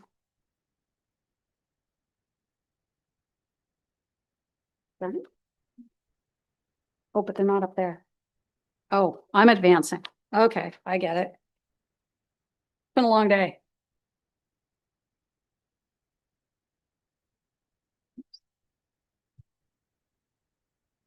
It should just. Let's just get. Oh, this one and this one. Yeah. Okay. Thank you. All right. So just to recap this slide, the 2026 draft budget you've seen today has a levy requirement $85,470,400. And we talked about the prior year initiatives that are already included.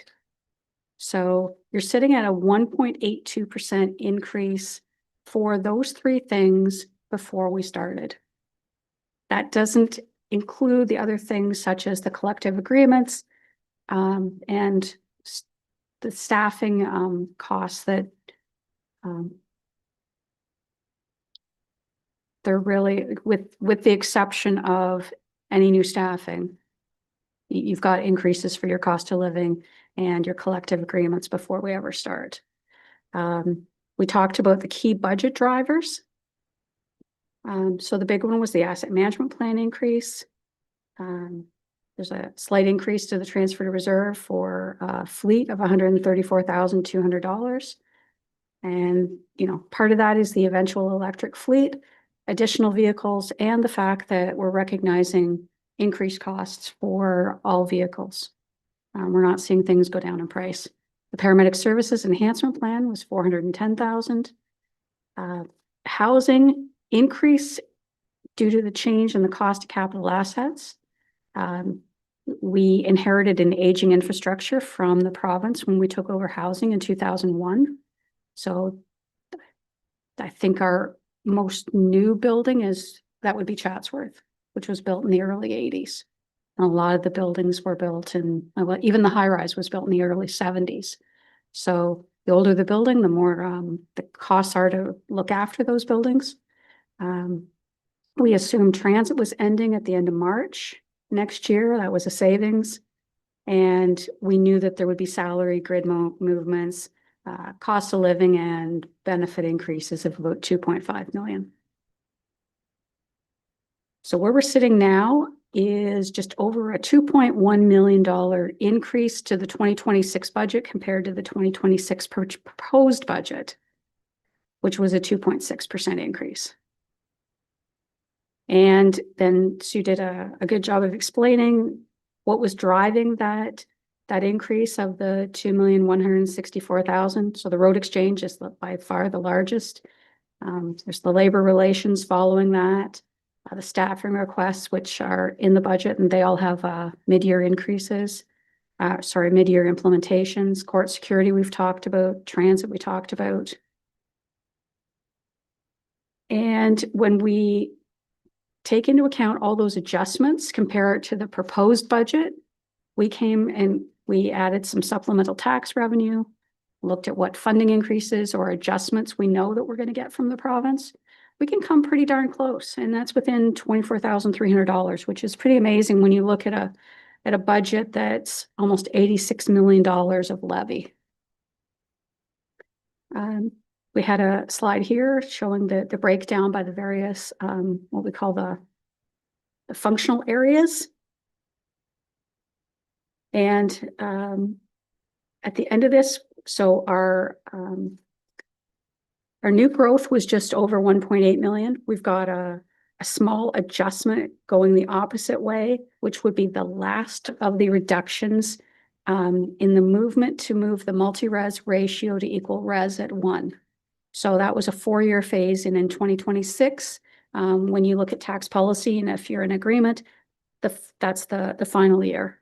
So that brings the what I would call the old multi-res, which was the original, down to match res, and it also matches the new multi-res. So that's a benefit for owners of buildings, multi-res buildings, including Grey County. We have the bulk of the units, but it creates an equal playing field. What we've said is the estimated 1% change in the residential rate right now is $801,200.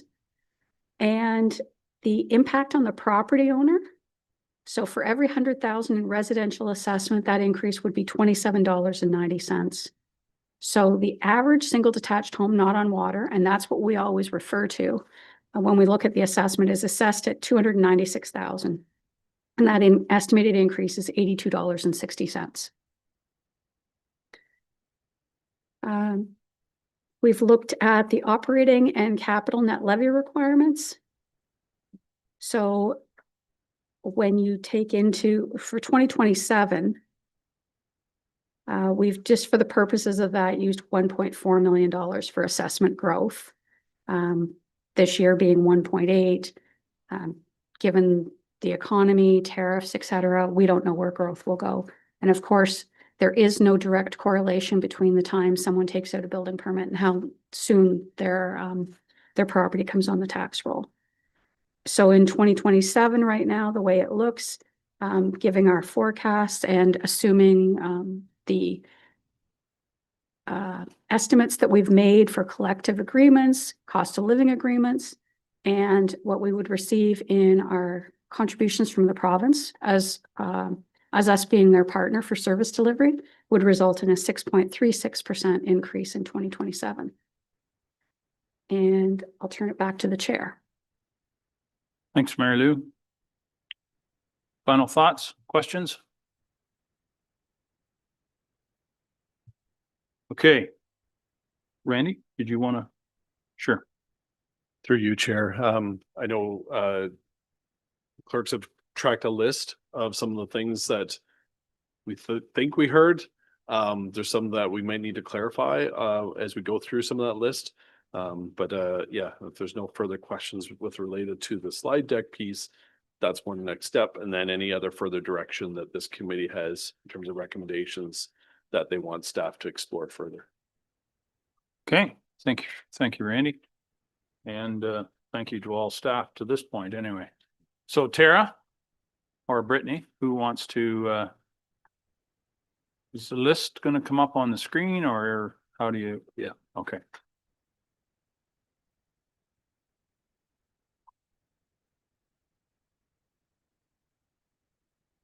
So what I would ask first while we're waiting for it to come up onto the screen is everybody take a look at the list and make sure that everything that you want to further discuss or vote on even is in that list.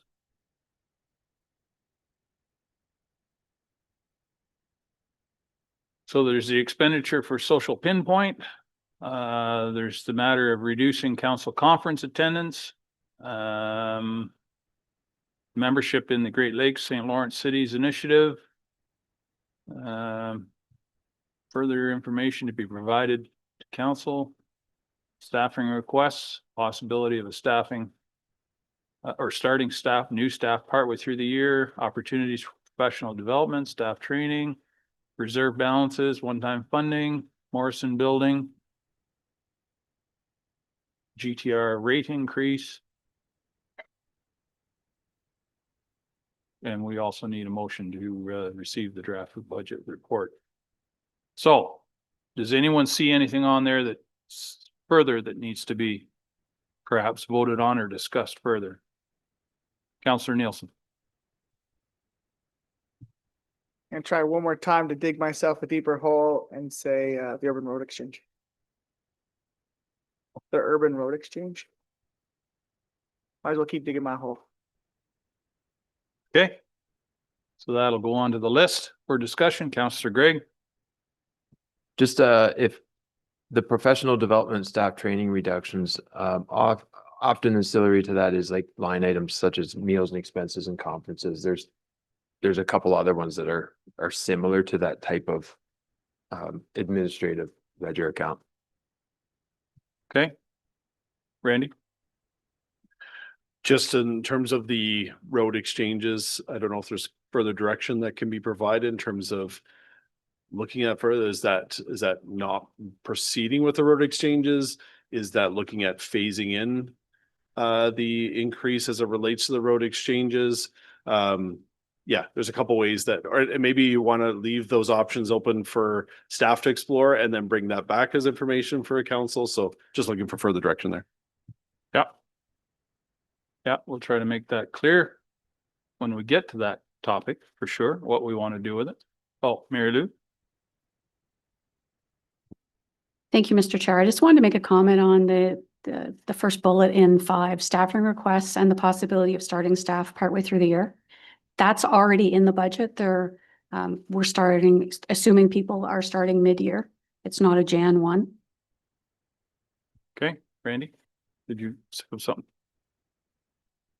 Just through you, Chair. Further to what Mary Lou just described, as was noted, there is part of the year staff. So what I was hearing is that, do you want us to explore starting them even further into next year? So right now, I think we have them all starting April 1st in around that area. So if you'd want us to explore, say mid next year, that's something that we could explore if, again, this committee is interested in us exploring what that could look like from a reduction in 2026. Okay, thank you. Councillor Mackey. Thank you, Mr. Chair. Mary Lou, we're talking about possible, their staff requests here, but if committee is looking at staff reductions, the average staff would reduce the levy impact by what percentage? What partial percentage?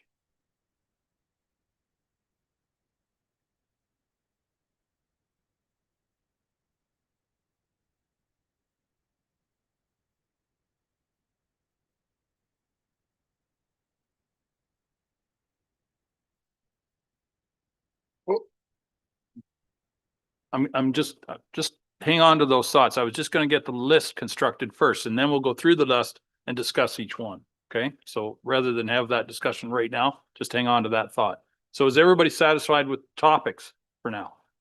I mean, we can always add another one if we need to. Counselor Greg.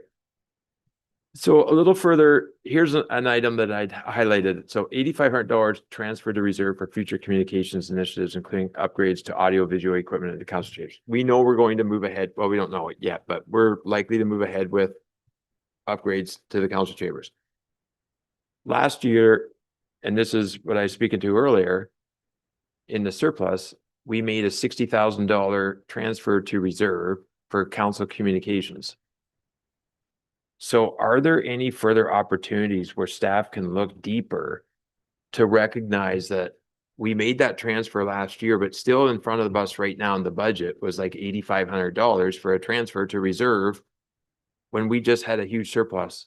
And that's the type of recognizing that extra surplus that I'm talking about. It's staff know the document best, not me. I'm just wondering, like, leaving with staff to take a further look at that type of item. Mary Lou? The transfer to reserve that we made, that you've referenced to increase the communications reserve, that was in recognition that the provider of the existing equipment is no longer around. We were going to have to make a substantial investment, and it was at a higher cost. So we moved some money to that reserve in recognition that we knew we were going to have to do something because it's unsupported.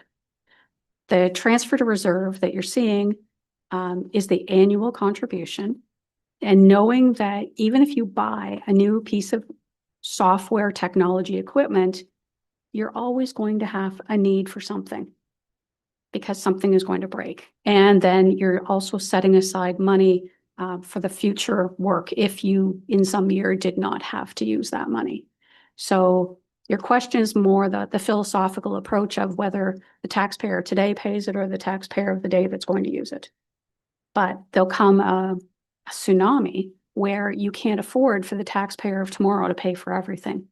And the one place I'll flag is, the structures that we're going to have to replace in the 2030s. There's a whole bunch of structures that were built all around the same time. And they're expensive pieces. And I'm sure that they were built at a way less cost back in the day, even if I used an inflation index, because life was simpler. Okay. All right, I'm gonna say we're gonna start on the list, work down through, and if we need to add something at the end, we can do that. So let's go scroll back up to number 1.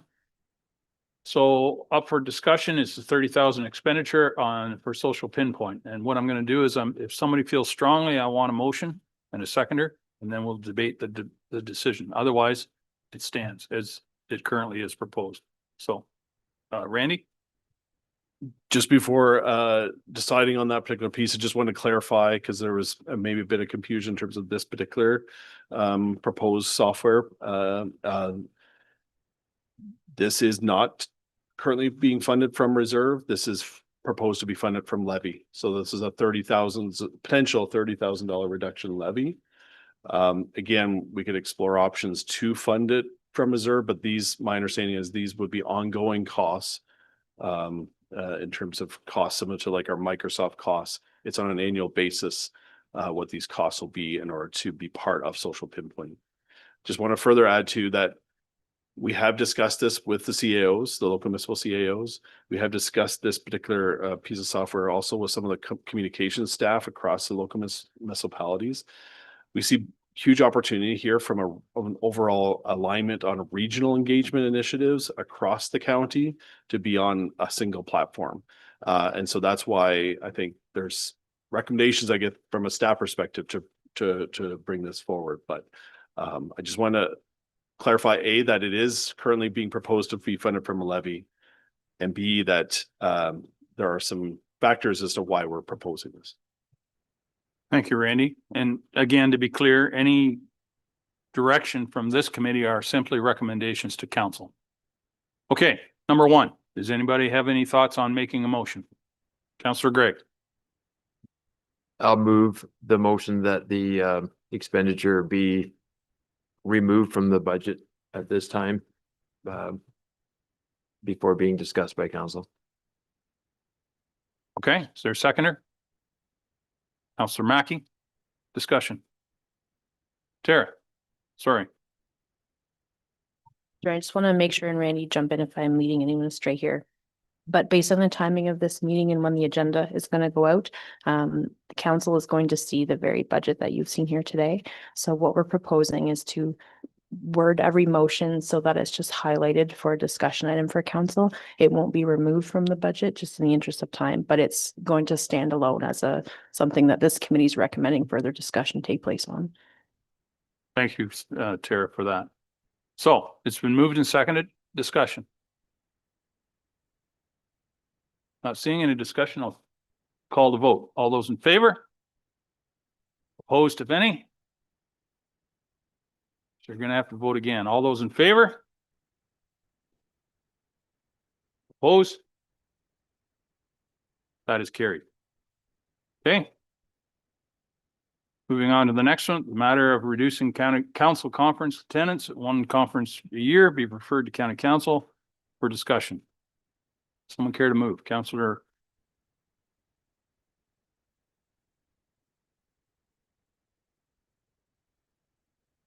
Yep, so moved.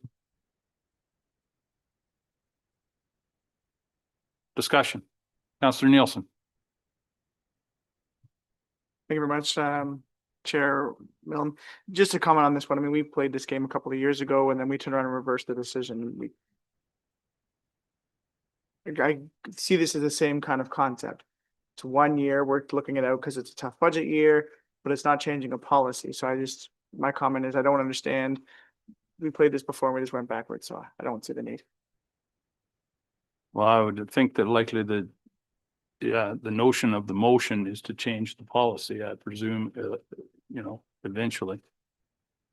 Any other discussion? Councillor Carlton. Thank you, Deputy Warden. I guess I see an investment in all of council. Having the ability to go to those 2 conferences each year, you can choose which ones are going to have the most impact, both here at the county and at the municipalities. And I think investing in our people is important, whether it's around the horseshoe or with our staff. So I can't support this. Madam Warden, did you have your hand up? No? Okay. Councillor Mackey. Thank you, Mr. Chair. I don't disagree with Sue. However, sitting on our lower tiers, we also have conferences that we're able to go to. So, I personally can go to 2 through the lower tier and right now 2 through the county. That's more than I need to, where you can get to. Plus you can, with leave of council, you can get an additional conference. So if you're able to convince your council colleagues that there's something, whether it be staff trainer or that's really important because you're a chair on a certain committee, you can get leave of council. So I fully support going to one as a policy change. Thanks. Councillor Gregg. And I'll just echo that. I was going to say, it's not that the opportunity does not exist. It's just that if you're undertaking it under the lower tier municipality, it's just under more of the microscope, more scrutiny of the local taxpayer than what is currently occurring here. And the cost of attending these conferences has escalated significantly over even this term of council. Just that one night in the hotel room is not the one night of the hotel room of years past. So it warrants being looked at. Any other discussion? Oh, sure. Councillor Keaveney. Thank you, Mr. Chair, and I don't disagree. I just think at this point in time, many of us have already registered to go through the county to Roma. And then there's the matter of delegations. That would mean we wouldn't be going to AMO on behalf of the county. And if there's going to be a list of delegations, then, who of us is going to be there to be present and speak to those very important concerns. So I just am concerned about the timing. I appreciate the ability to speak to it and to consider a policy change, perhaps in the next term of council, but I just think at this point in time, with commitments to Roma, it's a bit of a challenge. Thank you, Shirley. Council, Madam Warden, please. Thank you. Through the chair to follow on the comments just made by Councillor Keaveney as well. I do wonder about the right point in time in the timeline to have this kind of discussion because because as we heard, we went one way, then we went back the other way. So maybe what we really need to do is look at the policy and start with the policy and then future budgets. That I'm conscious of what Councillor Keaveney has just said in terms of already needing to commit to be there, particularly because Roma is one of the delegation opportunities. But it's also this is the budget that will set for the final year of this term. It might be more appropriate to have a policy discussion. It might be more appropriate to let the next term of council decide what they want to do right out the start gate. And again, that'll be hard because the new council will be formed just ahead of Roma. So maybe then the medium is somewhere halfway through the year. We have a discussion about policy, lay that before the future next term of council to decide what they want to do with it. So I think the timing would be off on this one to change tact right now. Thank you. Thank you for that. Any further discussion? Not seeing any. I'll call the vote. All those in favor? Opposed, if any? That fails. Moving on to the next one, which is number 3. Membership in the Great Lakes St. Lawrence Cities Initiative be referred to County Council for further discussion.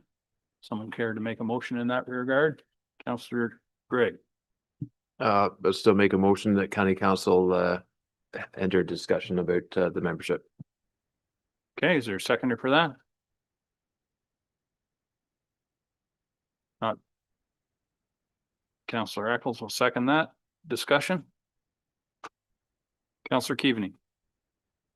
Thank you, Mr. Chair. And I just want to add further to the prior discussion from my perspective in Meaford as a member, that we have really utilized the services of the Great Lakes St. Lawrence Initiative to respond to questions, concerns that we've had in relation to the TC Energy project and obviously being on Georgian Bay. So recognizing certainly their role in advocacy, but also noting the ability to utilize their expertise on a local level. So I very much support continuing to engage with this initiative and to cover the 7,700, whatever the fee was to become an ongoing member.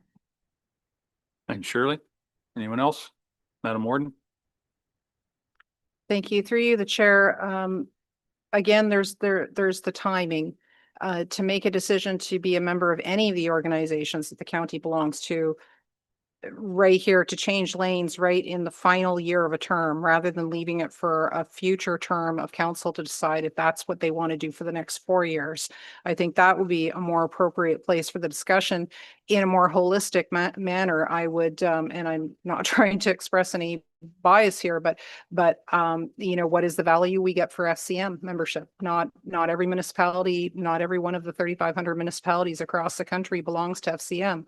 They've made choices along the way, whether or not there's value. So if that's the question that's truly at heart, I would suggest it would be better to have a fulsome look at all of the memberships. We have, you know, I'm naming FCM, but I'm thinking on AMO and Roma. I'm thinking of the kinds of representatives that sit in some of the executive positions of that organization, the way that I sit on the board of directors for the Great Lakes and St. Lawrence Cities Initiative. We have varying relationships with these membership organizations. And I think if this is the direction we want to go and look at this particular membership, it would be better to be looking at it as a whole lens. And again, I would caution on making a decision such as withdrawing from FCM or Great Lakes or any of them on the cusp of this term closing and this council closing, but better to leave that kind of weighty decision for the next 4 years for the next council to decide. Thank you. Thank you for that. Any other comments? Not seeing any. I'll call the vote. All those in favor? Opposed, if any? That motion fails. Moving on to the matter of road exchanges, be referred to council for further discussion. Someone care to move? Councillor Nielsen, please. Just thank you, Chair. I'd like to move specifically considering doing a 1/2 asset management increase this year and a 1/2 asset management increase in 2027. I think we don't know when the date of the ownership will change over. This allows us to consider that contribution, put money in, but it's not a full 1.2 million this year. Okay, is there a seconder for that? Counselor Greg, discussion? Counselor Greg. Well, I second it because there's a multitude of initiatives that we would like to undertake across the county. And it was in the document surveying the county trails, getting that going again, I think was noted. You can only do what you can really afford. And as the numbers demonstrate here, the affordability is not commensurate with a lot of the individuals that we represent and what's going on in the communities and the impact of cost of living to a lot of individuals. So I think it's an affordability issue. I don't disagree with the project at all. We've advanced it.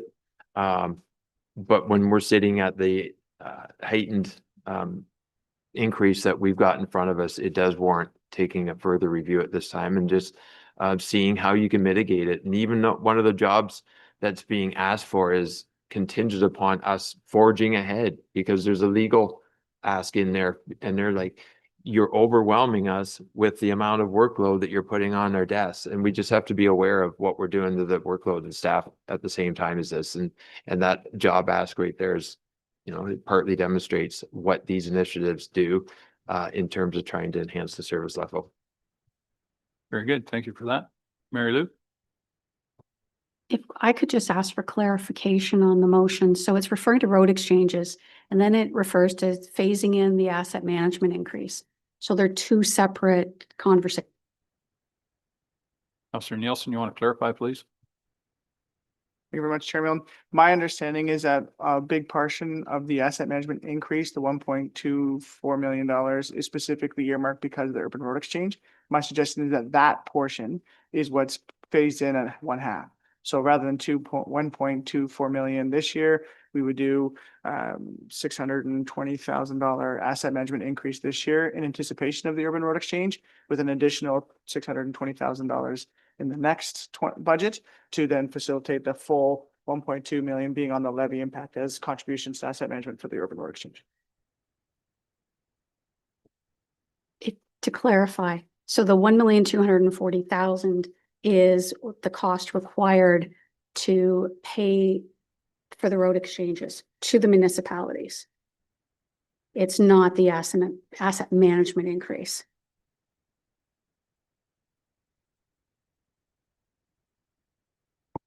My apologies, I misunderstood what that number was, because I thought that's what it was going into the reserves for the ownership of the roads and the conversion. So in that case, I've already tried to get rid of this project once and was a lone wolf then. I don't think I'm going to get full support. So I mean, I guess the motion itself doesn't make sense if we're not. I don't think we can half fund the download or upload. I mean, in my opinion, Grey County should download the interior urban roads and not upload any roads back. That's the council sitting here, and that's, to me, the logistics of Grey County taking on all the lower tier roads. Your objective here is to try to mitigate costs for the county. I understand the impact that makes on the lower tier, but I don't agree with the cost this project is taking. And I misunderstood what was it going in asset management. So my motion doesn't really make a whole lot of sense, Chair. Mary Lou. So there are increases for both. There's an increase to the funds being set aside to go to the asset management reserve. And then there's the cost of the road exchanges. In theory, you could phase in one or both. What that does, though, is it just moves the increase from the 2026 levy to 2027. So 2027 is already sitting at over 6%. So you would just transfer a portion of that cost. You'd fund half of it from the road exchange from the one-time funding reserve. Transportation would only get half of the increase in the levy for 2026, and they'd have to wait till 2027 for the rest. But it would transfer costs. But that's the decision of council. through you, Chair, just further to what Mary Lou indicated. So that's exactly, options that are available to council, but as Mary Lou just indicated, that just increases down the road. We anticipate that obviously any road exchanges are not going to happen January 1st, 2026 as well. So there is the option or an opportunity to look at phasing in those financial contributions in terms of when we might be able to do the actual exchanges, whether it's next year, say fall of next year, for example, or into next year even, or the following year, I mean. So there are opportunities to look at a phasing if that is the direction from this committee, but it just means that, it takes the 1.24 million and maybe splits it across the two budgets, both the draft budget for 2026 and the projected in 2027. So at the risk of riling up the clerk, I'll ask Councillor Nielsen whether he wants to either withdraw or rejig his motion.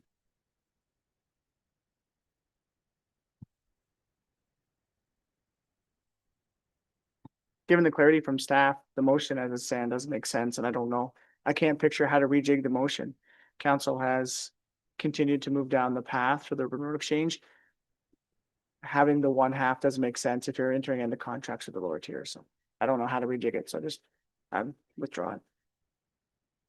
Okay, motion is withdrawn. Councillor Gregg. Well, I would agree with that, but can I make a follow-up motion? So I can't find it in the spur of the moment, but I'm pretty certain Simcoe County was deep in discussions about what level of funding they should put towards their asset management towards in 2026, and I believe they reduced it. There are two separate conversations I recall in the Bayshore room, exactly the asset management discussion. I think it started at 2.55 and it's 1.75 right now. So my motion is that we forward recommendation to council or for discussion that the increase to asset management for 2026 to the reserve be 1%, not 1.75%, which is actually more than the original motion, which was going to be 0.85. Okay, is there a seconder for that motion? Councillor Eccles. Okay, discussion? Councillor Gregg. I'll discuss it because we will never get ahead of all the priorities before us. You will make difficult decisions every year around the table. It doesn't matter who's sitting here. You're always going to be facing those hard decisions about what services you can fund, what bridges you can build, what roads you can do. The asset management plan, the obligations will continue. They'll be there forever.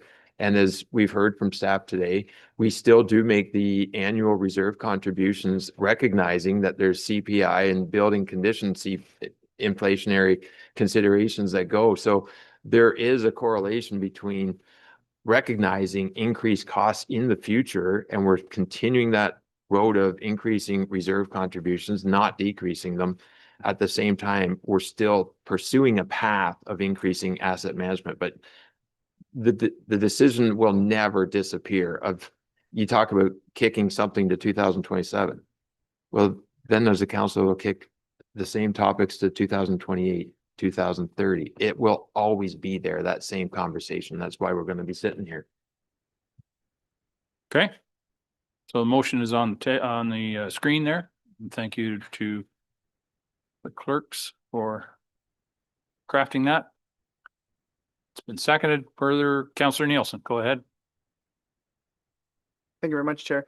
I think the difference between where my thought was with the urban road exchange versus what you've presented in this motion, Councillor Gregg, is my own understanding was that the cost of the asset management plan from onboarding roads, so at new assets, the assets we have, if we don't put the funds away and I agree it's a tough decision, you are setting up future areas where you'll have, I think, harder decisions. Right now, we have a budget where when you go through it, there's a substantial amount of projects that are funded, that are easy conversations because previous councils have put money away for those projects. The number of times where you brought up a question on today's budget or even past budgets, and the response is That one's actually not a levy impact, it's a reserve impact, so it doesn't affect the levy because money was put in there from the levy before to cover the assets and the changes. So I have concerns with just a blanket conversation of saying, let's decrease the asset management as much as it was mine was trying to target the asset management increase because of onboarding new assets. And so I don't know if I can support a blanket change to how much money we're putting away specifically for all assets. Okay, again, just cognizant of the fact that this is just a recommendation to county council for further discussion. Any further discussion here today? Councillor Eccles. It becomes more of a philosophical thing, and it's always been in my mind of the asset management plan. Do we continue to put money away today, trying to build up to something that's out here tomorrow?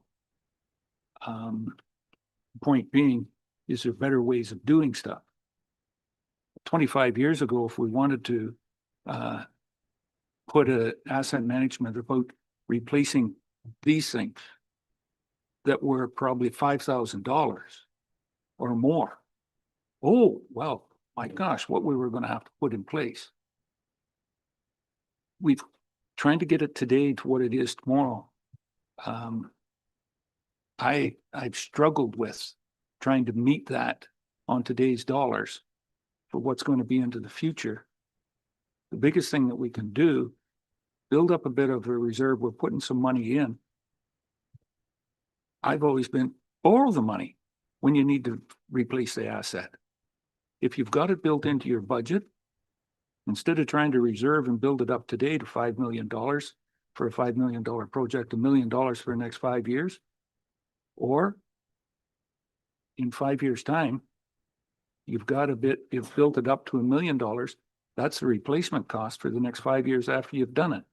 Borrow the money, but it's a different way of financing. To think that we're going to reserve to 100% for replacement, I struggle with that. And I think this would be a good time to have that discussion with all of council. To Councillor Gregg's point, 1%. Okay, we'll put 1% towards assets. What are we at? 1.75?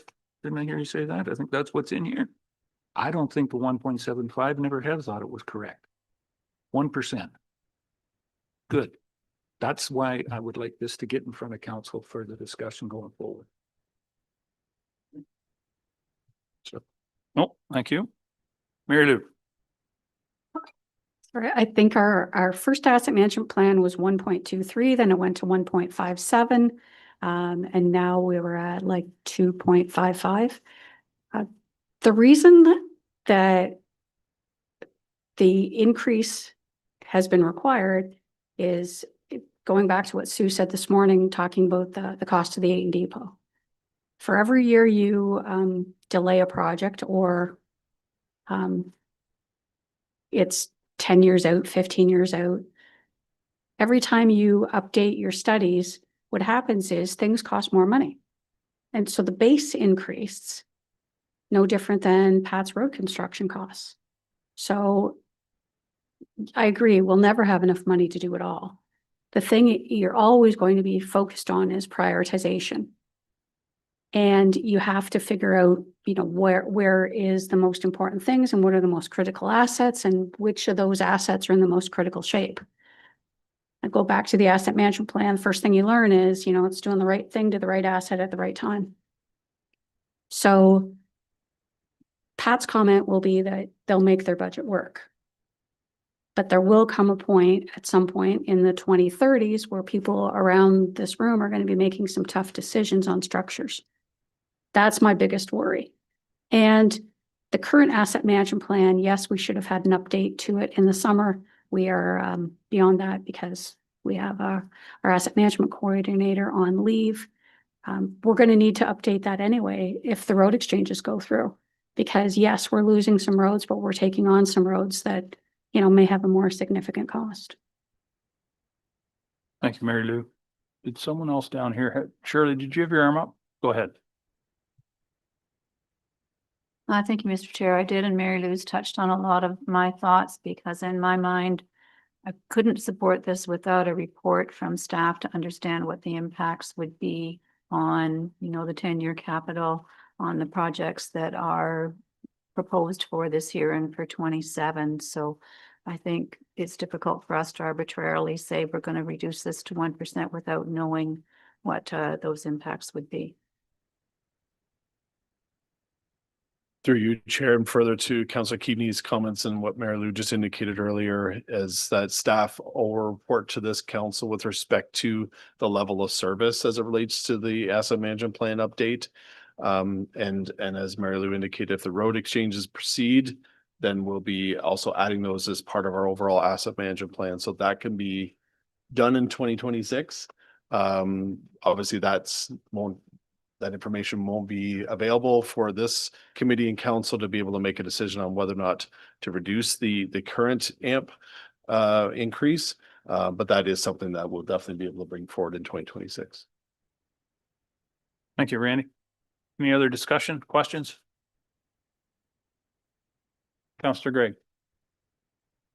It's just, I just want to say it's painted like no council has ever reduced the contribution. And I did just find it. Simcoe County did reduce the contribution to their asset management plan for the 2026 budget. So I just don't want people voting thinking that this has never happened, because it's happened right next door. Okay, thank you. Councillor Carlton. Thank you. Just a comment about the Urban Roads Exchange. It's almost coming across as if people think we're just uploading some of these roads to the county.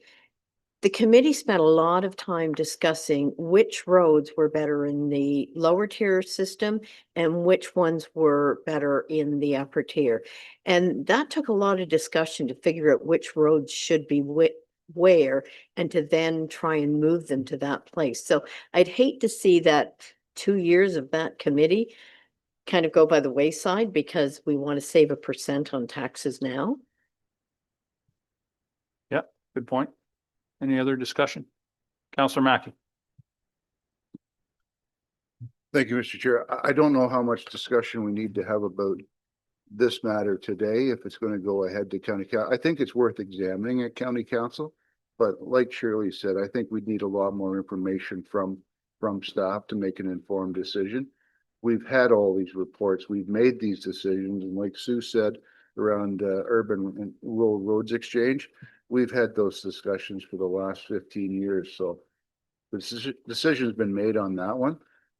But how much we put into asset management, I can't tell you what that number should be. I hear the arguments that it could be lower, and maybe it could, but I think we'd all need more information before we could really make that decision based on the best interests of the county over the next 20 years. Thanks. Thank you, sir. And to be sure, the motion as proposed doesn't designate a percentage. It simply says we want to have that discussion.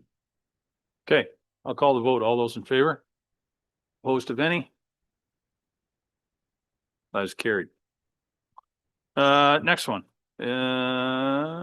That further information be provided to council during the 26 budget discussions on staffing requests.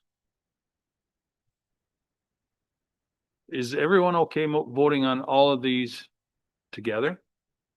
Or would you rather individually do them?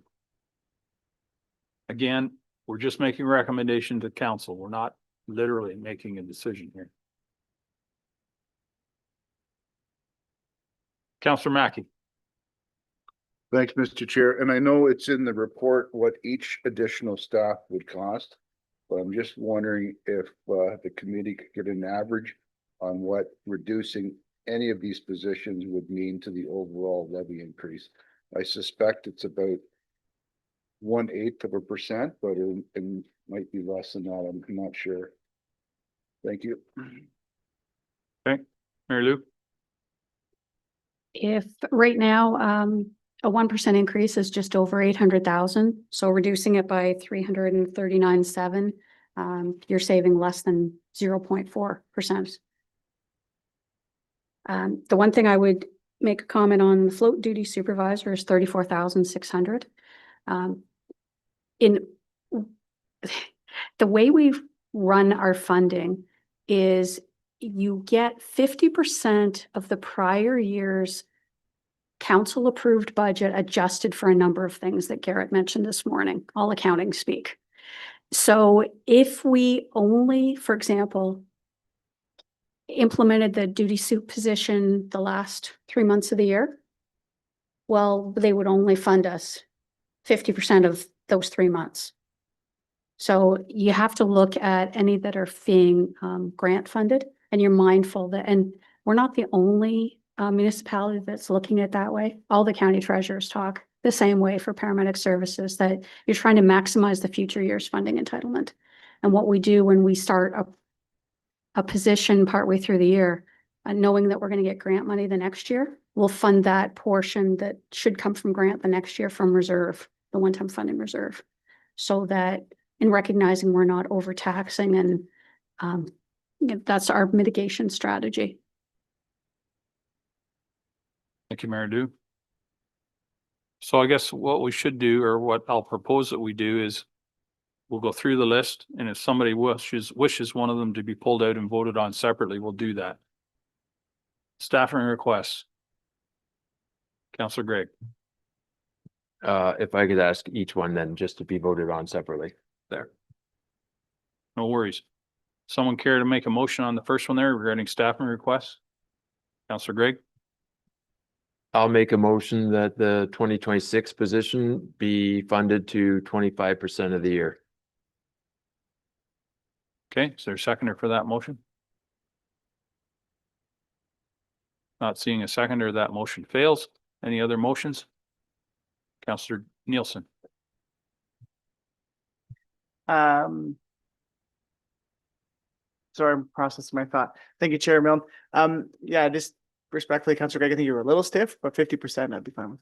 I think that right now it's staffed at 75%, and I think I would be willing to support 50% staffing. So we're hiring in June and carrying over, understanding that does mean the other 50% gets tacked on in 27, but just. Okay, so the motion has been moved that starting staff will be funded 50% through the year, or start halfway through the year. Is there a seconder for that motion? Councillor Eccles. Any discussion on the motion? Council? Niall, go ahead. Thank you, Mr. Chair. I was desperately trying to type to Randy as that was happening. A quick point of clarity, is this just the 2026 positions, or is this the 2027 positions as well?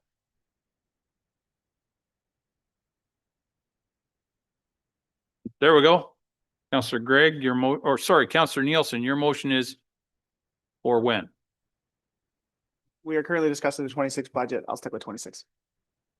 Okay, so that perhaps, yeah, thank you very much. Councillor Gregg. So this is inclusive of all the roles, and if this passes, we will not actually entertain a discussion on each role in specifics? Just for clarity purposes, or is this just for the one position? Councillor Nielsen.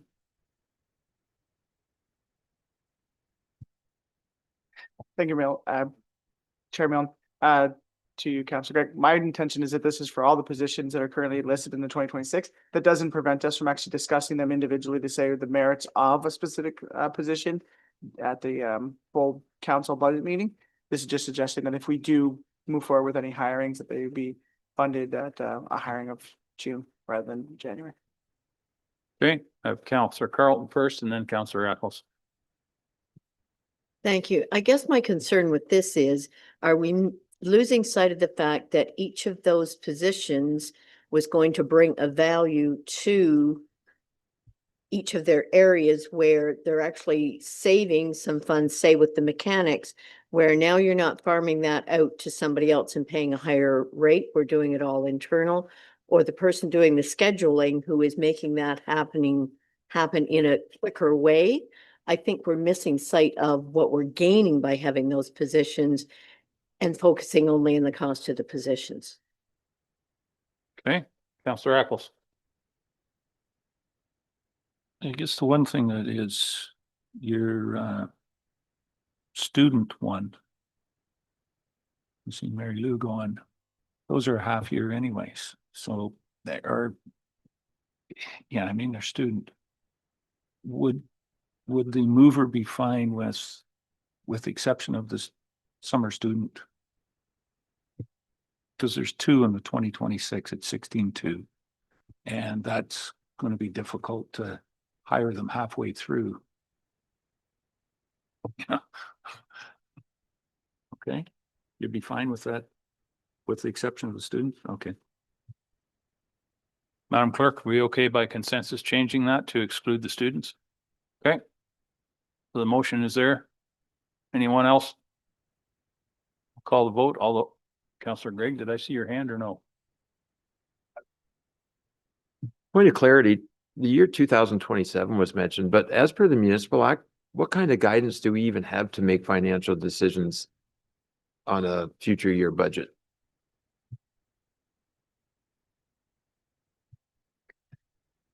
We have not adopted what's called a multi-year budget. So 2027 is a proposed budget only. There's a difference with municipalities that have adopted a multi-year budget. So all this is doing, you're still just talking about the 2027 proposed budget. It's not being passed. There's no adoption. Okay. Call the vote. All those in favor? Opposed, if any? That. Sorry, we're gonna have to try that again. Those in favor? Opposed, if any? That's a tie vote, so that fails.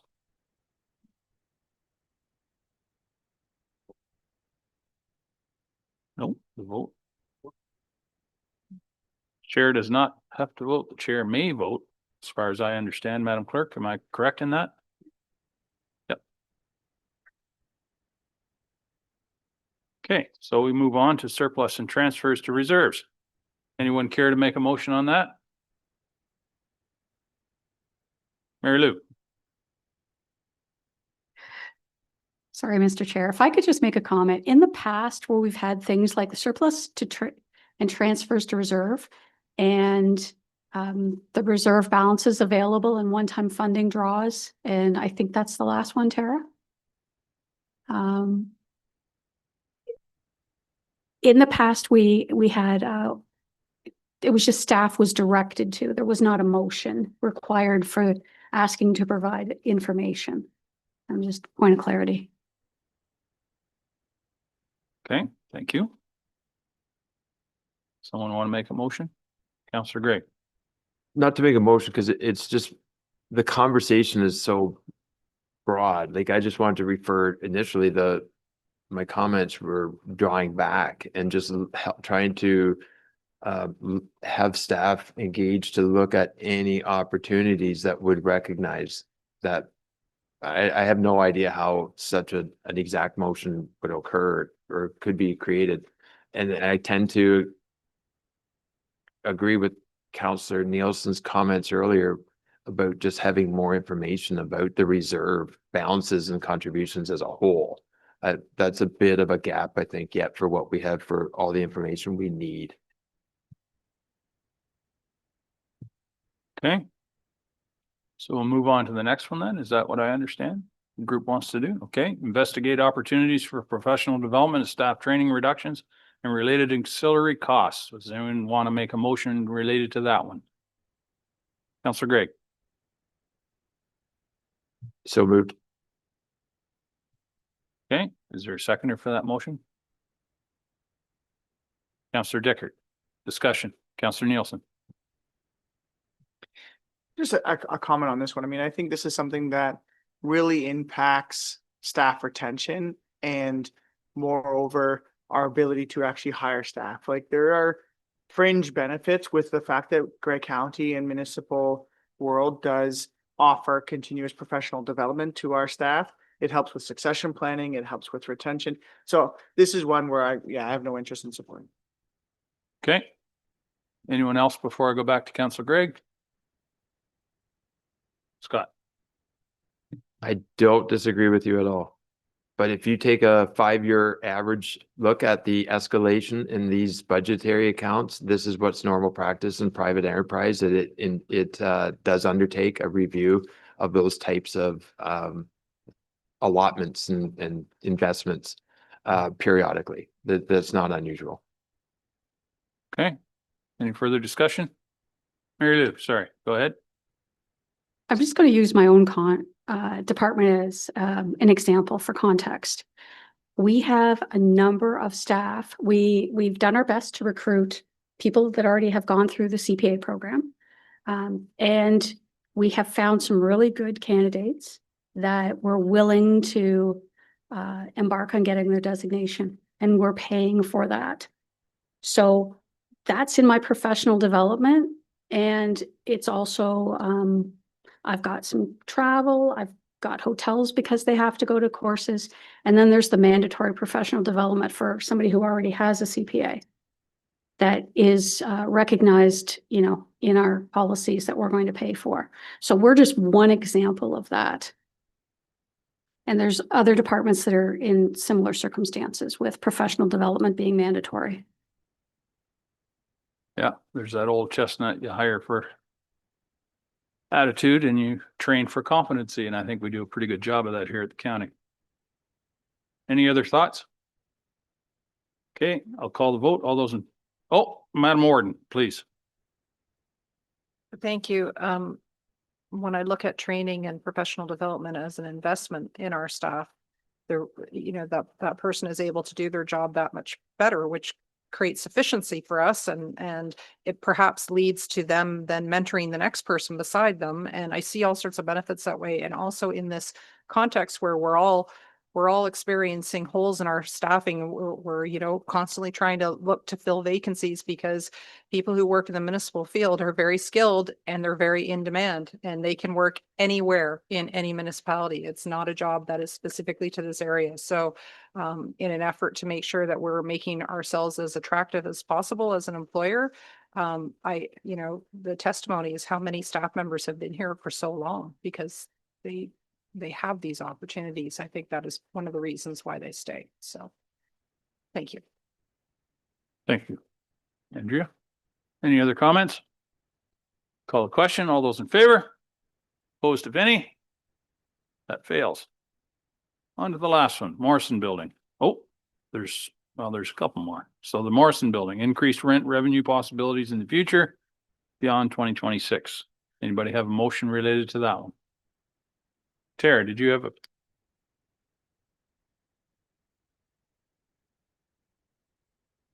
If the committee is agreeable, staff have offered to take this one back for further investigation.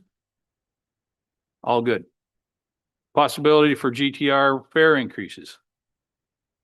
I think it was Savannah said that is sort of, well, it is in the review that will be forthcoming. So are we agreeable to wait for that review to, you know, before we? Councillor Greg, well, it was your idea or your thoughts, go ahead. When I'm talking budget, I'm focused on the budget in front of me, and the budget in front of me is the 2026 budget. Not the 2027, not the 2030, the 2026. And if there's an opportunity for staff to bring back to council a slight fare increase that would defray the cost to the general taxpayer for that transit, then I think it warrants being looked at. So your motion is? A GTR fare increase be looked at. Yeah. Seconder for that motion, Councillor Eccles. Any discussion? All those in favor? Oh, Councillor Mackey. Right. I mean, I believe that there should be a fair increase. I'm not sure how much it should be. I think there's certainly ability to raise it a long way from the $5 that it's currently at. You know, I'll give you an example, you know, with Saugeen Mobility, you know, fares. We increased the fares for residents of our municipality significantly. And the stats don't show that it impacted on the amount of usage at all. People were glad to have the ability to have a specialized service. I know it's not exactly the same, but it is public transit. So the ability for the municipality to continue to pay has to enter in the equation.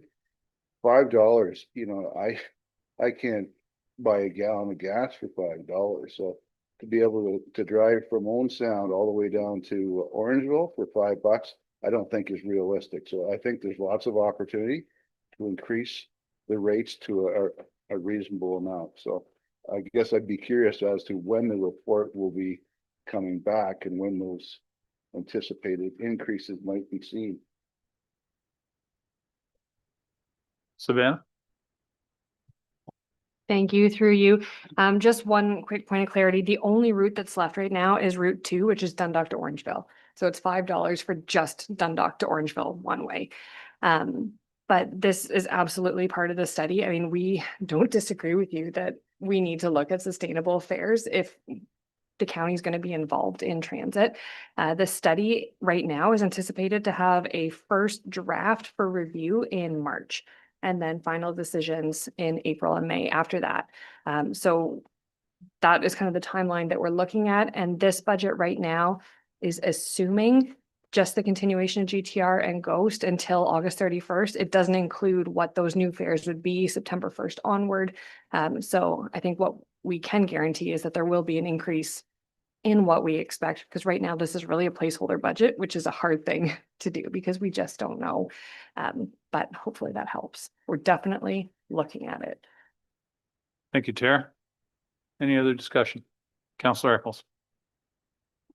I think going forward, it's an absolute that fares are going to increase. Or if they don't increase, it's an absolute that this isn't going to continue on. So if we put a 20% increase, which would be what, $1 on $5, but going forward and later in 2026, when this report does come out, I get a funny suspicion that will probably say that it's double what it should be or where it could be. And the shock of that is going to be, so this is just preemptive, putting a small phase into it, having that discussion. This is just going forward. I don't want to put a number in here right at this point in time. But by next, what is it, Thursday? Friday on the 5th, I'll have a number for you that I would like to suggest at that point in time. But this gets it there, and that's the reason that I would vote for this. So there's a preview for next Thursday, Friday. Okay, any further discussions on that one? Not seeing any, I'll call the question. All those in favor? That is carried. Okay, that brings us to the end of the various suggestions or advising to the council. We need a motion to adopt the draft budget as received. Councilor Nielsen, Councilor Carlton will second. Any discussion? All those in favor? That's carried. Do we need a motion to receive the report at the start of the meeting, or did we do that? The year end, we did okay. All right, so I believe probably the chair may vote. What part of that are you not getting? Okay. I believe we were done. There's the agenda up in front of us. There's no correspondence, I don't believe. Anybody have any other business? I dare you to have any other. Next meeting date is, well, we'll meet again tomorrow and then the budget for next Friday. Motion to adjourn. Councillor Mackey and the warden will second. All those in favor? That's carried. We are adjourned. Thank you, everyone.